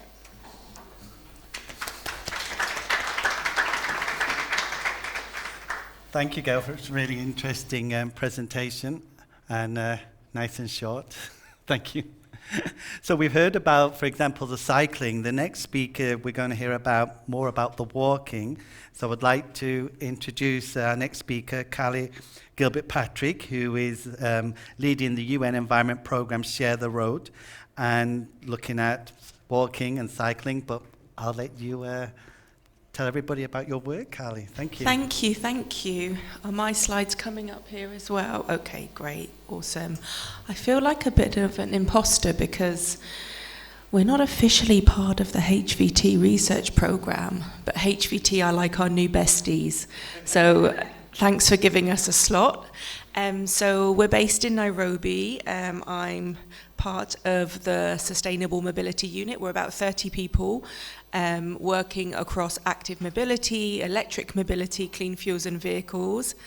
I run the program on walking and cycling, which is called Share the Road, and I also run the program on transport digitalization. We have been prioritizing support to governments in Africa over the last sort of 5 to 7 years, and we work at a national and city level to develop active mobility policy. So very much going into countries who are very excited about BRT and very excited about electric mobility. And my role is to try and remind them that often 70 to 90% of the population is walking, and that should be a priority, if not more of a priority than everything else. So we developed this report called Walking and Cycling in Africa, which we published about a year ago. And we basically used existing data sets from the likes of IRAP and WHO and our own policy data and tried to look at it through the lens of walking and also cycling and ask some key questions. So one of the questions we asked was, how much time are people actually spending walking on a typical day? And this is just some examples. But what we actually found out, there were a number, across the whole continent, a certain number of people walk every day as their main mode of transport for about an hour a day. And I wondered if anyone can guess what that number is. And if you already know the answer, don't shout. But if you haven't seen this figure before, how many people in Africa walk, and a little bit of cycling, but mainly walking, for their main mode of transport for about an hour a day? Any guesses on the number of people across the continent? Any guesses? Don't be shy. Shout. How many? 85,000%? What about a number? How many individuals? How many humans are walking every day in Africa? And this is the number. So, when we just were asked that survey question, what do we need most? What's the priority for climate resilient infrastructure? It's really good to see that everyone says active mobility. It's obvious. And when we go and talk to governments and we look at modal share, we're always like, of course we should prioritize people who are walking, but the fact is it's not happening, right? We all know that. It's when you look at all the money, it's all going to electric mobility, it's going to bus rapid transit, and if just 1% of that infrastructure budget was spent on the people who are the majority, it would make a huge difference. So some of the other findings that came from this report were the sort of lack of access to public transport. So not only is, by not investing in pedestrians, you're also kind of messing up their ability to get to a bus, right? If they can't get there safely. We all know this statistic, but again, we also looked at the WHO road fatality data, and all of this is just in this one-stop report now. We know that we have a tiny number of vehicles, but we have the biggest number of global road traffic deaths. So despite all the doom and gloom, we also found some really beautiful, lovely, exciting, groundbreaking examples of really good best practice. So they are also in this report as case studies. So you can see there's still big gaps with regards to the policy landscape. Things are getting better. I think when we started the Share the Road program, there were like 7% of the population in Africa were covered by an active mobility policy, and now it's about 35%. We all know the policy's the easy bit, it's the first step, but it's a sort of indicator of what can come next. No policy, no action. With a policy, you can use it to get action. So what we are doing now, our next step, is we are working with all 54 African governments, and to develop this Pan-African Action Plan for active mobility. It's much easier if you just say PAPAM. Yeah, PAPAM. And we've been consulting now since we were in Kigali, I think about a year ago. And basically this action plan, we asked governments, we'll continue supporting you at national and city level, but what else? And what we got feedback in is we need a bit of a club, like we need a bit of a gang, like we need something that says, hey, we're all in this together, we know we're not doing great and we need to do better, and we want to learn from each other. We don't want European examples and international examples, we want good examples from within the continent and what can be done. So that's where this idea for this action plan came, and we launched this process in June 2022 at an event in Kigali, where we had about 100 government decision makers. We've now been consulting since then, and we want to launch the action plan in November at the World Urban Forum.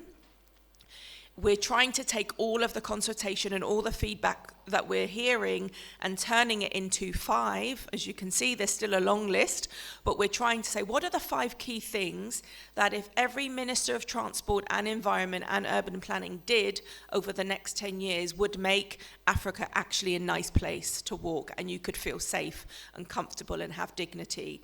So we're actually having a sub-regional workshop here in Cape Town on Friday, and we're going to be having at least one other sub-regional workshops for the other 4 sub-regions over the course of the year, and we'll be launching. So check out the report.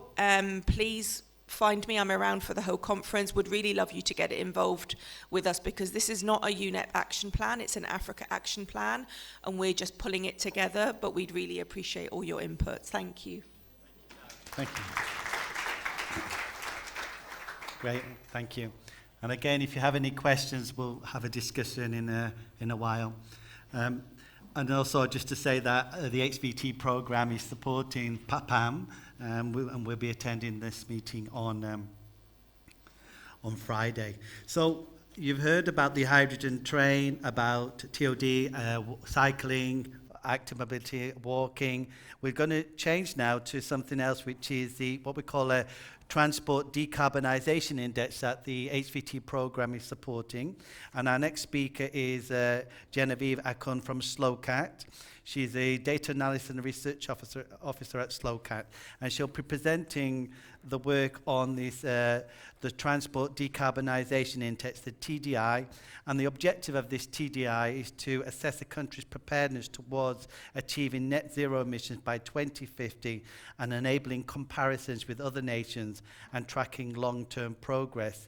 Now, we have a pre-record from Genevieve, so I'll please play. Good day, ladies and gentlemen. I hope you can hear me clearly. My name is Genevieve Ankunda, and I'm a research officer for the SLOCAT Partnership on Sustainable Low Carbon Transport. And it is an honor to present to you some of our research work this afternoon. SLOCAT is the lead organization on the HVT research project titled Surface Transport Decarbonization Index. And we are working on this project together with our consortium partner, the Urban Electric Mobility Initiative, or UME. To begin with, I would like to introduce to you SLOCAT. SLOCAT is an international multi-stakeholder partnership powering systemic transformations and a just transition towards equitable, healthy, green, and resilient mobility and transport systems. And we deliver on our mission through co-creation, co-leadership, and co-delivery across knowledge, advocacy, and dialogue activities between the intersection of transport, climate change, and sustainability. Now, our mission is to enable collaborative knowledge and action for sustainable low-carbon transport, and also bring the voice of the movement into international climate change processes and also sustainability. Moving on to the background of this project, we all know that 2023 was marked with record-breaking heat waves, record ice loss in Antarctica and Greenland, and many other extreme weather events such as the flash floods in Libya and DRC, the longest lasting cyclone on record, which affected Madagascar and the surrounding African countries, persistent drought conditions across Ethiopia, Kenya, Somalia, to mention but a few, and all these were attributed to human-caused global warming. And at the halfway point towards the UN 2030 agenda and its sustainable development goals, it is estimated that none of the 17 goals will be met in their entirety by 2030, and only about 12% of the SDG targets will be achieved. Additionally, very recent reports show that 2023 was 1.54 degrees Celsius warmer than the pre-industrial average, which would mean that global warming has already surpassed the 1.5 degrees Celsius target set by the Paris Agreement on climate change. So simply put, drastic action is urgently needed. And given this background, what this project aims to do mainly is to assist low and middle income countries in Africa and South Asia to reduce their greenhouse gas emissions, particularly in surface transport, through providing a diagnostic toolkit called the Transport Decarbonization Index, or as I will constantly refer to it, the TDI. So the TDI will significantly contribute towards enabling evidence-based, time-sensitive, and targeted decisions on emissions reductions for surface transport in low and middle-income countries in Sub-Saharan Africa and South Asia. More specifically, the TDI will provide a structured indicator assessment for transport through benchmarking and comparison. It will help to identify impactful activities to achieve transport decarbonization and allow us to compare the progress of different countries on the same, based on the same parameters. Secondly, the TDI will put transport on a low carbon pathway by indicating low and middle income countries' preparedness and the ability to realize a low carbon transport pathway in support of limiting global warming to 1.5 degrees Celsius above pre-industrial levels.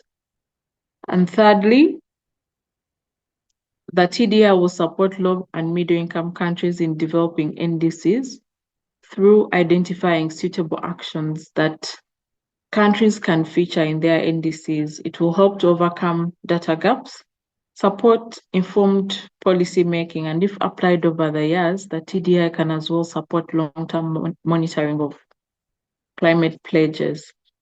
Achievement of these objectives, particularly the third objective, can enable synergies to other HVT projects on improving access to climate finance for transport by identifying and compiling activities that can benefit from climate finance. The TDI toolkit under development covers all surface transport modes, including road, rail, metro, formal and informal collective transport, walking, cycling, and inland water transport. And the scope of the TDI will cover the key areas of policy, capacity, gender, equity and inclusion, and just transition. The TDI will thereafter be tested on a group of selected low and middle income countries in sub-Saharan Africa and South Asia, with a focus on the country's surface transport system situation, as well as the progress towards low carbon transport. Currently, the project has been ongoing since last year, October 2023. And since then, SLOCAT and UEMI have worked on the first phase of the project, whose major deliverables were the State of Knowledge report and a multi-stakeholder practitioner workshop. The main insights from these two deliverables were that, first and foremost, stakeholder engagement is crucial to ensure that TDI is relevant and end owner usership. Secondly, the TDI needs to ensure responsiveness to the regional differences and data availability. And third, the TDI should be multidimensional in order to capture the current status of transport greenhouse gas emissions on one end, and on the other hand, the readiness towards decarbonizing surface transport. And the goal of the TDI should be to utilize available and comparable core indicators. In addition to this, the results of the TDI should be shown in a straightforward and simple manner to allow users efficient access and application. The literature review process also identified 6 fundamental principles and quality criteria for the TDI, and these are summarized on the slide. The first one is transparency, which simply means that the TDI should ensure that the results and methodology are openly communicated and shared. The second one, robustness, should be a criteria to assess and minimize any uncertainties of the TDI, its dimensions and indicators. The third is credibility, to ensure accuracy of the methodology and to ensure that also the established guidelines are actually being followed. The fourth principle is collaboration, which reiterates the importance of engaging stakeholders and experts throughout the process. And the fifth is that the TDI needs to be fit for purpose, which can be validated against end users' needs. And lastly is refinement, which looks at enabling iterative and continuous improvement of the TDI. So currently, we're in the process of developing the first initial TDI methodology, which involves development of indicators, weighting and scoring approaches, identification of potential data sources, and identification of assessment approaches which are fit for operationalization in low and middle countries, which implies that the TDI will reflect the development context of the different countries, and also consider how to overcome their respective data gaps. Once the methodology has been through a few iterations, it will be applied in 2 rounds of pilot testing. And the intention is to have a balanced mix of countries from sub-Saharan Africa and South Asia. I thank you very much for your kind attention. I genuinely appreciate it. And just to let you know, this project is continuing until the end of this year. So if you're interested in participating in the stakeholder consultations or have any further questions, please feel free to reach out to us. Please also be on the lookout for the intermediate project outputs, such as the State of Knowledge report, which should be released soon to the public. Thank you very much, and I'm available for any further questions. Thank you. So, I thought it was a pre-record. In the list, it's a pre-record. So, are you there? Was it live? But Genevieve will be joining us for the panel discussion. So again, if you have any questions, please put them in the Slido. So you heard that the TDI is something that is being developed now, and it's quite a challenging project, but it'd be really interesting once they've done some of the piloting and to present those results. But related to the TDI is another project that HVT is funding, and that is called Access to Climate Finance. And this is our next speaker, which is a pre-record, is Yingquan Zhang from the World Resources Institute. She's a climate and electric mobility manager at the WRI Ross Center for Sustainable Cities. What she'll be presenting, as I said, is this project on access to climate finance, which aims to improve climate finance for transport projects in low and middle income countries. So please, the next record. Thank you. Hello, everyone. Very nice to meet you all virtually. My name is Yiqian Zhang. I'm the Climate and Electric Mobility Manager from the World Resources Institute. I'm happy to present to you a little bit about the ACF project, so improving access to climate finance for transport projects in low and middle income countries. So in the next 5 minutes, I'm going to briefly talk about the scope, objective, and timeline of the project. And I also want to present some of the initial findings from our research. So for those of you who are not familiar with WRI, we are a global research organization, and we work in more than 150 cities. We also work in 25 priority cities for deeper engagement. WRI is funded in 1982, and we have more than 1,800 staff across the globe now. Just to provide you with some background, studies suggest that climate finance is on the rise, but not sufficient or consistent across the regions. And initiatives like the Climate Policy Initiative suggest that less than 3% of the global total is directed towards the least developed countries, and significant investments are needed for sustainable and low carbon transport. So against this backdrop, the ACF project aims to map out and analyze the recent developments in the climate finance. And we also want to investigate the existing and barriers and constraints for governments and also private sector to access the climate finance for the transport sector. We want to provide recommendations on how stakeholders can better position eligible projects to access climate finance and also build their capacities. So to do this, we're working together with the SLOCAT Partnership and also Vietnam German University. As you can see in the figure here, this project consists of 5 main work packages, and at the end of the project, we want to produce a state of knowledge research report, which includes the climate finance landscape and also the barriers and constraints that I just mentioned. It will also include a policy guide with actionable policy recommendations, an academic paper, and also a digital climate finance toolkit. Here, I also want to mention that this toolkit will include data, tools, guidelines, and case studies related to climate finance for transport. We also want to organize capacity building workshops in South Asia and Africa.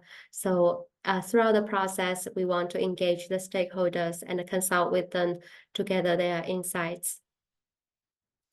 The project started in October last year and it will continue until the end of December. So you can see in the next few months here, we will be organizing country consultation workshops, mainly in Kenya, India, and Vietnam. We want to gather their inputs, and also to hopefully this will also provide regional and local context to the policy recommendations we will be developing. The next part, I'm going to briefly talk about some of the preliminary findings. So to develop the research paper, we have conducted literature and document review. We also examined the publicly available databases to estimate the climate finance landscape that includes the opportunities, the flows, and also the scale of climate finance for transport. And we also conducted case studies. So here is a snapshot of database.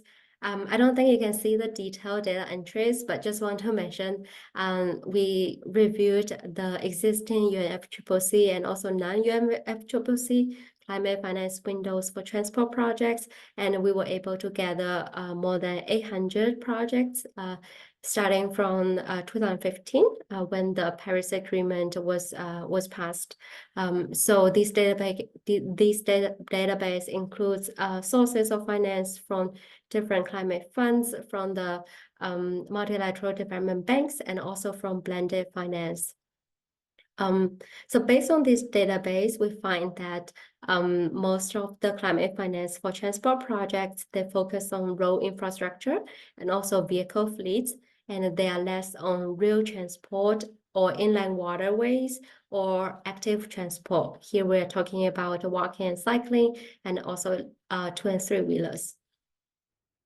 We also find that debt was the most common financial instruments used to channel the climate finance globally. And we also find a small portion of the projects were funded by grants and also other forms of financial instruments.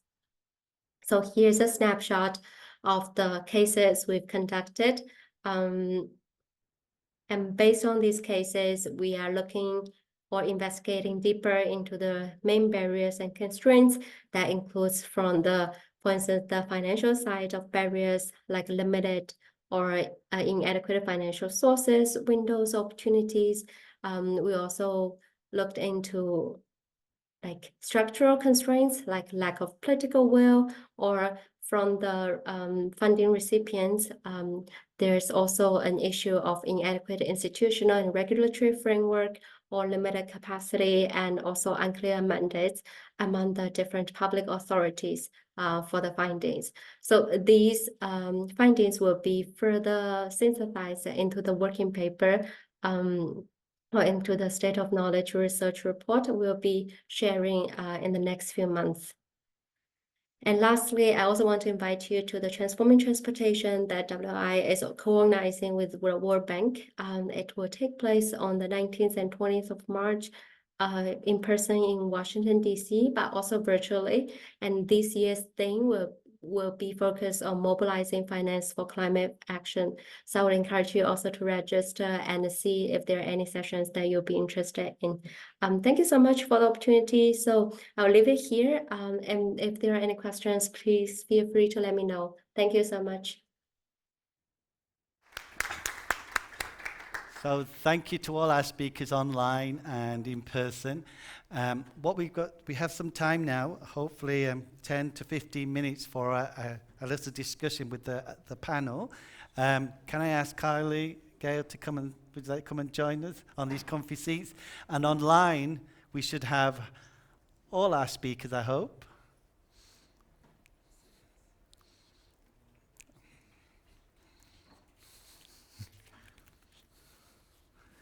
So all our speakers online? Do you know? Yes. Okay. So we have some questions here. I don't know if anyone has any questions in the room. So if we can start with our first presenter, Stuart. Stuart, there's a question here, if you can hear. What is the source of hydrogen production in the conceptual model in the UK, and how do you see the potential for hydrogen production in Africa? One question, I probably should have covered it in my slot. So we use electrolyzed hydrogen in the UK, so it's taken water and split into hydrogen and oxygen through an electrolysis process, and we have an agreement with the power company to use renewable power to do that. So that's the ultimate way of producing hydrogen. And that's the way we would envisage it being rolled out to provide hydrogen for fuel cells for transport applications globally. However, having said that, much of the hydrogen that's produced globally will be coming from steam methane reforming where you take methane and strip out the carbon atom and get your hydrogen from that. That has got a carbon footprint, so it's a good solution, but we've got to look towards getting electrolyzed hydrogen and using renewable electricity to drive the electrolyzers. Okay, thank you, Stuart. Any other questions for Stuart? No. If we can go then to, I don't know if this was addressed for you, Gail, because it comes up next about public transport and no parking problems. Is that is that someone in the room who asked that question? How has the UK been able to time public transport such as there's no parking problems on the roads, as is common in many African cities? That was not related to yours. No. Okay, we'll go to Carly. Another question was about the report and walking, cycling by age, gender, and income. Did you analyse that? This working? Yeah. So we used the physical activity data from the World Health Organization, and they provide lots of sort of sub-breakdowns, including those categories. What I can't remember is how much of that we were able to bring into our report, because we were like analyzing different data sets. But what we did do was link through to the primary data sources, and it was all broken down. WHO do a very good job of that for both the physical activity and the road fatality data, and that's what we used. Great, thank you. And another question for, I think this is for the climate finance, about whether it can be applied to Nigeria. Thanks. I hope you can hear me.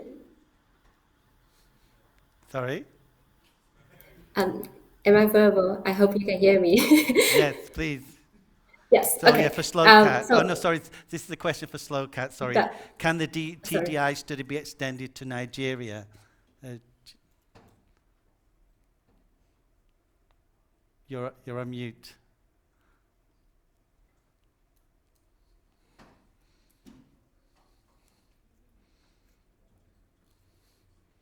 Please. I don't know. We can't hear you. You're still on mute. Are you on mute? No, she's not. Okay, technical problems. Do you want to answer the question maybe in a chat or something, or send the answer? So going, this is the question on climate finance. If we don't have any, I just wanted to ask, this is for WRI. So why do you think there is currently such an inequality between global south and north when it comes to the flow of climate finance? And how can we better achieve a more just transition to low carbon transport? Thank you so much for the question. I think this is something we are also currently trying to estimate within our research, basically the flows to different countries or continents. I think this is like a big project, because obviously you can see from our database that we currently only collect data from like around more than 800 projects, and those finances are from multilateral development banks or like development financial institutions, etc. So I think we are looking at a very big like, let's say, database of projects, and based on the current research, as I also presented earlier, we are focusing on the research on like Asia, Africa, and Latin America. And obviously we also see there's, I think the person who asked the question, there's the inconsistency across the regions. So research from, for instance, Climate Policy Initiative already also pointed out that there's this inconsistency or this uneven flow.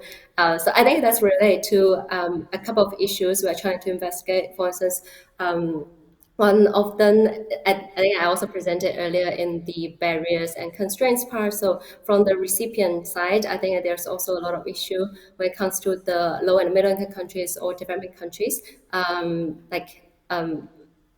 specifically on the, for instance, institutional and regulatory framework. And if there's, for instance, the country is able to allow the funding to come So I think that's one of the structural barriers we're looking at. And of course, I think there's also from the funder side, the issue of inadequate funding opportunities or windows, etc. So that's also some of the other things we are trying to investigate. And equity, I think it's also part of it's like an important part that we're also trying to look at especially for low income groups, for instance, in terms of whether this will be reflected, I think, further in our research. So I do hope then we are able to share more concrete findings in the next few months. So yeah, sorry, it's just a little bit preliminary, just in terms of the overall findings for now. But yeah, happy also to get in touch a bit further. Thanks. Okay, thank you. And we look forward to your kind of results from your study. Thank you. So another question for Gail. So you mentioned about the challenge of the way people think in terms of the master planning. I mean, what do you see as how can you overcome that, or to make it more informal to address some of these issues? I know probably you've listed them in your recommendation, but yeah.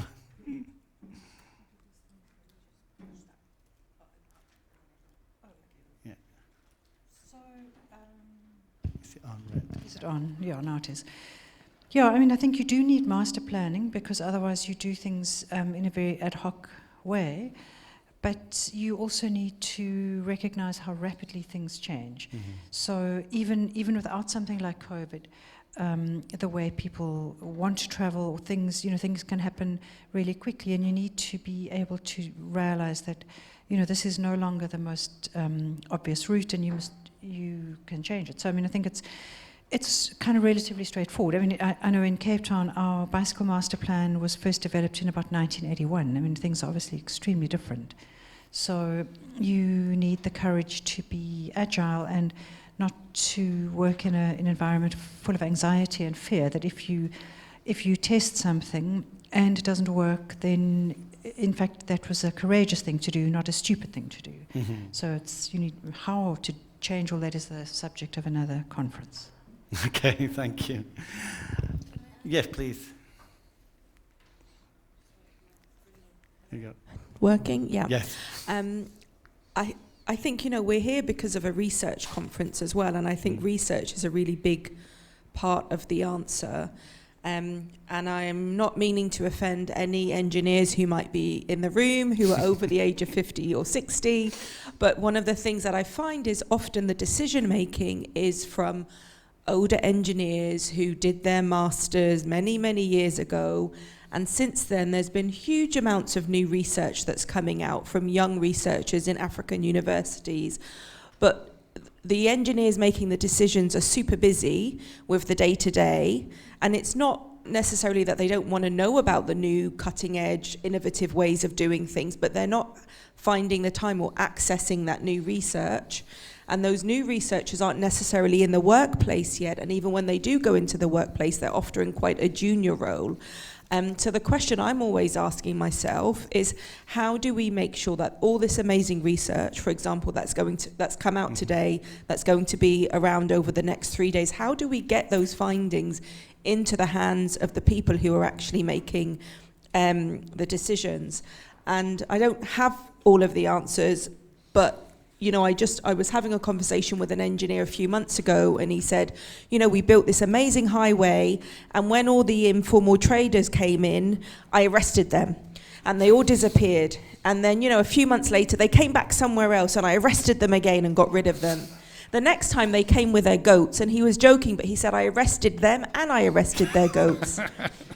And, and then I just remembered this research that had come out about integrating informal traders into urban planning, and I thought he needs to read that research, right? But how is he going to access that research so that he stops arresting informal traders and starts designing them into the space? And I think the Africa Transport Research Forum today is a way to do it, but we need it more systematically. Okay, great point. Okay, you're going to add one back quickly, and then we can go back to our online. But yeah, I mean, I'm glad that you were the one who offended the engineers, because it's normally me. And yeah, I think that's so true, because engineers have been led to believe that they know what to do. And the project that I was presenting, that Genevieve and Constant also collected data for, we collected data from where do people want to cycle, as opposed to where have the planners decided that people must cycle. And they are often very, very different. But when you try and explain to decision makers that this is what people want, it's always, no, but they must not want that. They must. And so it's really difficult. And it's, again, what we were talking about last week, that you need social scientists. Obviously, I would say that, but you need social scientists in the decision-making mix. And I guess in some ways, a lot of the work from HVT is about finding that evidence base to support the policy making. I just want to go back to our colleagues online. Genevieve, can you hear us now? Can you speak?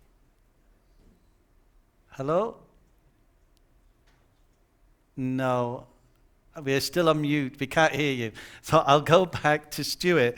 And one question we wanted to ask about the novel tracks and solutions is really, when we talk about hydrogen, how relevant and realistic is it for Africa in terms of the political buying and whether it would actually work, actually occur in practice? Is it just an idea, or is it could we possibly see it on the ground? I think so. I think one thing to say about rail vehicles is they have a really long lifetime. So the vehicles that are currently in Africa, you're likely to see them being in service for some time. So I think this work has got a long time horizon that will go well into 2050, and this is the first steps of developing this technology. Through my work at the University of Birmingham, we also work with North American railroads, and they have a similar unelectrified network, and they are rapidly developing concepts for decarbonising their heavy-duty freight vehicles. It's likely that once that's happened, then they will see and proven in that market, it's probably likely that they could then be transferred over to the African continent to be developed there. So yeah, it's a first step, and it's going to take a long time, probably till 2040, 2050, before we see meaningful numbers of hydrogen locomotives operating in the world. Great, thank you. I think we're coming to the end of our session. I'm sorry, Genevieve, we can't hear you. If we have any questions, we can maybe, if anyone has any questions, maybe we can write them in the Slido and we can get them answered later. I guess I understand that one of the questions was about whether the TDI could be extended to Nigeria. I understand that it is at a country level, so that's possible from my understanding of the TDI study. Another question I think relevant is whether, I think it was informal transport, the informal sector, whether that's going to be included in your TDI. And again, that's something, I know that you're working on the methodology, so they'll be producing a report soon on their methodology, which you can share, and that will be available on the transport links. So before we finish, any final burning questions for this section, please? Would you like to microphone? I can't. There's someone over there.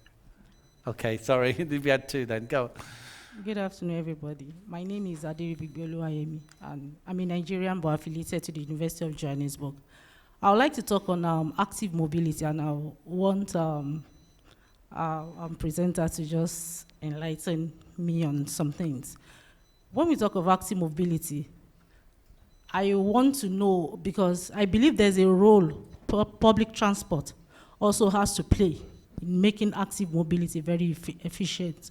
For example, in developing countries where, especially in the interiors, the rural areas, where majority of the elderly or some people, even people like the youth, walk, there's a minimum distance people are willing and are able to walk, maybe from their home to the nearest bus stations. But if there are no affordable and good public transport to convey them onward from that particular station, do you think active mobility will be efficient? Let me cite an example again. Maybe someone or a trader that needs to, especially in Nigeria, where you see them, they carry some things, goods on their head, on their logo, people that, will all those things. how do they make use, how does active mobility, how does it become more efficient without adequate public transport? In Nigeria, I think it is in Lagos State, that I know of, that has this BRT, bus rapid transit system. In other states, like Ondo State, we don't have it. And we have the vulnerables there. How do you promote active mobility? And these people are often the one at the receiving end when it comes to road crashes. So how do you promote active mobility without good public transportation systems, especially the large ones? Thank you. Thank you. So, Carly, it's a great question. Yeah, I can start. So I think I always say that having a very high modal share of walking is not success, and having a really long distance that the average person walks is also not success, because no one should be spending 2 hours walking to work, right? It's not a success it's not a success factor. And active mobility is only as good as your public transport, and public transport is only as good as if you can get to the bus safely or to the light rail safely. So at UNEP, our program is very much focused on active mobility, but that's because there are other exceptional organizations out there like ITDP, like UN Habitat, who have really strong public transport programs. So as UNEP, we don't need to do everything, but we do work very closely with ITDP, and we do work very closely with Habitat and others like World Resource Institute, C40 Cities. There's so many of us working in this transport space. So what's key is that we also use our resources efficiently, and we go in where there's a gap. So we very much saw that there's a lot of technical assistance being offered for bus rapid transit, for public transport, for trying to coordinate and formalize the informal transport system. So we saw that there was a gap, that some more pressure was needed, some more support on active mobility. But we don't work on our own. There is always a big debate, though. Do you really need standalone policies for walking and cycling, or should it be integrated? And I'll always say it's very city and country specific.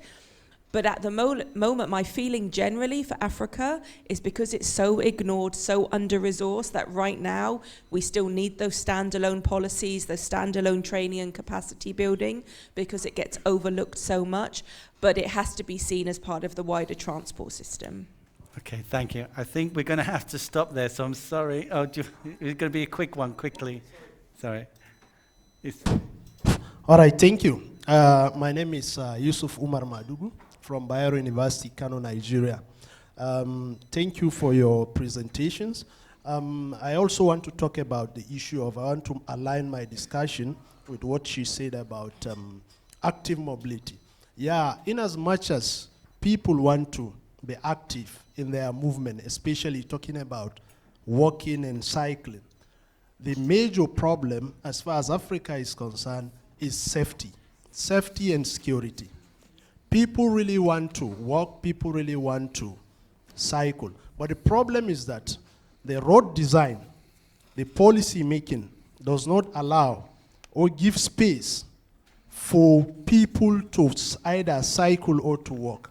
For some areas where you have some little space for pedestrian, for cyclists, those spaces were taken over by either traders or hawkers of all sorts, you know, displaying all sorts of trading items on the street and so on. So the major issue is there is a need to come up with a design, a policy that will encourage people, that will give people security. Because, for instance, in Nigeria recently, when there was this problem of hike, the removal of fuel subsidy, there was hike in fuel, you know, prices from about 200 to about 700. Now, many had to abandon their vehicles and resort to either walking or cycling. Now, this had turned out to be maybe, I don't know, whether a blessing or a curse. But the point I'm making is that people are now being encouraged to either walk or to cycle. The second point I want to wrap up with is the issue that currently we are also working on a project, and the project is titled, myself and a colleague from University of Witwatersrand in Jogu, we are working on a project titled Cycling Cities, the African Experience. And some of the issues we are trying to look at bordered around about 5 questions: the urban form and the cycling distance, the mobility alternatives or alternative to cycling, cycling position in traffic policy, social movement and their impact in cycling, and cycling cultural status and its impact on cycling. These are basically some of the issues we are looking at. And Can I ask you to stop, because in our next session we're going to address some of these issues of road safety, of inclusion. So thank you. So thank you. So. Okay, so I'd just like to take this opportunity to thank our speakers. We've heard today 5 projects, very short presentations, quite diverse, but all related to transport, low carbon mobility, and also accessing climate finance. So thank you to our colleagues online from University of Birmingham, SLOCAT and WRI, thank you. And thank you to our colleagues in person, Gail and Carly from UNEP. And thank you to you all for being here and asking the questions. So we're late for our coffee break, so I'd like to, before you go, please could you rate this session, because we need this feedback. And then we'll have our coffee break, which is around, maybe 20 minutes, 3:35, I think, is probably best to come back. Thank you.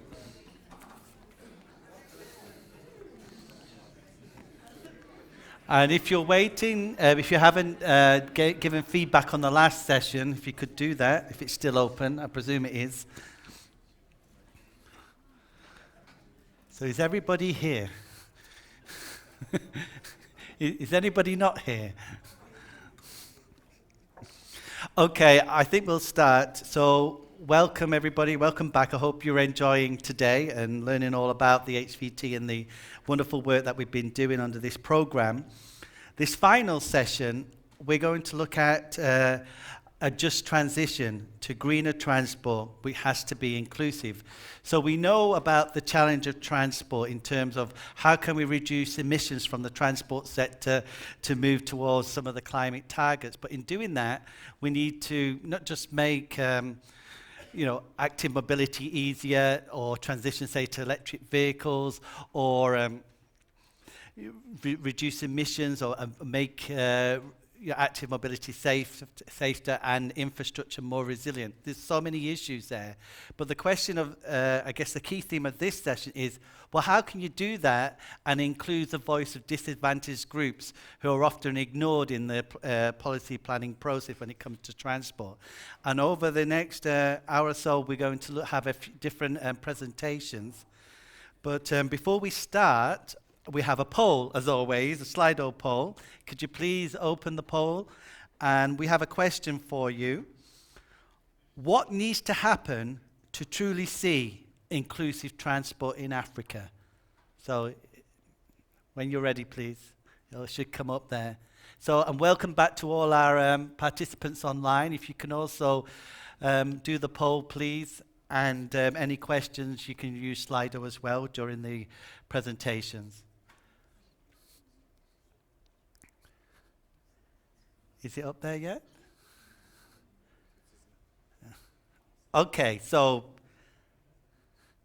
what needs to happen to truly see inclusive transport in Africa?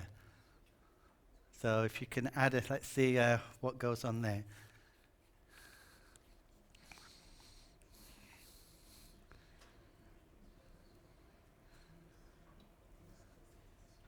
Okay.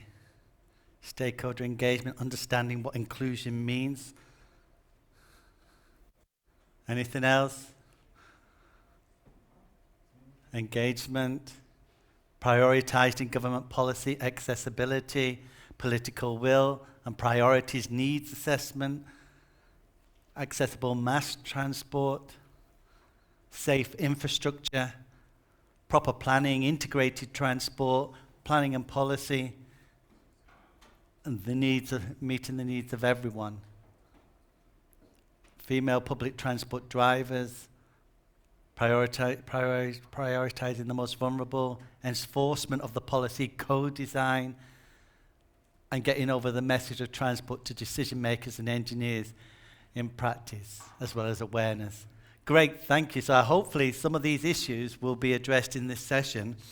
But first of all, I have great pleasure in welcoming our next speaker, who's here in person. This is Bright Oweya, and she's a passionate advocate for road transport and safety and disability issues. Bright will be giving her presentation, a keynote on inclusion in sustainable transport. Please welcome Bright. Thank you.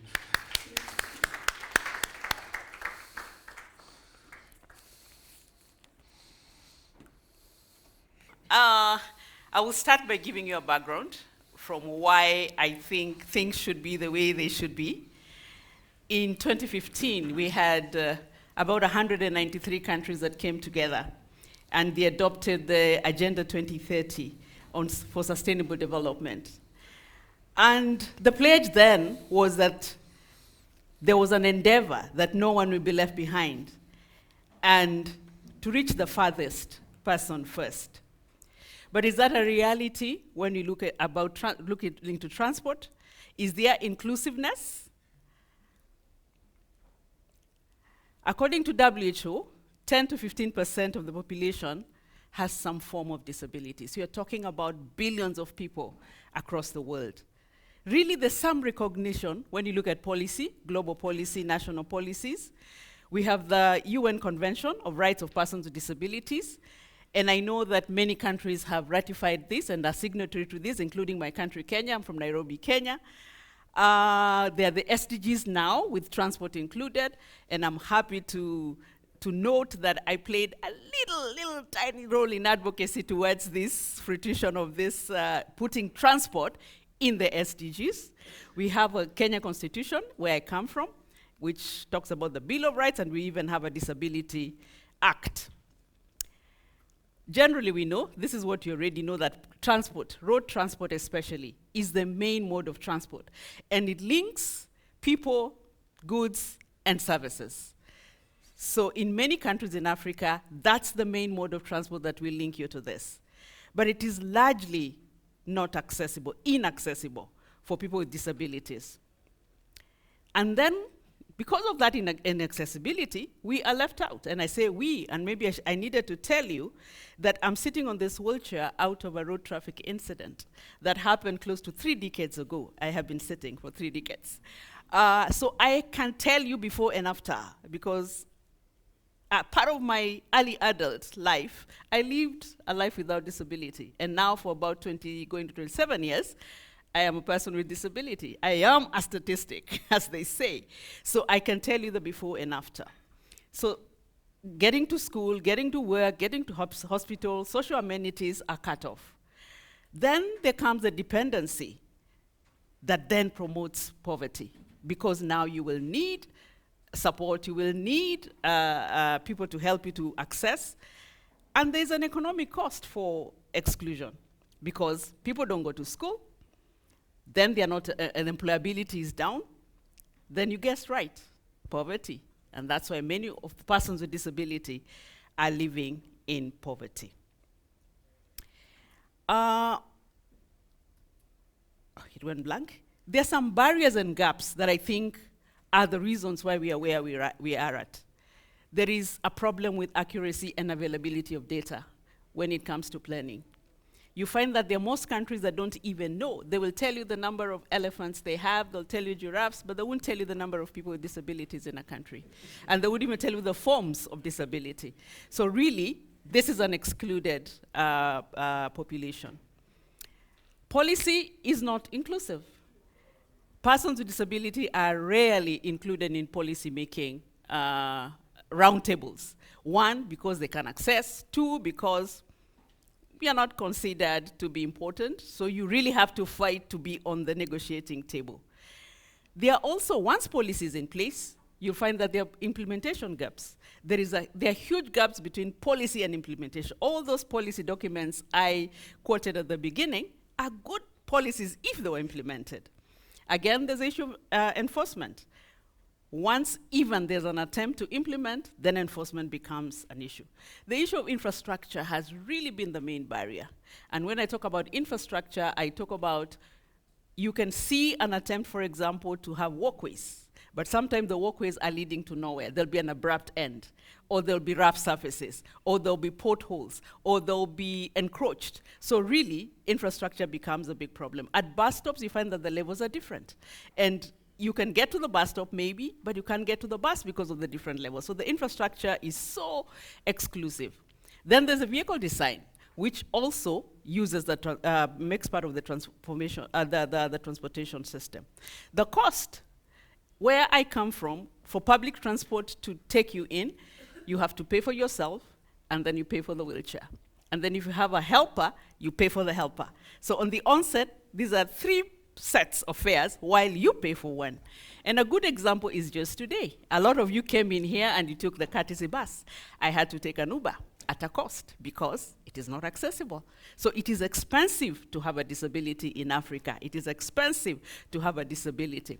Time wasted. I started booking for the Uber Assist before the bus left, and I came in after most of you had come in.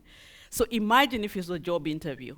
Imagine if it's an important appointment. So this is what we go through because of lack of inclusion from policy level, planning level, because if you haven't planned for it, then you're not accounting for it. There's the issue of the environment as well. When it floods, when it rains, generally you have issues when it floods. You can imagine how much more persons with disability will, so environmental issues are a big deal. And then there's pollution. Because of lack of that infrastructure, we are forced to share the road with other traffic. And you can imagine, because we cannot access public transport, most of the time, as much as possible, we are wheeling ourselves in the middle of the road. And we are getting the emission right from the vehicles. So that's where the intersection is. The other barrier is the attitude. Policymakers think inclusion of matters, accessibility, is an add-on. It's something we do after everything else has happened. Also, when you get to the transport sector, there's a lot of abuse that would happen. Sometimes people with disability, because you can't walk. I think there's somebody here who just said, for how long can you walk? You can push yourself to a certain degree, but you will need at some point to get into a public service vehicle. And you may just need to be carried. There's no other way. And there, the people have been touched in inappropriate ways. There've been abuse. There've been harassment, name calling. We are time wasters to many of the service providers. And here are some of the pictorials just to show you what this is. This guy is my friend. He lives on this side of the route. When he needs to go to the other side of the route, he has to take an Uber because he can't cross. There is a pavement that is inaccessible. There's a bridge there, an overpass, but he cannot access the overpass. So he needs to take an Uber to take him round the other way at a cost. Below there, there's a seemingly something that has been put in like a pavement, but it's a road to nowhere. Can you see the end? Can you see the pothole in between? Assuming I'm using this wheelchair and using this path, what would I do when I get to that trench? I can't even get to the road. Go back, waste time.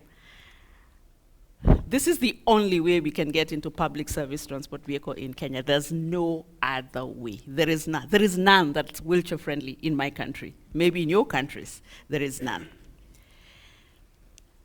The obstacles, government talking from different sides. This must be a Kenya Power or power line or something pole. So you see there's a pavement. You see I can use this pavement, but there's an obstruction. Think about a visually impaired person. I'm skewed towards physical disability because that's my lived experience and that's what I know best. You just come and hit the pole and you cause another incident there. So what are some of the things we can do? Conduct research where there isn't, but there is enough research to be utilized, but it is packed in the shelves of our policymakers.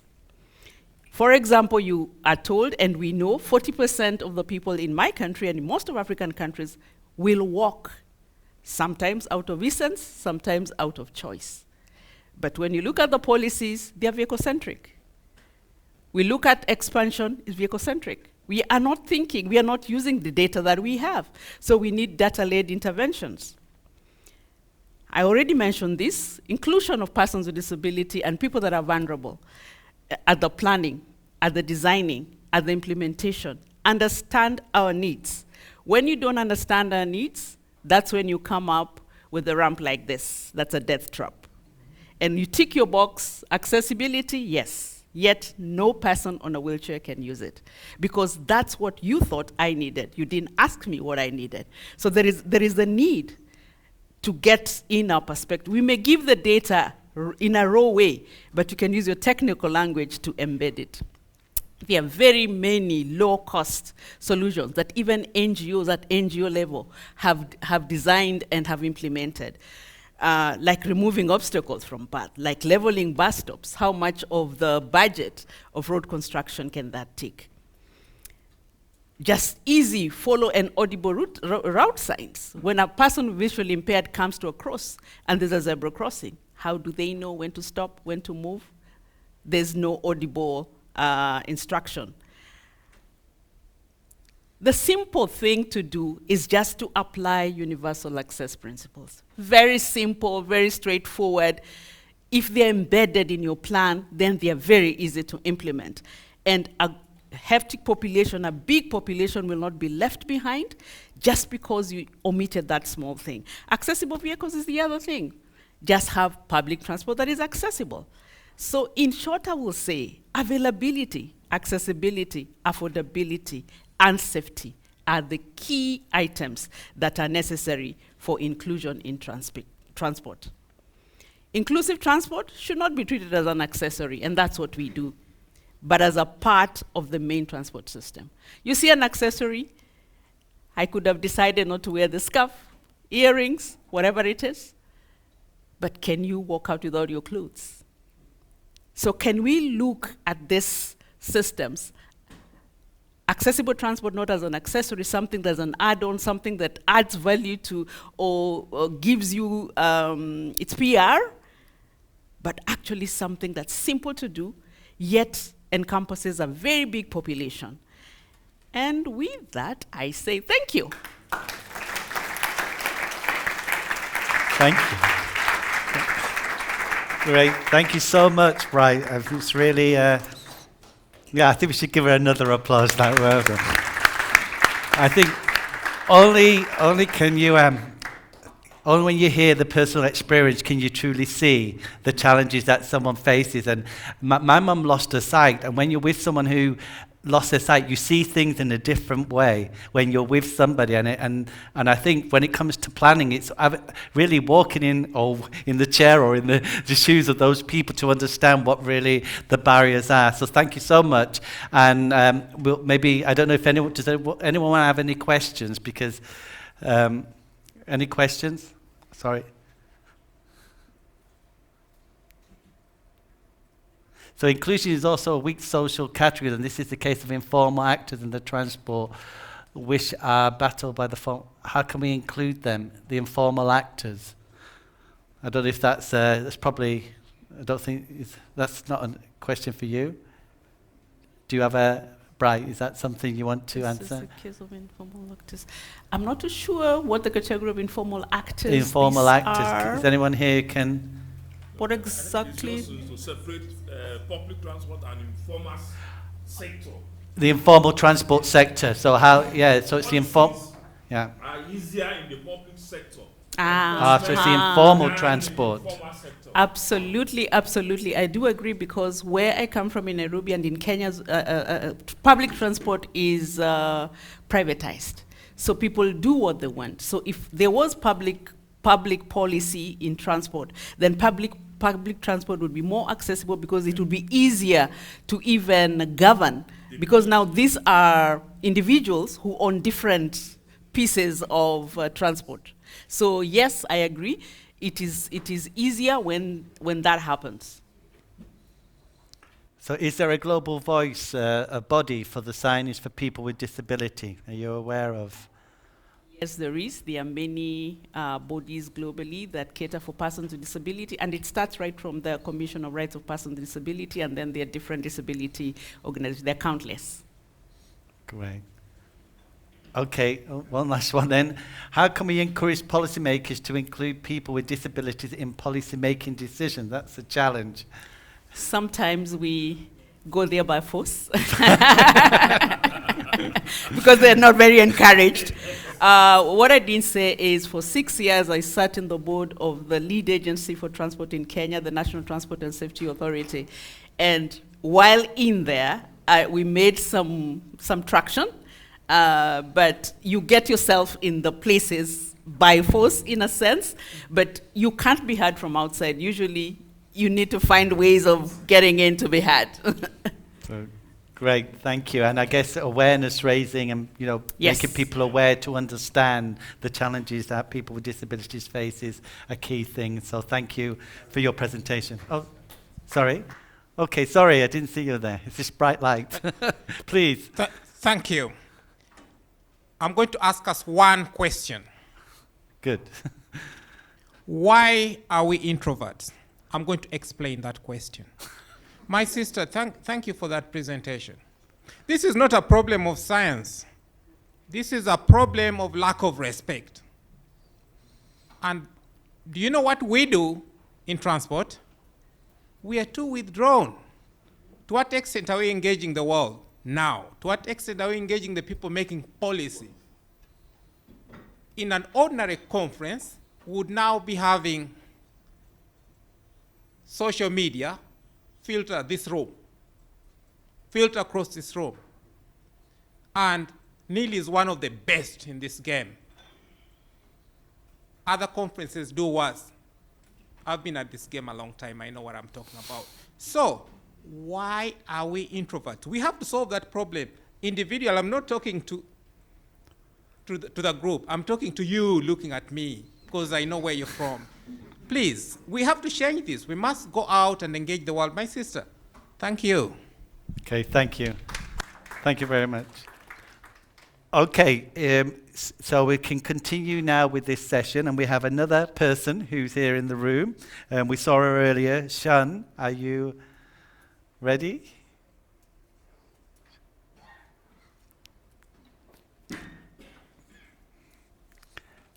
So Shona works, as you heard earlier, for Lamata, and she will give a presentation on, again, something that we heard a little bit earlier, the She Can tool. So please. Do you have the magic? No, this. Thank you. Thank you. Okay, thank you. Thank you. And good afternoon, everyone. I'll be talking about the Empower project and the She Can tool. So Sheon Shonoike has introduced, and I work with Lamata. Lamata is a Lagos State Government Transport Agency that regulates public transport in Lagos. And we are guided by our laws, the extant laws, the Lagos Strategic Transport Master Plan, which plans for BRT corridors, rail lines, monorail, and water routes, over 20 of them, non-motorized transport, and also the implementation of automatic fare system. Some of the recent achievements that we have done is the introduction of the Cowrie card system, as well as the construction of rail stations, the introduction of electric vehicle buses, as well as construction of some other non-motorized transport infrastructure, amongst others. Okay, so in the context of mobility of women in Lagos, women account for 57% of Lagos informal transport commuters, and women we have identified make multiple trips, such as going on errands, taking the children to school, going to markets, as well as going to work, and they do this often, almost all the time. So we've carried out studies, and we realized that 1 in 3 women feel unsafe on the streets, especially while using public transport. We have 47% of women in the regulated public transport sector as managers, heads of departments, and the rest, and also employed in the transport sector. Okay, so the Empower project, like we have introduced, is funded by the UK Aid under the HVT Applied Research Program managed by DT Global. And this project is basically to build the capacity of transport professionals in delivering gender equitable and inclusive transport, ensuring safety and security for women and girls. 2 passenger surveys were conducted in Lagos, Nigeria, and Blantyre, and this was done in 2021. And we had 2 focus groups discussions in Lagos State and Blantyre, Malawi. We also had stakeholders mappings in Nigeria and Rwanda. And we had 2 stakeholder workshops in Abuja and Kigali with literature review and strong evidence based to take action. And some of our partners in this project are AIP, SLR, which is formerly Vectors, Go Metro, University of Cape Town, Nana Women and Girls, as well as Lamata. So going by the survey we conducted, we have 68% of 1,000 respondents who responded to have experienced sexual harassment. And we also identified poor infrastructure available for public transport. Another most important finding was the confusion as regards to what sexual harassment is. We realized that for certain cultures, some people identified it to be different from what others identified it to. Another thing we identified was, like I said, poor infrastructure, and also a clear disconnect between the expectations of transport providers and passengers in terms of addressing sexual harassment. We realized that there's no proper reporting channels for issues of sexual harassment and for those who have witnessed it. So the SheCan tool is a web-based tool which came about from the findings of the Empower project. And this is a tool which investigates sexual harassment on public transport. It can be accessed on the internet via shecan-tool.info. And it helps to give transport professionals and those who want to get knowledge to take decisions on ways to tackle sexual harassment on public transport. It also builds the capacity of transport professionals in the delivery of gender equitable and inclusive transport. So on the tool, you find that you have downloadable templates which help in addressing issues where you have passenger surveys, you have focus groups discussions, stakeholders mapping, and the rest. So it helps to provide a guide as to research you're conducting on sexual harassment. Some of the interventions we have using the tool fall under various categories, and this includes legal, surveillance and policing, infrastructure, campaigns and education, vehicle design and management. You can see on the screen we have the presence of security officials there. We also have a picture of a Ikeja bus terminal which shows that it's well lit at night, and also the presence of surveillance, digital and physical security. And this picture just talks about the campaign we had a few years ago, the Speak Up campaign, which is basically about creating awareness against sexual harassment. Also creating awareness on how to address this, the helplines available, and what we have done with regards to liaising with Lagos State Domestic and Sexual Violence Response Team. We have also in place a gender equitable policy in Lamata, which ensures a fair distribution of women among employees of the organization in various tiers.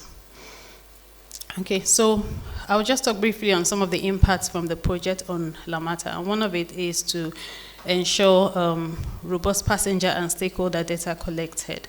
So for everything that we do, we make sure that we collect data. We don't just assume, we ensure that our findings are done through the collection of data. We also vet drivers and periodically engage them on their operations, how they should ensure that in their operations, passengers feel safe, they feel comfortable, they are not harassed. And we also have periodic stakeholder forums, hosting sessions which we call village meetings, which we have with bus operating companies and also drivers, like I mentioned. Another thing we do is ensure the incorporation of the SHECAN tool in our ISO processes. And this is just a process that we have in Lamata under the ISO quality management systems. And for this, we have engaged representatives in units and departments, which we call SHECAN champions. And these champions are there to look out for processes, ensure that we comply with the tool, and also make sure that whatever we are doing, whatever infrastructure that we are introducing, we do not hinder the safety and security of passengers.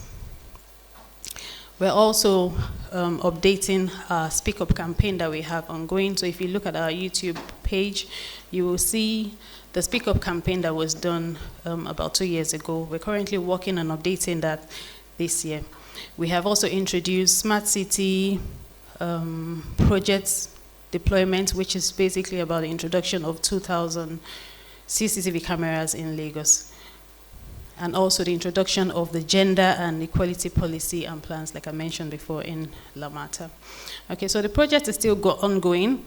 We're currently on the second phase of the Empower project, and we want to employ all policymakers, academias, NGOs, development banks, sponsors, those who feel that they can key into this project and support us. We can, we have information on our SHECAN tool, which you can access, and also, well, as a reference group anyway. So information on the SHECAN tool, you can access that by checking the website, SHECAN-tool. Sorry, I've missed that. Okay, so it's SHECAN-tool.info. Okay. Sorry about this. I think this is, okay. Yes, and the next phase of the project talks about us introducing innovation, creating more awareness. We now have national contact points, with Lamata being the national contact point for Lagos, Nigeria. We have in Addis Ababa, in Ghana, Mozambique. And yes, you can get more information on the tool by clicking on these links. Yes, and I think that's about it. Thank you. Time for some questions. We have already 2 online from Vivian. So the first question is, with regard to sexual harassment, how does that manifest itself in public transport? Is it verbal, physical, psychological? Okay, so going by the findings, we realized that sexual harassment can take different forms. It could be verbal, it could be physical, it could be just looking at someone, you know, so any advance, and I'm sure we all understand what that means. So for any sexual advance that is unwelcoming, be it speaking, looking, touching, so it takes different forms. Okay, thank you. And then the next question is, thank you, please. Hello? Kids, please. So another question is, the data shows important insecurity of women in public transport. So with this data, how are authorities addressing the issues that you've highlighted from the SHECAN tool? Okay, so we have on our buses and our infrastructure, so when I say infrastructure, bus terminals, bus shelters, we have helplines pasted on these infrastructure. So those who witness sexual harassment or they are victims of it can call those lines.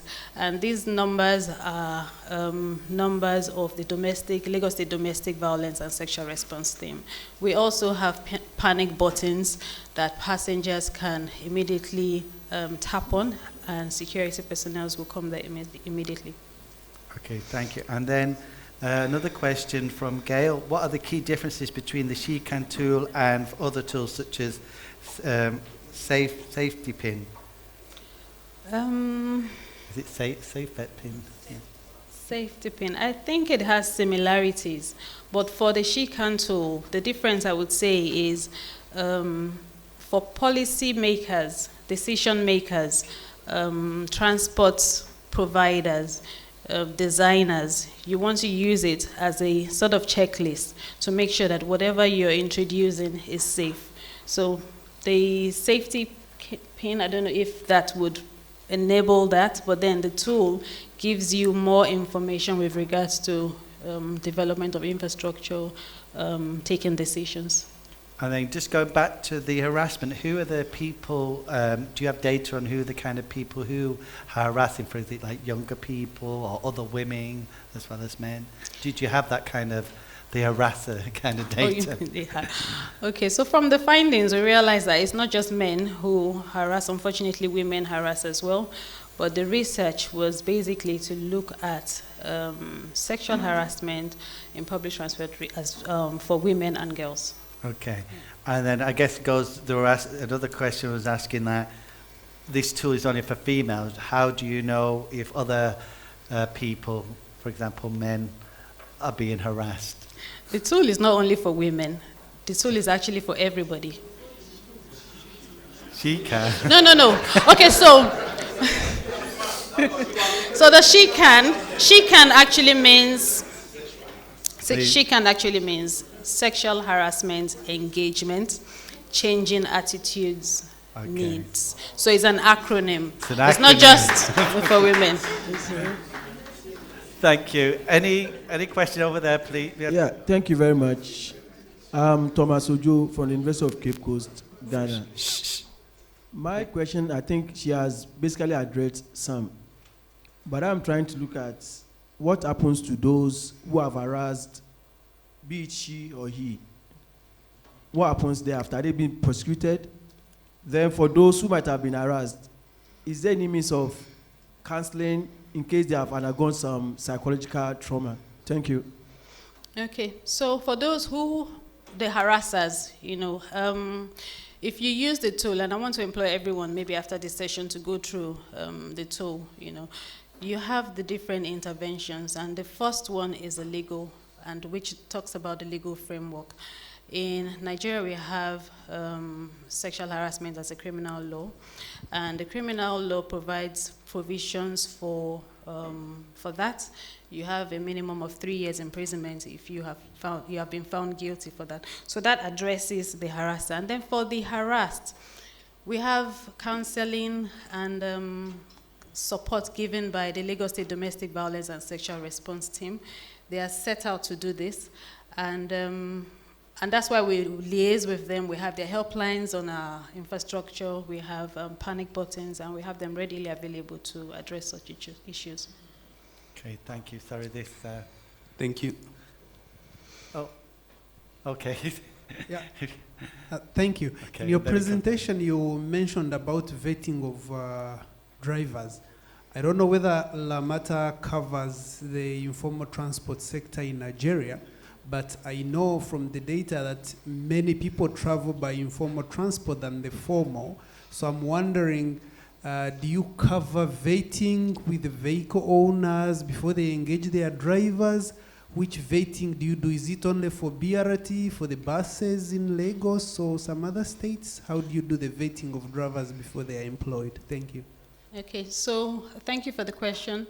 Lamata regulates public transport, and this is formal transport.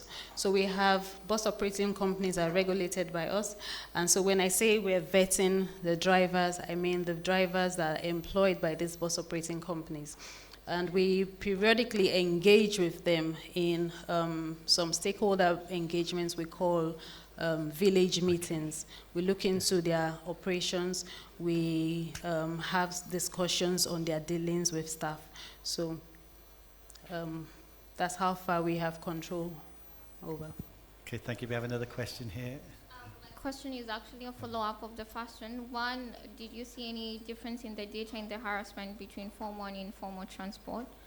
And the second question is, if Lamata is actually overseeing the bus operating companies, isn't it easier to check on the quality and also impose fines on these operating companies, just so that they can check on the harassment? Just because, like, for things like harassment, it has to do with things like congestion, which can be improved with operations, and that can be easy to fix in terms of like making sure you have less congestion in these buses, which also can in turn reduce the amount of harassment.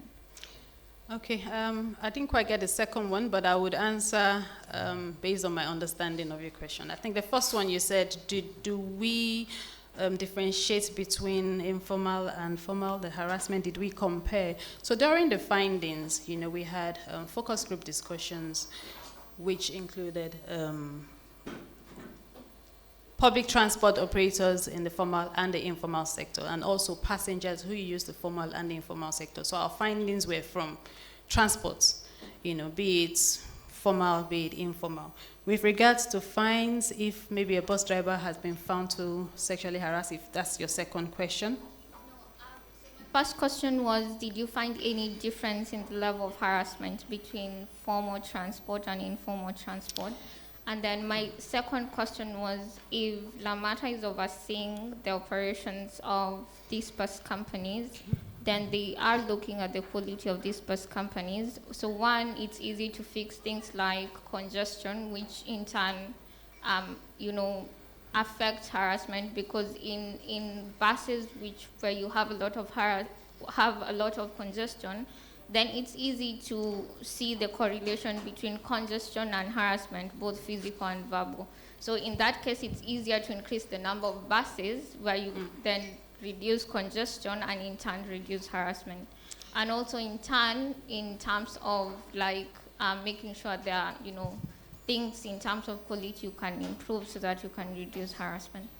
Okay, so what we realized is that sexual harassment occurs in both formal and informal transport. However, it occurs more in informal transport. It's easier to address informal transport because, you have accessibility to where the driver is coming from, as opposed to just one random cab driver or a bus driver that you are not regulating. I think in a nutshell, that's how I can respond to that. And I really do not quite get your second question. It's too long, but maybe we can have a discussion after. Okay, thank you. We have another question. Thank you. Two more questions, then we have to move on, please. What's your operational definition of sexual harassment in your project? Or in other words, is it fair to refer to all forms of insecurity issues on women as sexual harassment? Okay, so I would say sexual harassment is any form of unwanted sexual advance to another. So if it's not welcoming, if it's unwanted, then it's classified as sexual harassment. And then another question. Thank you. Yeah. Based on your own assessment, what do you think is the root cause of this moral decay within society that's led to sexual cases of sexual harassment, and to what extent or to what degree has poor public infrastructure contributed to that effect? Well, it's a lot of things. If we want to pinpoint what causes sexual harassment, it can come from different ways. It's background, it's upbringing, it's a society, it's a lack of exposure. It could be anything. So, it's really wide for us to determine right now. There's so many factors, that contribute to a person's intention to sexually harass somebody else, and which is clearly unacceptable.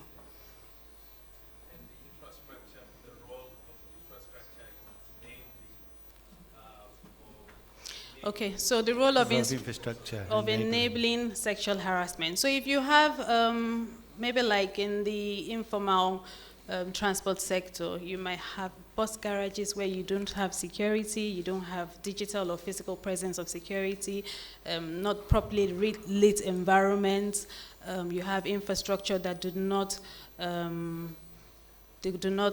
oh God, what's the word now?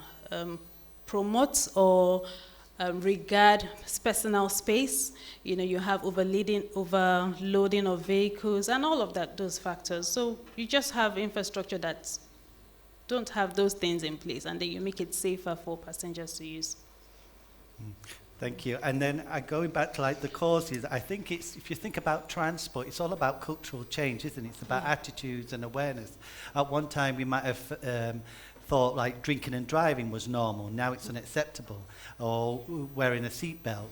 I mean, at least in like developing countries in the UK, that, you know, the idea of not wearing seatbelt is unacceptable. It's legal, but it's also unacceptable. So it's about, I think, awareness and what is acceptable and what, you know, what other people, your peer group, would accept, and that's not appropriate behaviour, and being able to tell that and people respect that. And I think that's probably the way forward compared to, say, some of the attitudes we've had in the past, you know, moving forward. Yeah. So, thank you. I think there's so many questions. The one final one, which I think is quite important, is about in Lagos, about somebody being raped and murdered on public transport. How can you prevent this? This was a recent event. Well, how to prevent this is what we're working with now. Yeah. I mean, it's the introduction of the tool in operations. We employ all bus operating companies. We employ transport decision makers, you know, to use the tool, and that is why we're going ahead creating awareness on this. I mean, that's the only way we can address it. You have interventions that address the tools. You have everything listed there. So we just employ everyone to use it. It's been beneficial for Lamata, and we're hoping that all others can do the same. Okay, so thank you very much. A big round of applause, please, because it's great, interesting talk. Thank you, and lots of questions. Now I would like to move on to our next speaker, which is a pre-recorded speaker, and this is Georgia Taylor, and here she's going to be talking about the enhancing the mobility of people with disabilities and related to the Overseas Road Note 21. So Georgia will be giving her presentation, which is around, I don't know, 5-10 minutes. Thank you. Hi everyone, and thank you for welcoming me to present on Road Note 21, Enhancing the Mobility of Disabled People. My name is Georgia Taylor, and I'm a Principal Consultant at Integrated Transport Planning, a company of Royal Haskoning DHB. I'm presenting today as one of the lead researchers involved in updating this very important document. Before I go on to talk about the guide, I want to quickly revisit why accessible design is so important. So around 15% of the world's population is living with a disability, and that number is also increasing. In fact, it's been estimated that almost all of us are likely to experience some form of disability in our lives, whether that be temporary or permanent, and if not us, almost certainly someone that we know. And currently, around 80% of that 15% of the world's population with disabilities live in low and middle income countries where accessible design may not have been a priority in the past.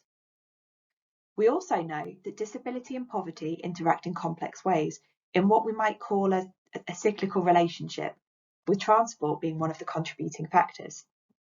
In fact, approximately 20% of the world's poorest people also experience disabilities, and because disabled people have more challenges accessing education, healthcare and work, the economic losses from lower productivity amongst people with disabilities, looking only at low and middle income countries, been estimated at between 474 and 672 billion US dollars per annum.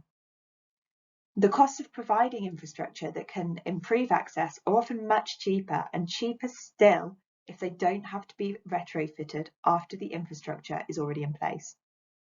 But of course, it doesn't just come down to economic costs, but also shaping the kind of world that we ourselves want to live in to deliver a future with equal opportunities for everyone. So what is Road Note 21, and how is it helping to make transport more accessible?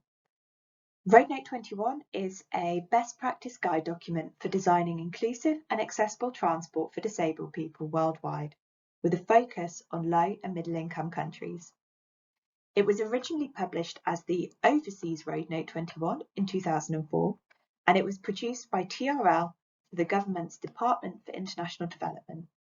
My company, ITP, Integrated Transport Planning, was commissioned with expert partners to update the guide through the High Volume Transport Applied Research Programme.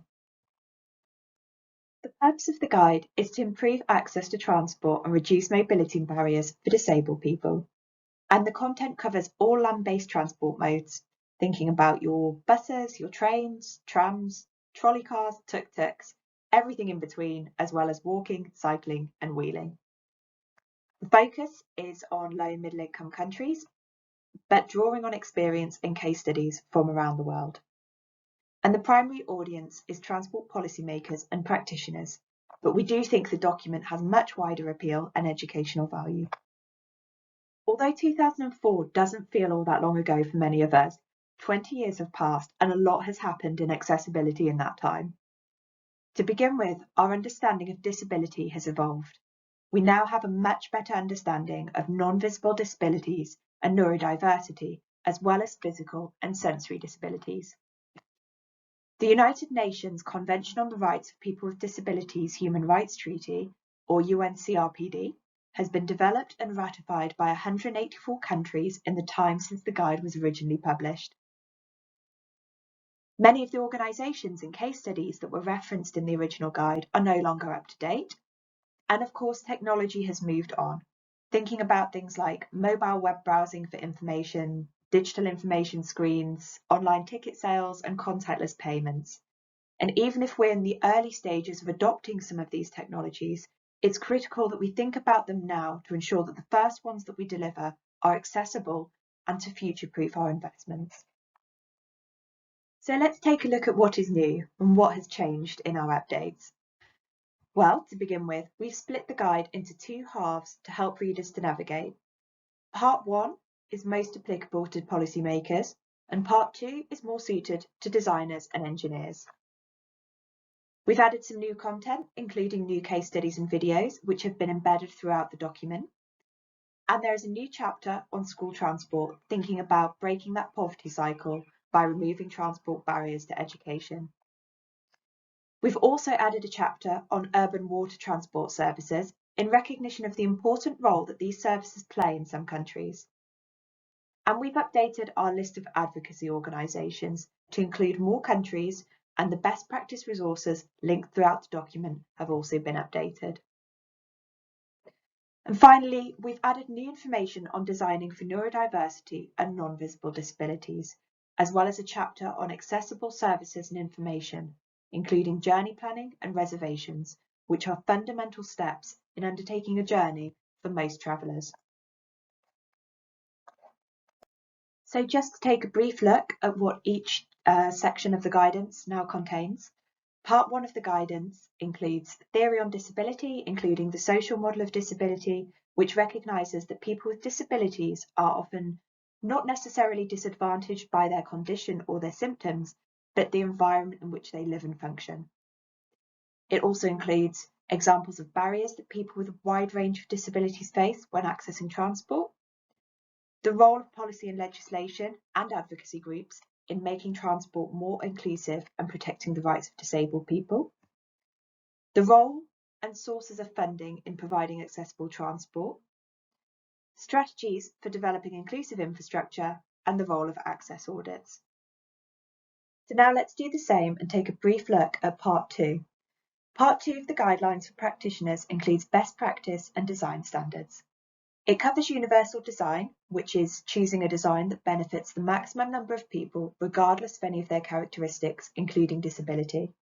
Universal design follows 7 key principles. We won't go into them in detail today, but you can find more information on them in the guide. It includes considerations and design features for different mobility aids, accessible vehicles and infrastructure, including transport hubs and streets, and accessible design standards and best practice for accessible services and information. And the guide recognises that all of these things form part of the trip chain and they all need to work together for a journey to be completed successfully. What we mean by that is If we were to simply focus on providing accessible infrastructure, a person may be able to get to the train station and onto the platform, but they won't then be able to board the train and complete their journey if the vehicle is not accessible.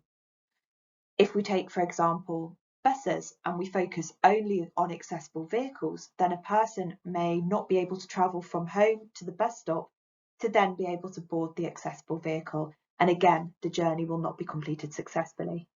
And of course, if we overlook the role of mobility aids in all of this, they may not be able to make a journey at all.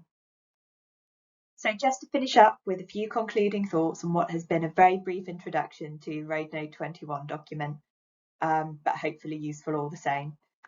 Disability is complex and it's affected both by the physical world and the social constructs of society. Whilst design standards are critical, they only take us around 50% of the way there. Human engagement and training are absolutely key.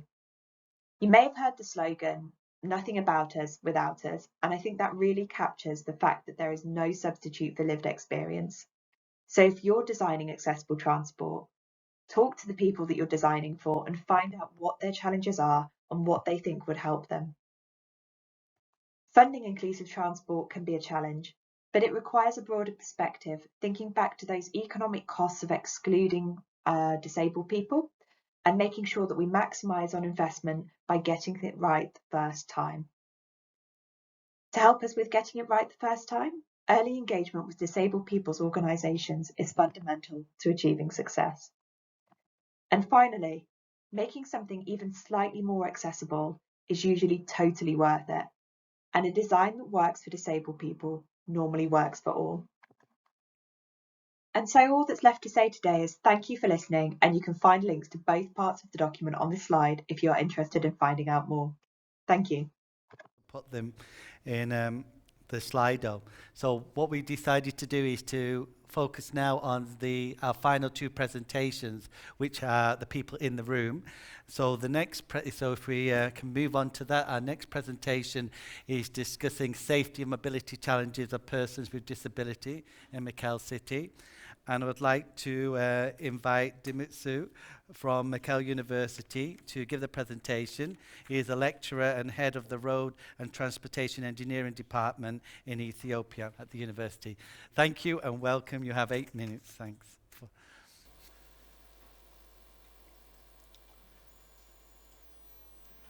Thank you. I am Dimsu Gabramariam from Mekelle University, Ethiopia. First of all, I would like to thank the UK8, FCDO, the client DT Global, and all the HVT team for giving us this chance to work on this interesting issue, an issue of all of us. Anyway, safety and mobility challenges of persons with disability in Mekelle City toward this inclusive urban transport is the applied research project. It is a sub-theme of the inclusion. The presentation will have this 8 points. Anyway, to start with the project, this project is part of the TTRD 2023 competition award given to Mekelle University. It was a 6-month project starting from 1st July 2023. The study area is Mekelle City, northern Ethiopia. To say something about Mekelle City is the capital city of the regional government of Tigray. It is the second largest city in the country, Ethiopia, next to Addis Ababa.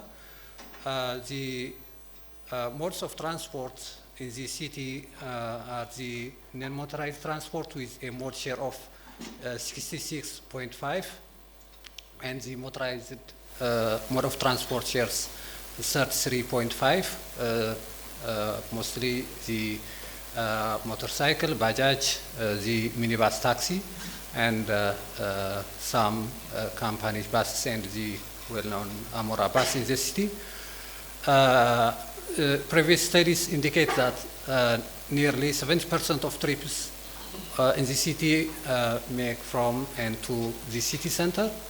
Magala City is, due to various reasons, Magala City is a home of a number of persons with disability. Of course, the northern Ethiopia, Tigray is well known by droughts, by a series of conflict. So a number of persons with disability are living in the city. Of course, there is no clear data regarding the number of persons with disability, which is one big problem. Anyway, Magala City is a fast-growing city with about 5% of rate of urbanization. Of course, this is the map of Ethiopia, Tigray, and Magala City.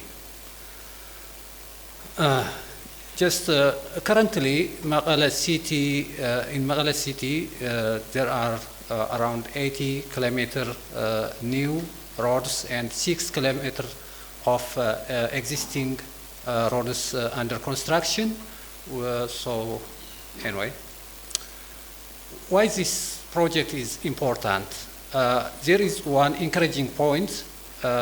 Ethiopia, as a member state of the UN, it has been adopting and implementing a number of conventions, policies, and laws pertaining to persons with disability. But there exist so many points that need to be solved. Persons with disability inclusion is far from realization, despite adopting and implementing a number of policies. The issue of persons with disabilities or the inclusion of persons with disability in the country is far from realization. There exists low attitude towards inclusive development, problems with existing policies and law enforcement to remove the various barriers for persons with disability is there. There exist problems with the built environment and the overall transport system. Anyway, the overall objective of the study was to explore the safety and mobility of persons with disability, and the specific objectives of the research project was, first of all, to assess the suitability of the existing transport system, and to develop disability inclusive policy brief, and develop disability inclusive transport infrastructure design and implementation guide. These are the expected outcomes and impacts from the project. Improved awareness and capacity of stakeholders, improved law enforcement, inclusive urban transport system policy get realized, improved transport infrastructure design and implementation, improved safety and mobility of persons with disability, and improved level of satisfaction of these disadvantaged groups, and in particular, and pedestrians in general, shared experiences among low-income countries, cities of low-income countries. Of course, the research project starts with project briefing to the Magala City Transport Administration and the various offices of the municipality. It's followed with inception workshop. Of course, this is the detailed process of the methodology of the research project. As it starts with literature review, development of questionnaire-based face-to-face based data collection forms, and sample size determination, training to data collectors, and so on. And the stakeholder engagement was one main task in this project anyway. This is the schematic diagram is, I think, visual. When we come to the data collection process, ODK Open Data Kit was employed for the data collection process. Face-to-face interview of 423 persons with disability respondents were participated. In-depth interview of 5 persons with disability were participated, and in-depth interview of key informants, 15 key informants from various stakeholders, from the municipality, from consultants, from contractors, from disability associations were participated. 3 focus group discussions were also made. Anyway, I have to run. Time is running. Of course, yeah. I think I should have to go for the results. Okay. Anyway,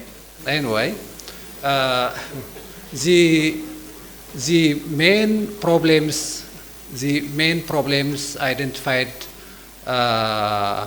Anyway, I have not. Wait. Yeah. And am I going back? Oh, I think. Sorry. Oh, big problem. Just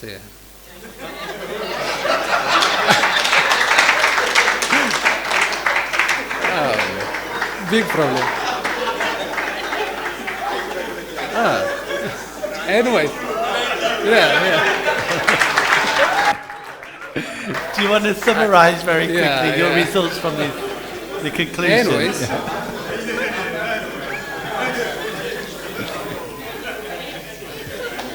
I was pressing the wrong button. That's why. Anyway.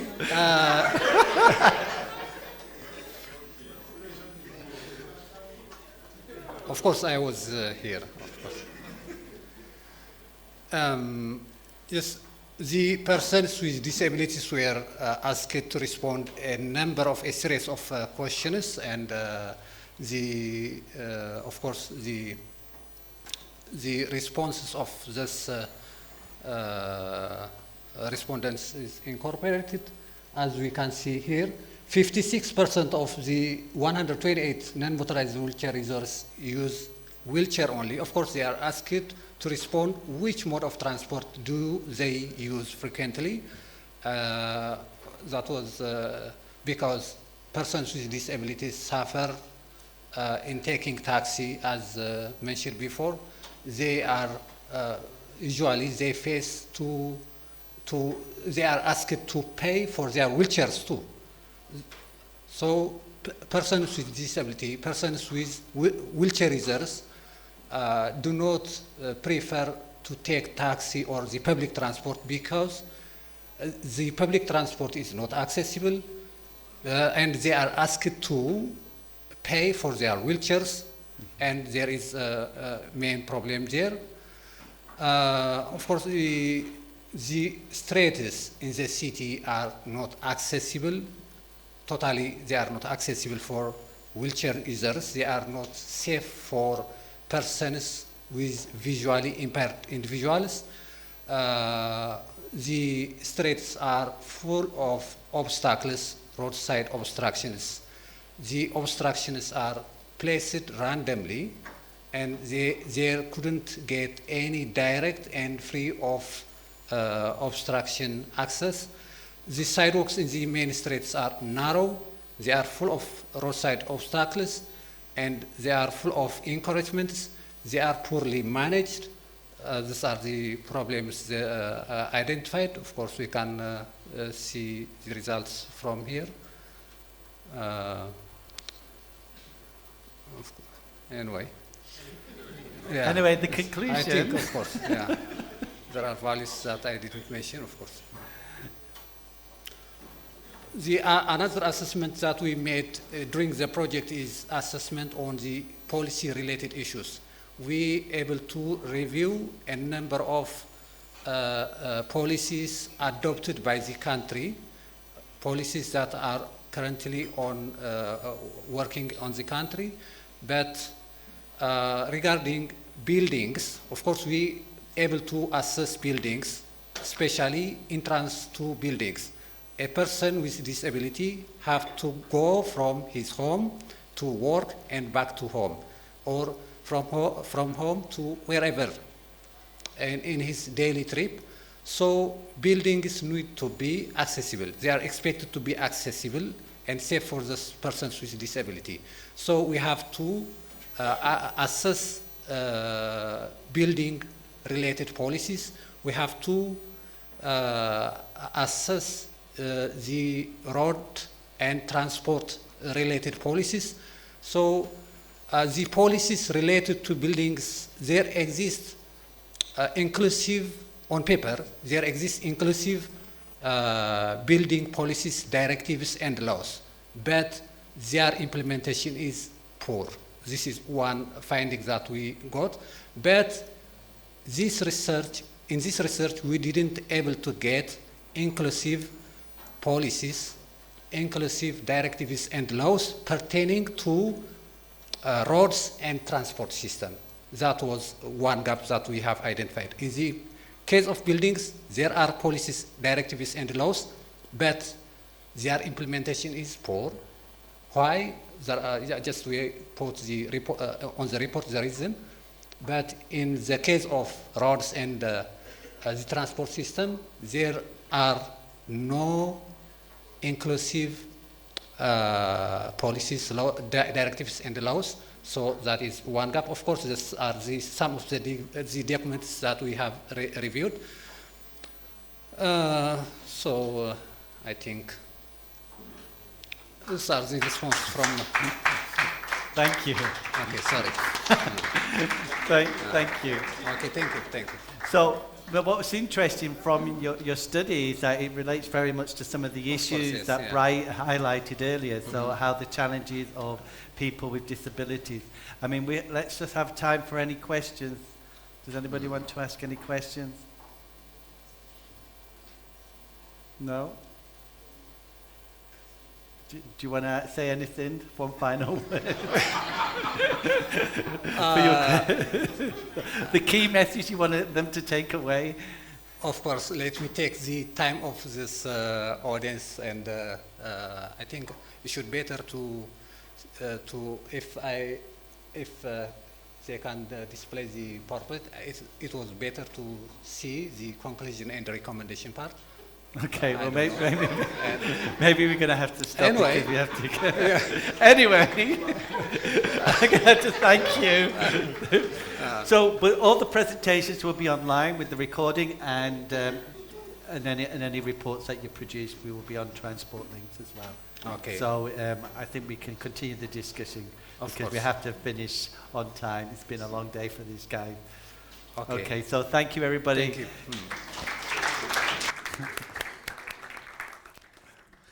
So, so far we've heard about the challenges of people with disabilities. We've heard about other vulnerable road users such as women. We've looked at the guidance as well for how to include the voice of disabled people with disabilities within transport planning. For our next speaker, who's my colleague. So I'd like to introduce Professor Steve Sinderby from the same Institute, Stockholm Environment Institute at the University of York. Now, Steve has been working for many years on creative participatory methods in Africa and Asia, and what he's going to do is to present the results of a study that we did under the HVT program in Africa. And I've got 8 minutes. And you have 8 minutes, and I... Started at 12, down to 8. It's like... So, a blessing and a curse. I'm the last person on, you'll be pleased to hear. The curse is I'm Gary's colleague, and he's going to be very strict with me. So as Gary said, we did a project under the HVT scheme trying to combine these two issues of inclusion and equity in transport and mobility, but also the issues of climate resilience and whether they could come together. So the reason we were interested in this is, as you're all aware, climate change is increasingly affecting all our lives, but it particularly affects the most vulnerable. So we've heard about people with disabilities, the young, the elderly, the lowest income people. And the impacts of climate change on people's lives are obviously magnified in cities where we all, or the majority of us, now live. So there's a pressing need, if you like, for improving climate resilient development that takes into account the needs of these marginalised or disadvantaged groups and delivers a more equitable mobility system for our cities. It includes the active transport that we've heard about and low carbon transport. So infrastructure also needed that's better designed to cope with this changing climate and environment that we're finding ourselves in. So we did a mixture of different things. We looked at the state of knowledge about these particular topics, and you can read a report around that. We also looked at the needs of African transport planners, and I'll present some results on that in a second. And then we did some case study work trying to test approaches to bring more inclusive transport planning into this system. And I can show some case study work that we did there and also the guidelines that came out of it for transport practitioners. And then finally, we did outreach, including training activities and some dissemination that I'm going to highlight as well. So this is a kind of overview of the engagements that we did around this issue of climate resilience and inclusive mobility. So we started out with a continental-wide survey, piggybacking on some work from Carly, and also with some questions, I think, in from Walk 21, looking at transport planners' knowledge, or a range of groups' knowledge about these issues and their preferences. Then we dropped down to some national focus groups, particularly in Zambia and Uganda, trying to look in more detail on these particular issues. And then finally, in our two case study cities of Kampala and Lusaka, we did a much more detailed activity using a method called Delphi that's also in the guidance that we talked about, to try and get to grips with this issue of, do existing policies, is there a policy landscape that includes this climate and inclusive mobility, and how effective are existing transport policies for bringing these things together? So this is that global, or if you like, Africa-wide survey that we did, and we asked this particular question up in the top there. And what you can see is that across the majority of the continent, there was actually quite a lot of agreement. This is a really important, pressing issue. One of the outliers, actually, which has struck me on the plane on the way here, was South Africa, where there seems to be much more scepticism, if you like, about whether this is going to be able to bring these issues together. The graphic on the right-hand side there shows what was important in the ministries that we were discussing these things with. What were their pressing or their priorities, and what were they most concerned about?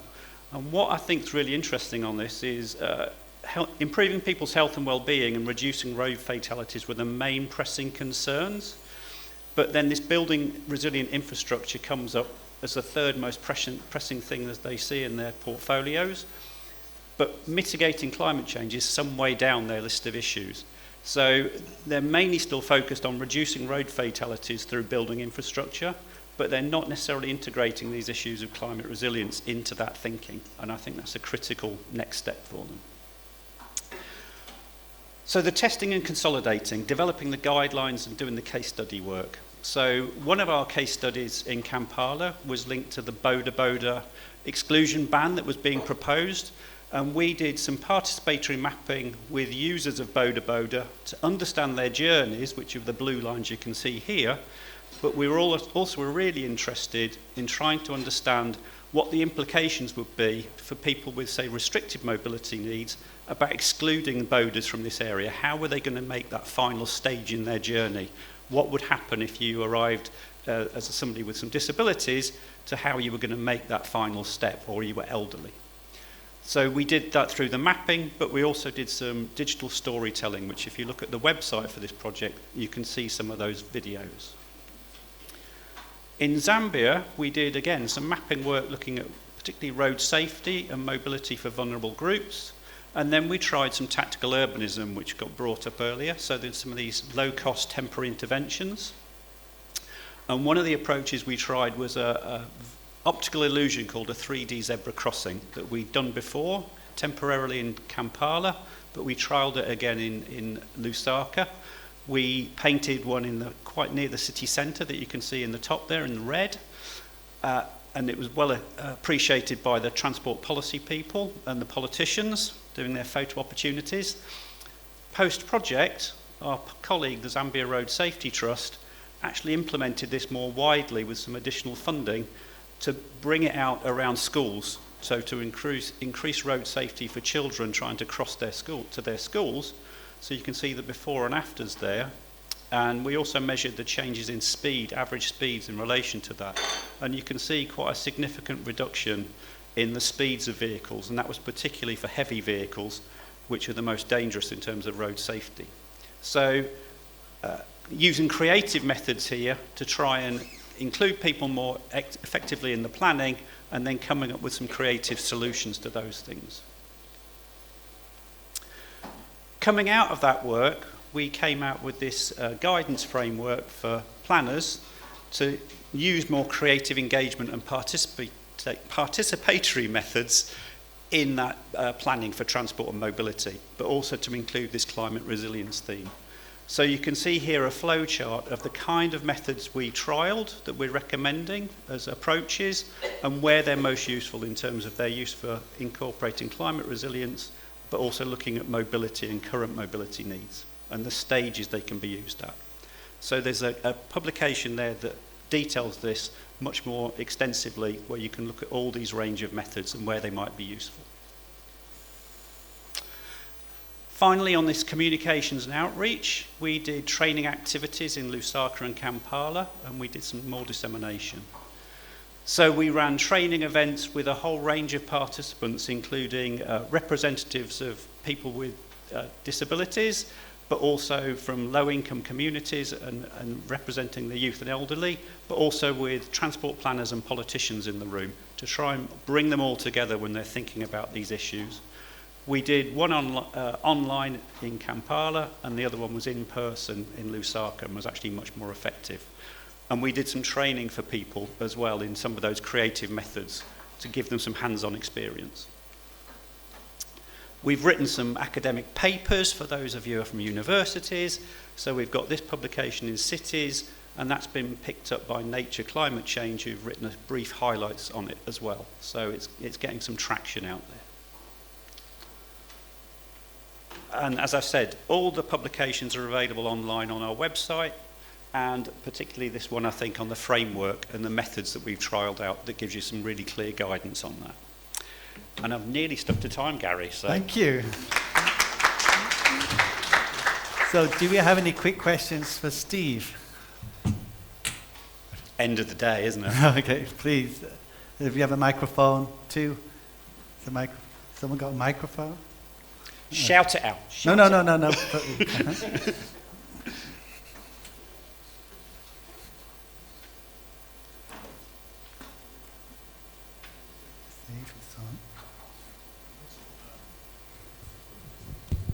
Am I supposed to say my name now? Yeah. My question is there a body that is controlling the affairs of climate that you visited in your study?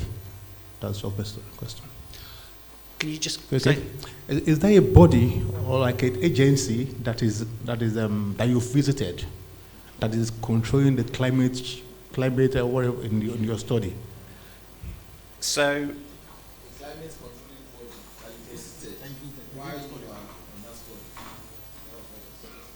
sorry, not clear. Explain. No. In Nigeria, there's an agency called Meteorological Agency in Nigeria. Okay. The Meteorological Agency. Is there, during your study, is there a body that controls that you visited? In Zambia and Uganda, the case study countries you're saying. So did we, Uganda and Zambia, did we have any... What, the climate data and the climate agencies? Yeah.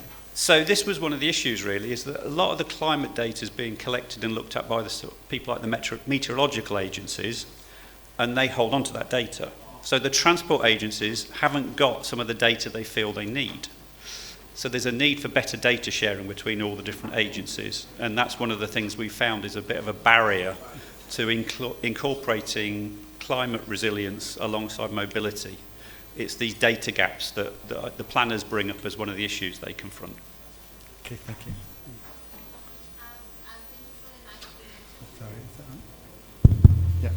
So thank you for the nice presentation. My question was more about, so I know Uganda were trying to implement a road design manual. So did any of these recommendations get into the road design manual? So we did training with people in the 2 case study cities, including the transport planners. What we were really trying to promote is this much more creative engagement and participation to get co-design of these kinds of things. In a lot of cases, they actually seem to have a lot of existing policies that kind of tried to encourage that. So there were policies about including people with disabilities or people from low-income communities that just weren't being implemented. So in a way, it wasn't a case of having more policies or getting more things written into policy. It was encouraging the planners to actually effectively implement the policies they already should be working towards. So I think that was one of the key things that came out is a bit, I think it was Carly said, maybe we don't necessarily need more policy. We just need to be implementing the things that are out there already. Okay, another question here, sir. Thank you very much, Steve, and congratulations for your presentation. I want to know how far do you think that it can be efficient to have an holistic approach, nor a sectorial approach? Because you are talking about climate change and inclusion. But here, you see, you have not talked about other services, other infrastructures, other actors in the city. How can you take the other actors in account in that cosmopolitan context of the cities in Africa, including informal actors? Yeah. That's a really good question. Obviously, our study was focusing around the mobility infrastructure, but I agree. I don't think this is just purely an Africa-focused issue as well. I think we probably have challenges, say in the UK where we come from, about trying to integrate all the different systems of a city and making them climate resilient. I think one answer would be this role of much more inclusive processes and co-design, and as you said, incorporating people from the informal sector in some of those discussions rather than seeing them as the problem or to kind of be planned out of the system. How do we incorporate them into the system and make sure that the solutions we come up with are inclusive? Because otherwise we get unexpected outcomes, shall I say, a bit like earlier we heard about hawkers occupying infrastructure. Well, it's mainly because it's a good retail opportunity for them and they haven't got a better space to be. So that's why they're there. So thinking about the city as a holistically, I think is really the key. But you can start with the mobility systems, and if you can get those to be more inclusive and climate resilient, hopefully the city on one level will still continue to function. But yeah, difficult, big issue. Yeah. Well, I think we need. Sorry. Sometimes you see the problem of in the city where Watergen or comment est-ce qu'on appelle les inondations en ville? Les inondations. In flooding. Yeah, when you have flooding, that's because of sorry. That sometimes it is because of anarchic occupation of the land by those population coming from the village and don't have places in the main town, and they occupy the space where you don't have to build and so on, like township you can see here in the Cape Town. Yep. And so most of the time, they are the one who occupy those spaces, and after water cannot cannot flow, and when there are so many rain, there is a problem of climate change for sure. Yep. Yep. But if those pipes were open, water could go. And we know that for resilience, one of the main value of resilience, it is participation. It is the collaboration with all the actors. Inclusion is also there. Then that is reflection. That I think you've almost answered my question for me there. That's great. Merci. We also have a briefing en français. Yes, we do. So the final one, please. All right, thank you so much, Prof. I was looking at some of the interventions that you introduced, like, for example, the 3D zebra crossing, yeah? Mm-hmm. And I was wondering now, is there a deliberate link between, the work that you're doing with the other agencies, the stakeholders, for example, the transportation agencies? Because for climate change, we have the meteorological or climate data, but there is the other aspect of people. For example, I was asking myself, the 3D zebra crossing is working, yes, isn't it? Your data is showing you that the speed reduced. But my question is, what will happen over time? Assuming you're the driver, you pass there 3 times a day. The first day you were surprised, oh, I'm seeing a very high raised zebra crossing. What about in 1 year's time? Do you think we will be afraid? You will be passing there at double speed. So my question is it sustainable? Have these creative interventions been tested? And in what context? In which people? Yeah. Do the people in the global north behave the same way when they see the zebra crossing with the global south?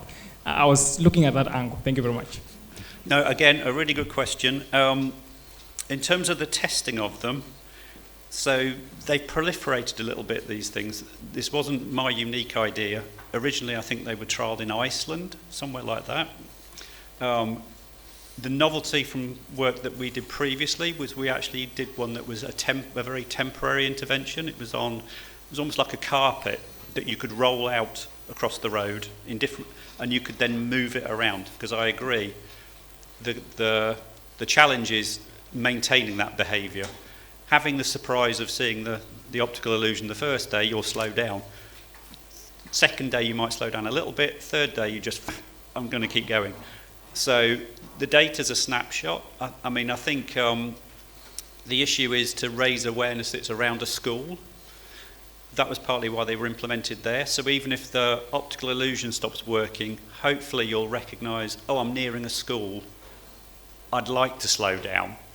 So that would be my hope. The challenge that we had, linking back to climate resilience, was to do with the actual infrastructure that got built. In the when we visited back to Lusaka about 8 months after they'd been painted, partly because of the materials that got used, but also the harsh climate that they were used in, they'd largely worn away. So we come back to this issue of the interaction between these kinds of infrastructure improvements and climate resilience. So it's quite a nice example to finish on in a way. So thank you. Thank you, Steve. Please, go on. Go. Yeah, thank you. You can go now.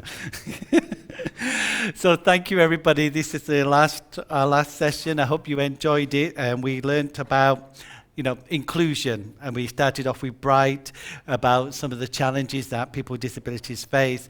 We've heard about the kind of tools that you can use, such as the She tool for harassment. We've also heard about the kind of work that's being done in Ethiopia. And we had the Road 21 note from Georgia, which you can continue to listen to her presentation. And finally, we've heard about some of the methodologies and tools that you can use in including the voice of disadvantaged groups within the transport planning process. And we know that this is a challenge. It's not just about, it's a challenge from data to understand what the situation is. As I think Bright said, you might know how many elephants or giraffes you have, but you might not know how many people with disabilities or in wheelchairs using, say, the transport system. But it's also not just having the policy, because we know we can write on paper a very good policy, but it's about that implementation. And it's not just about the implementation, it's about enforcement as well.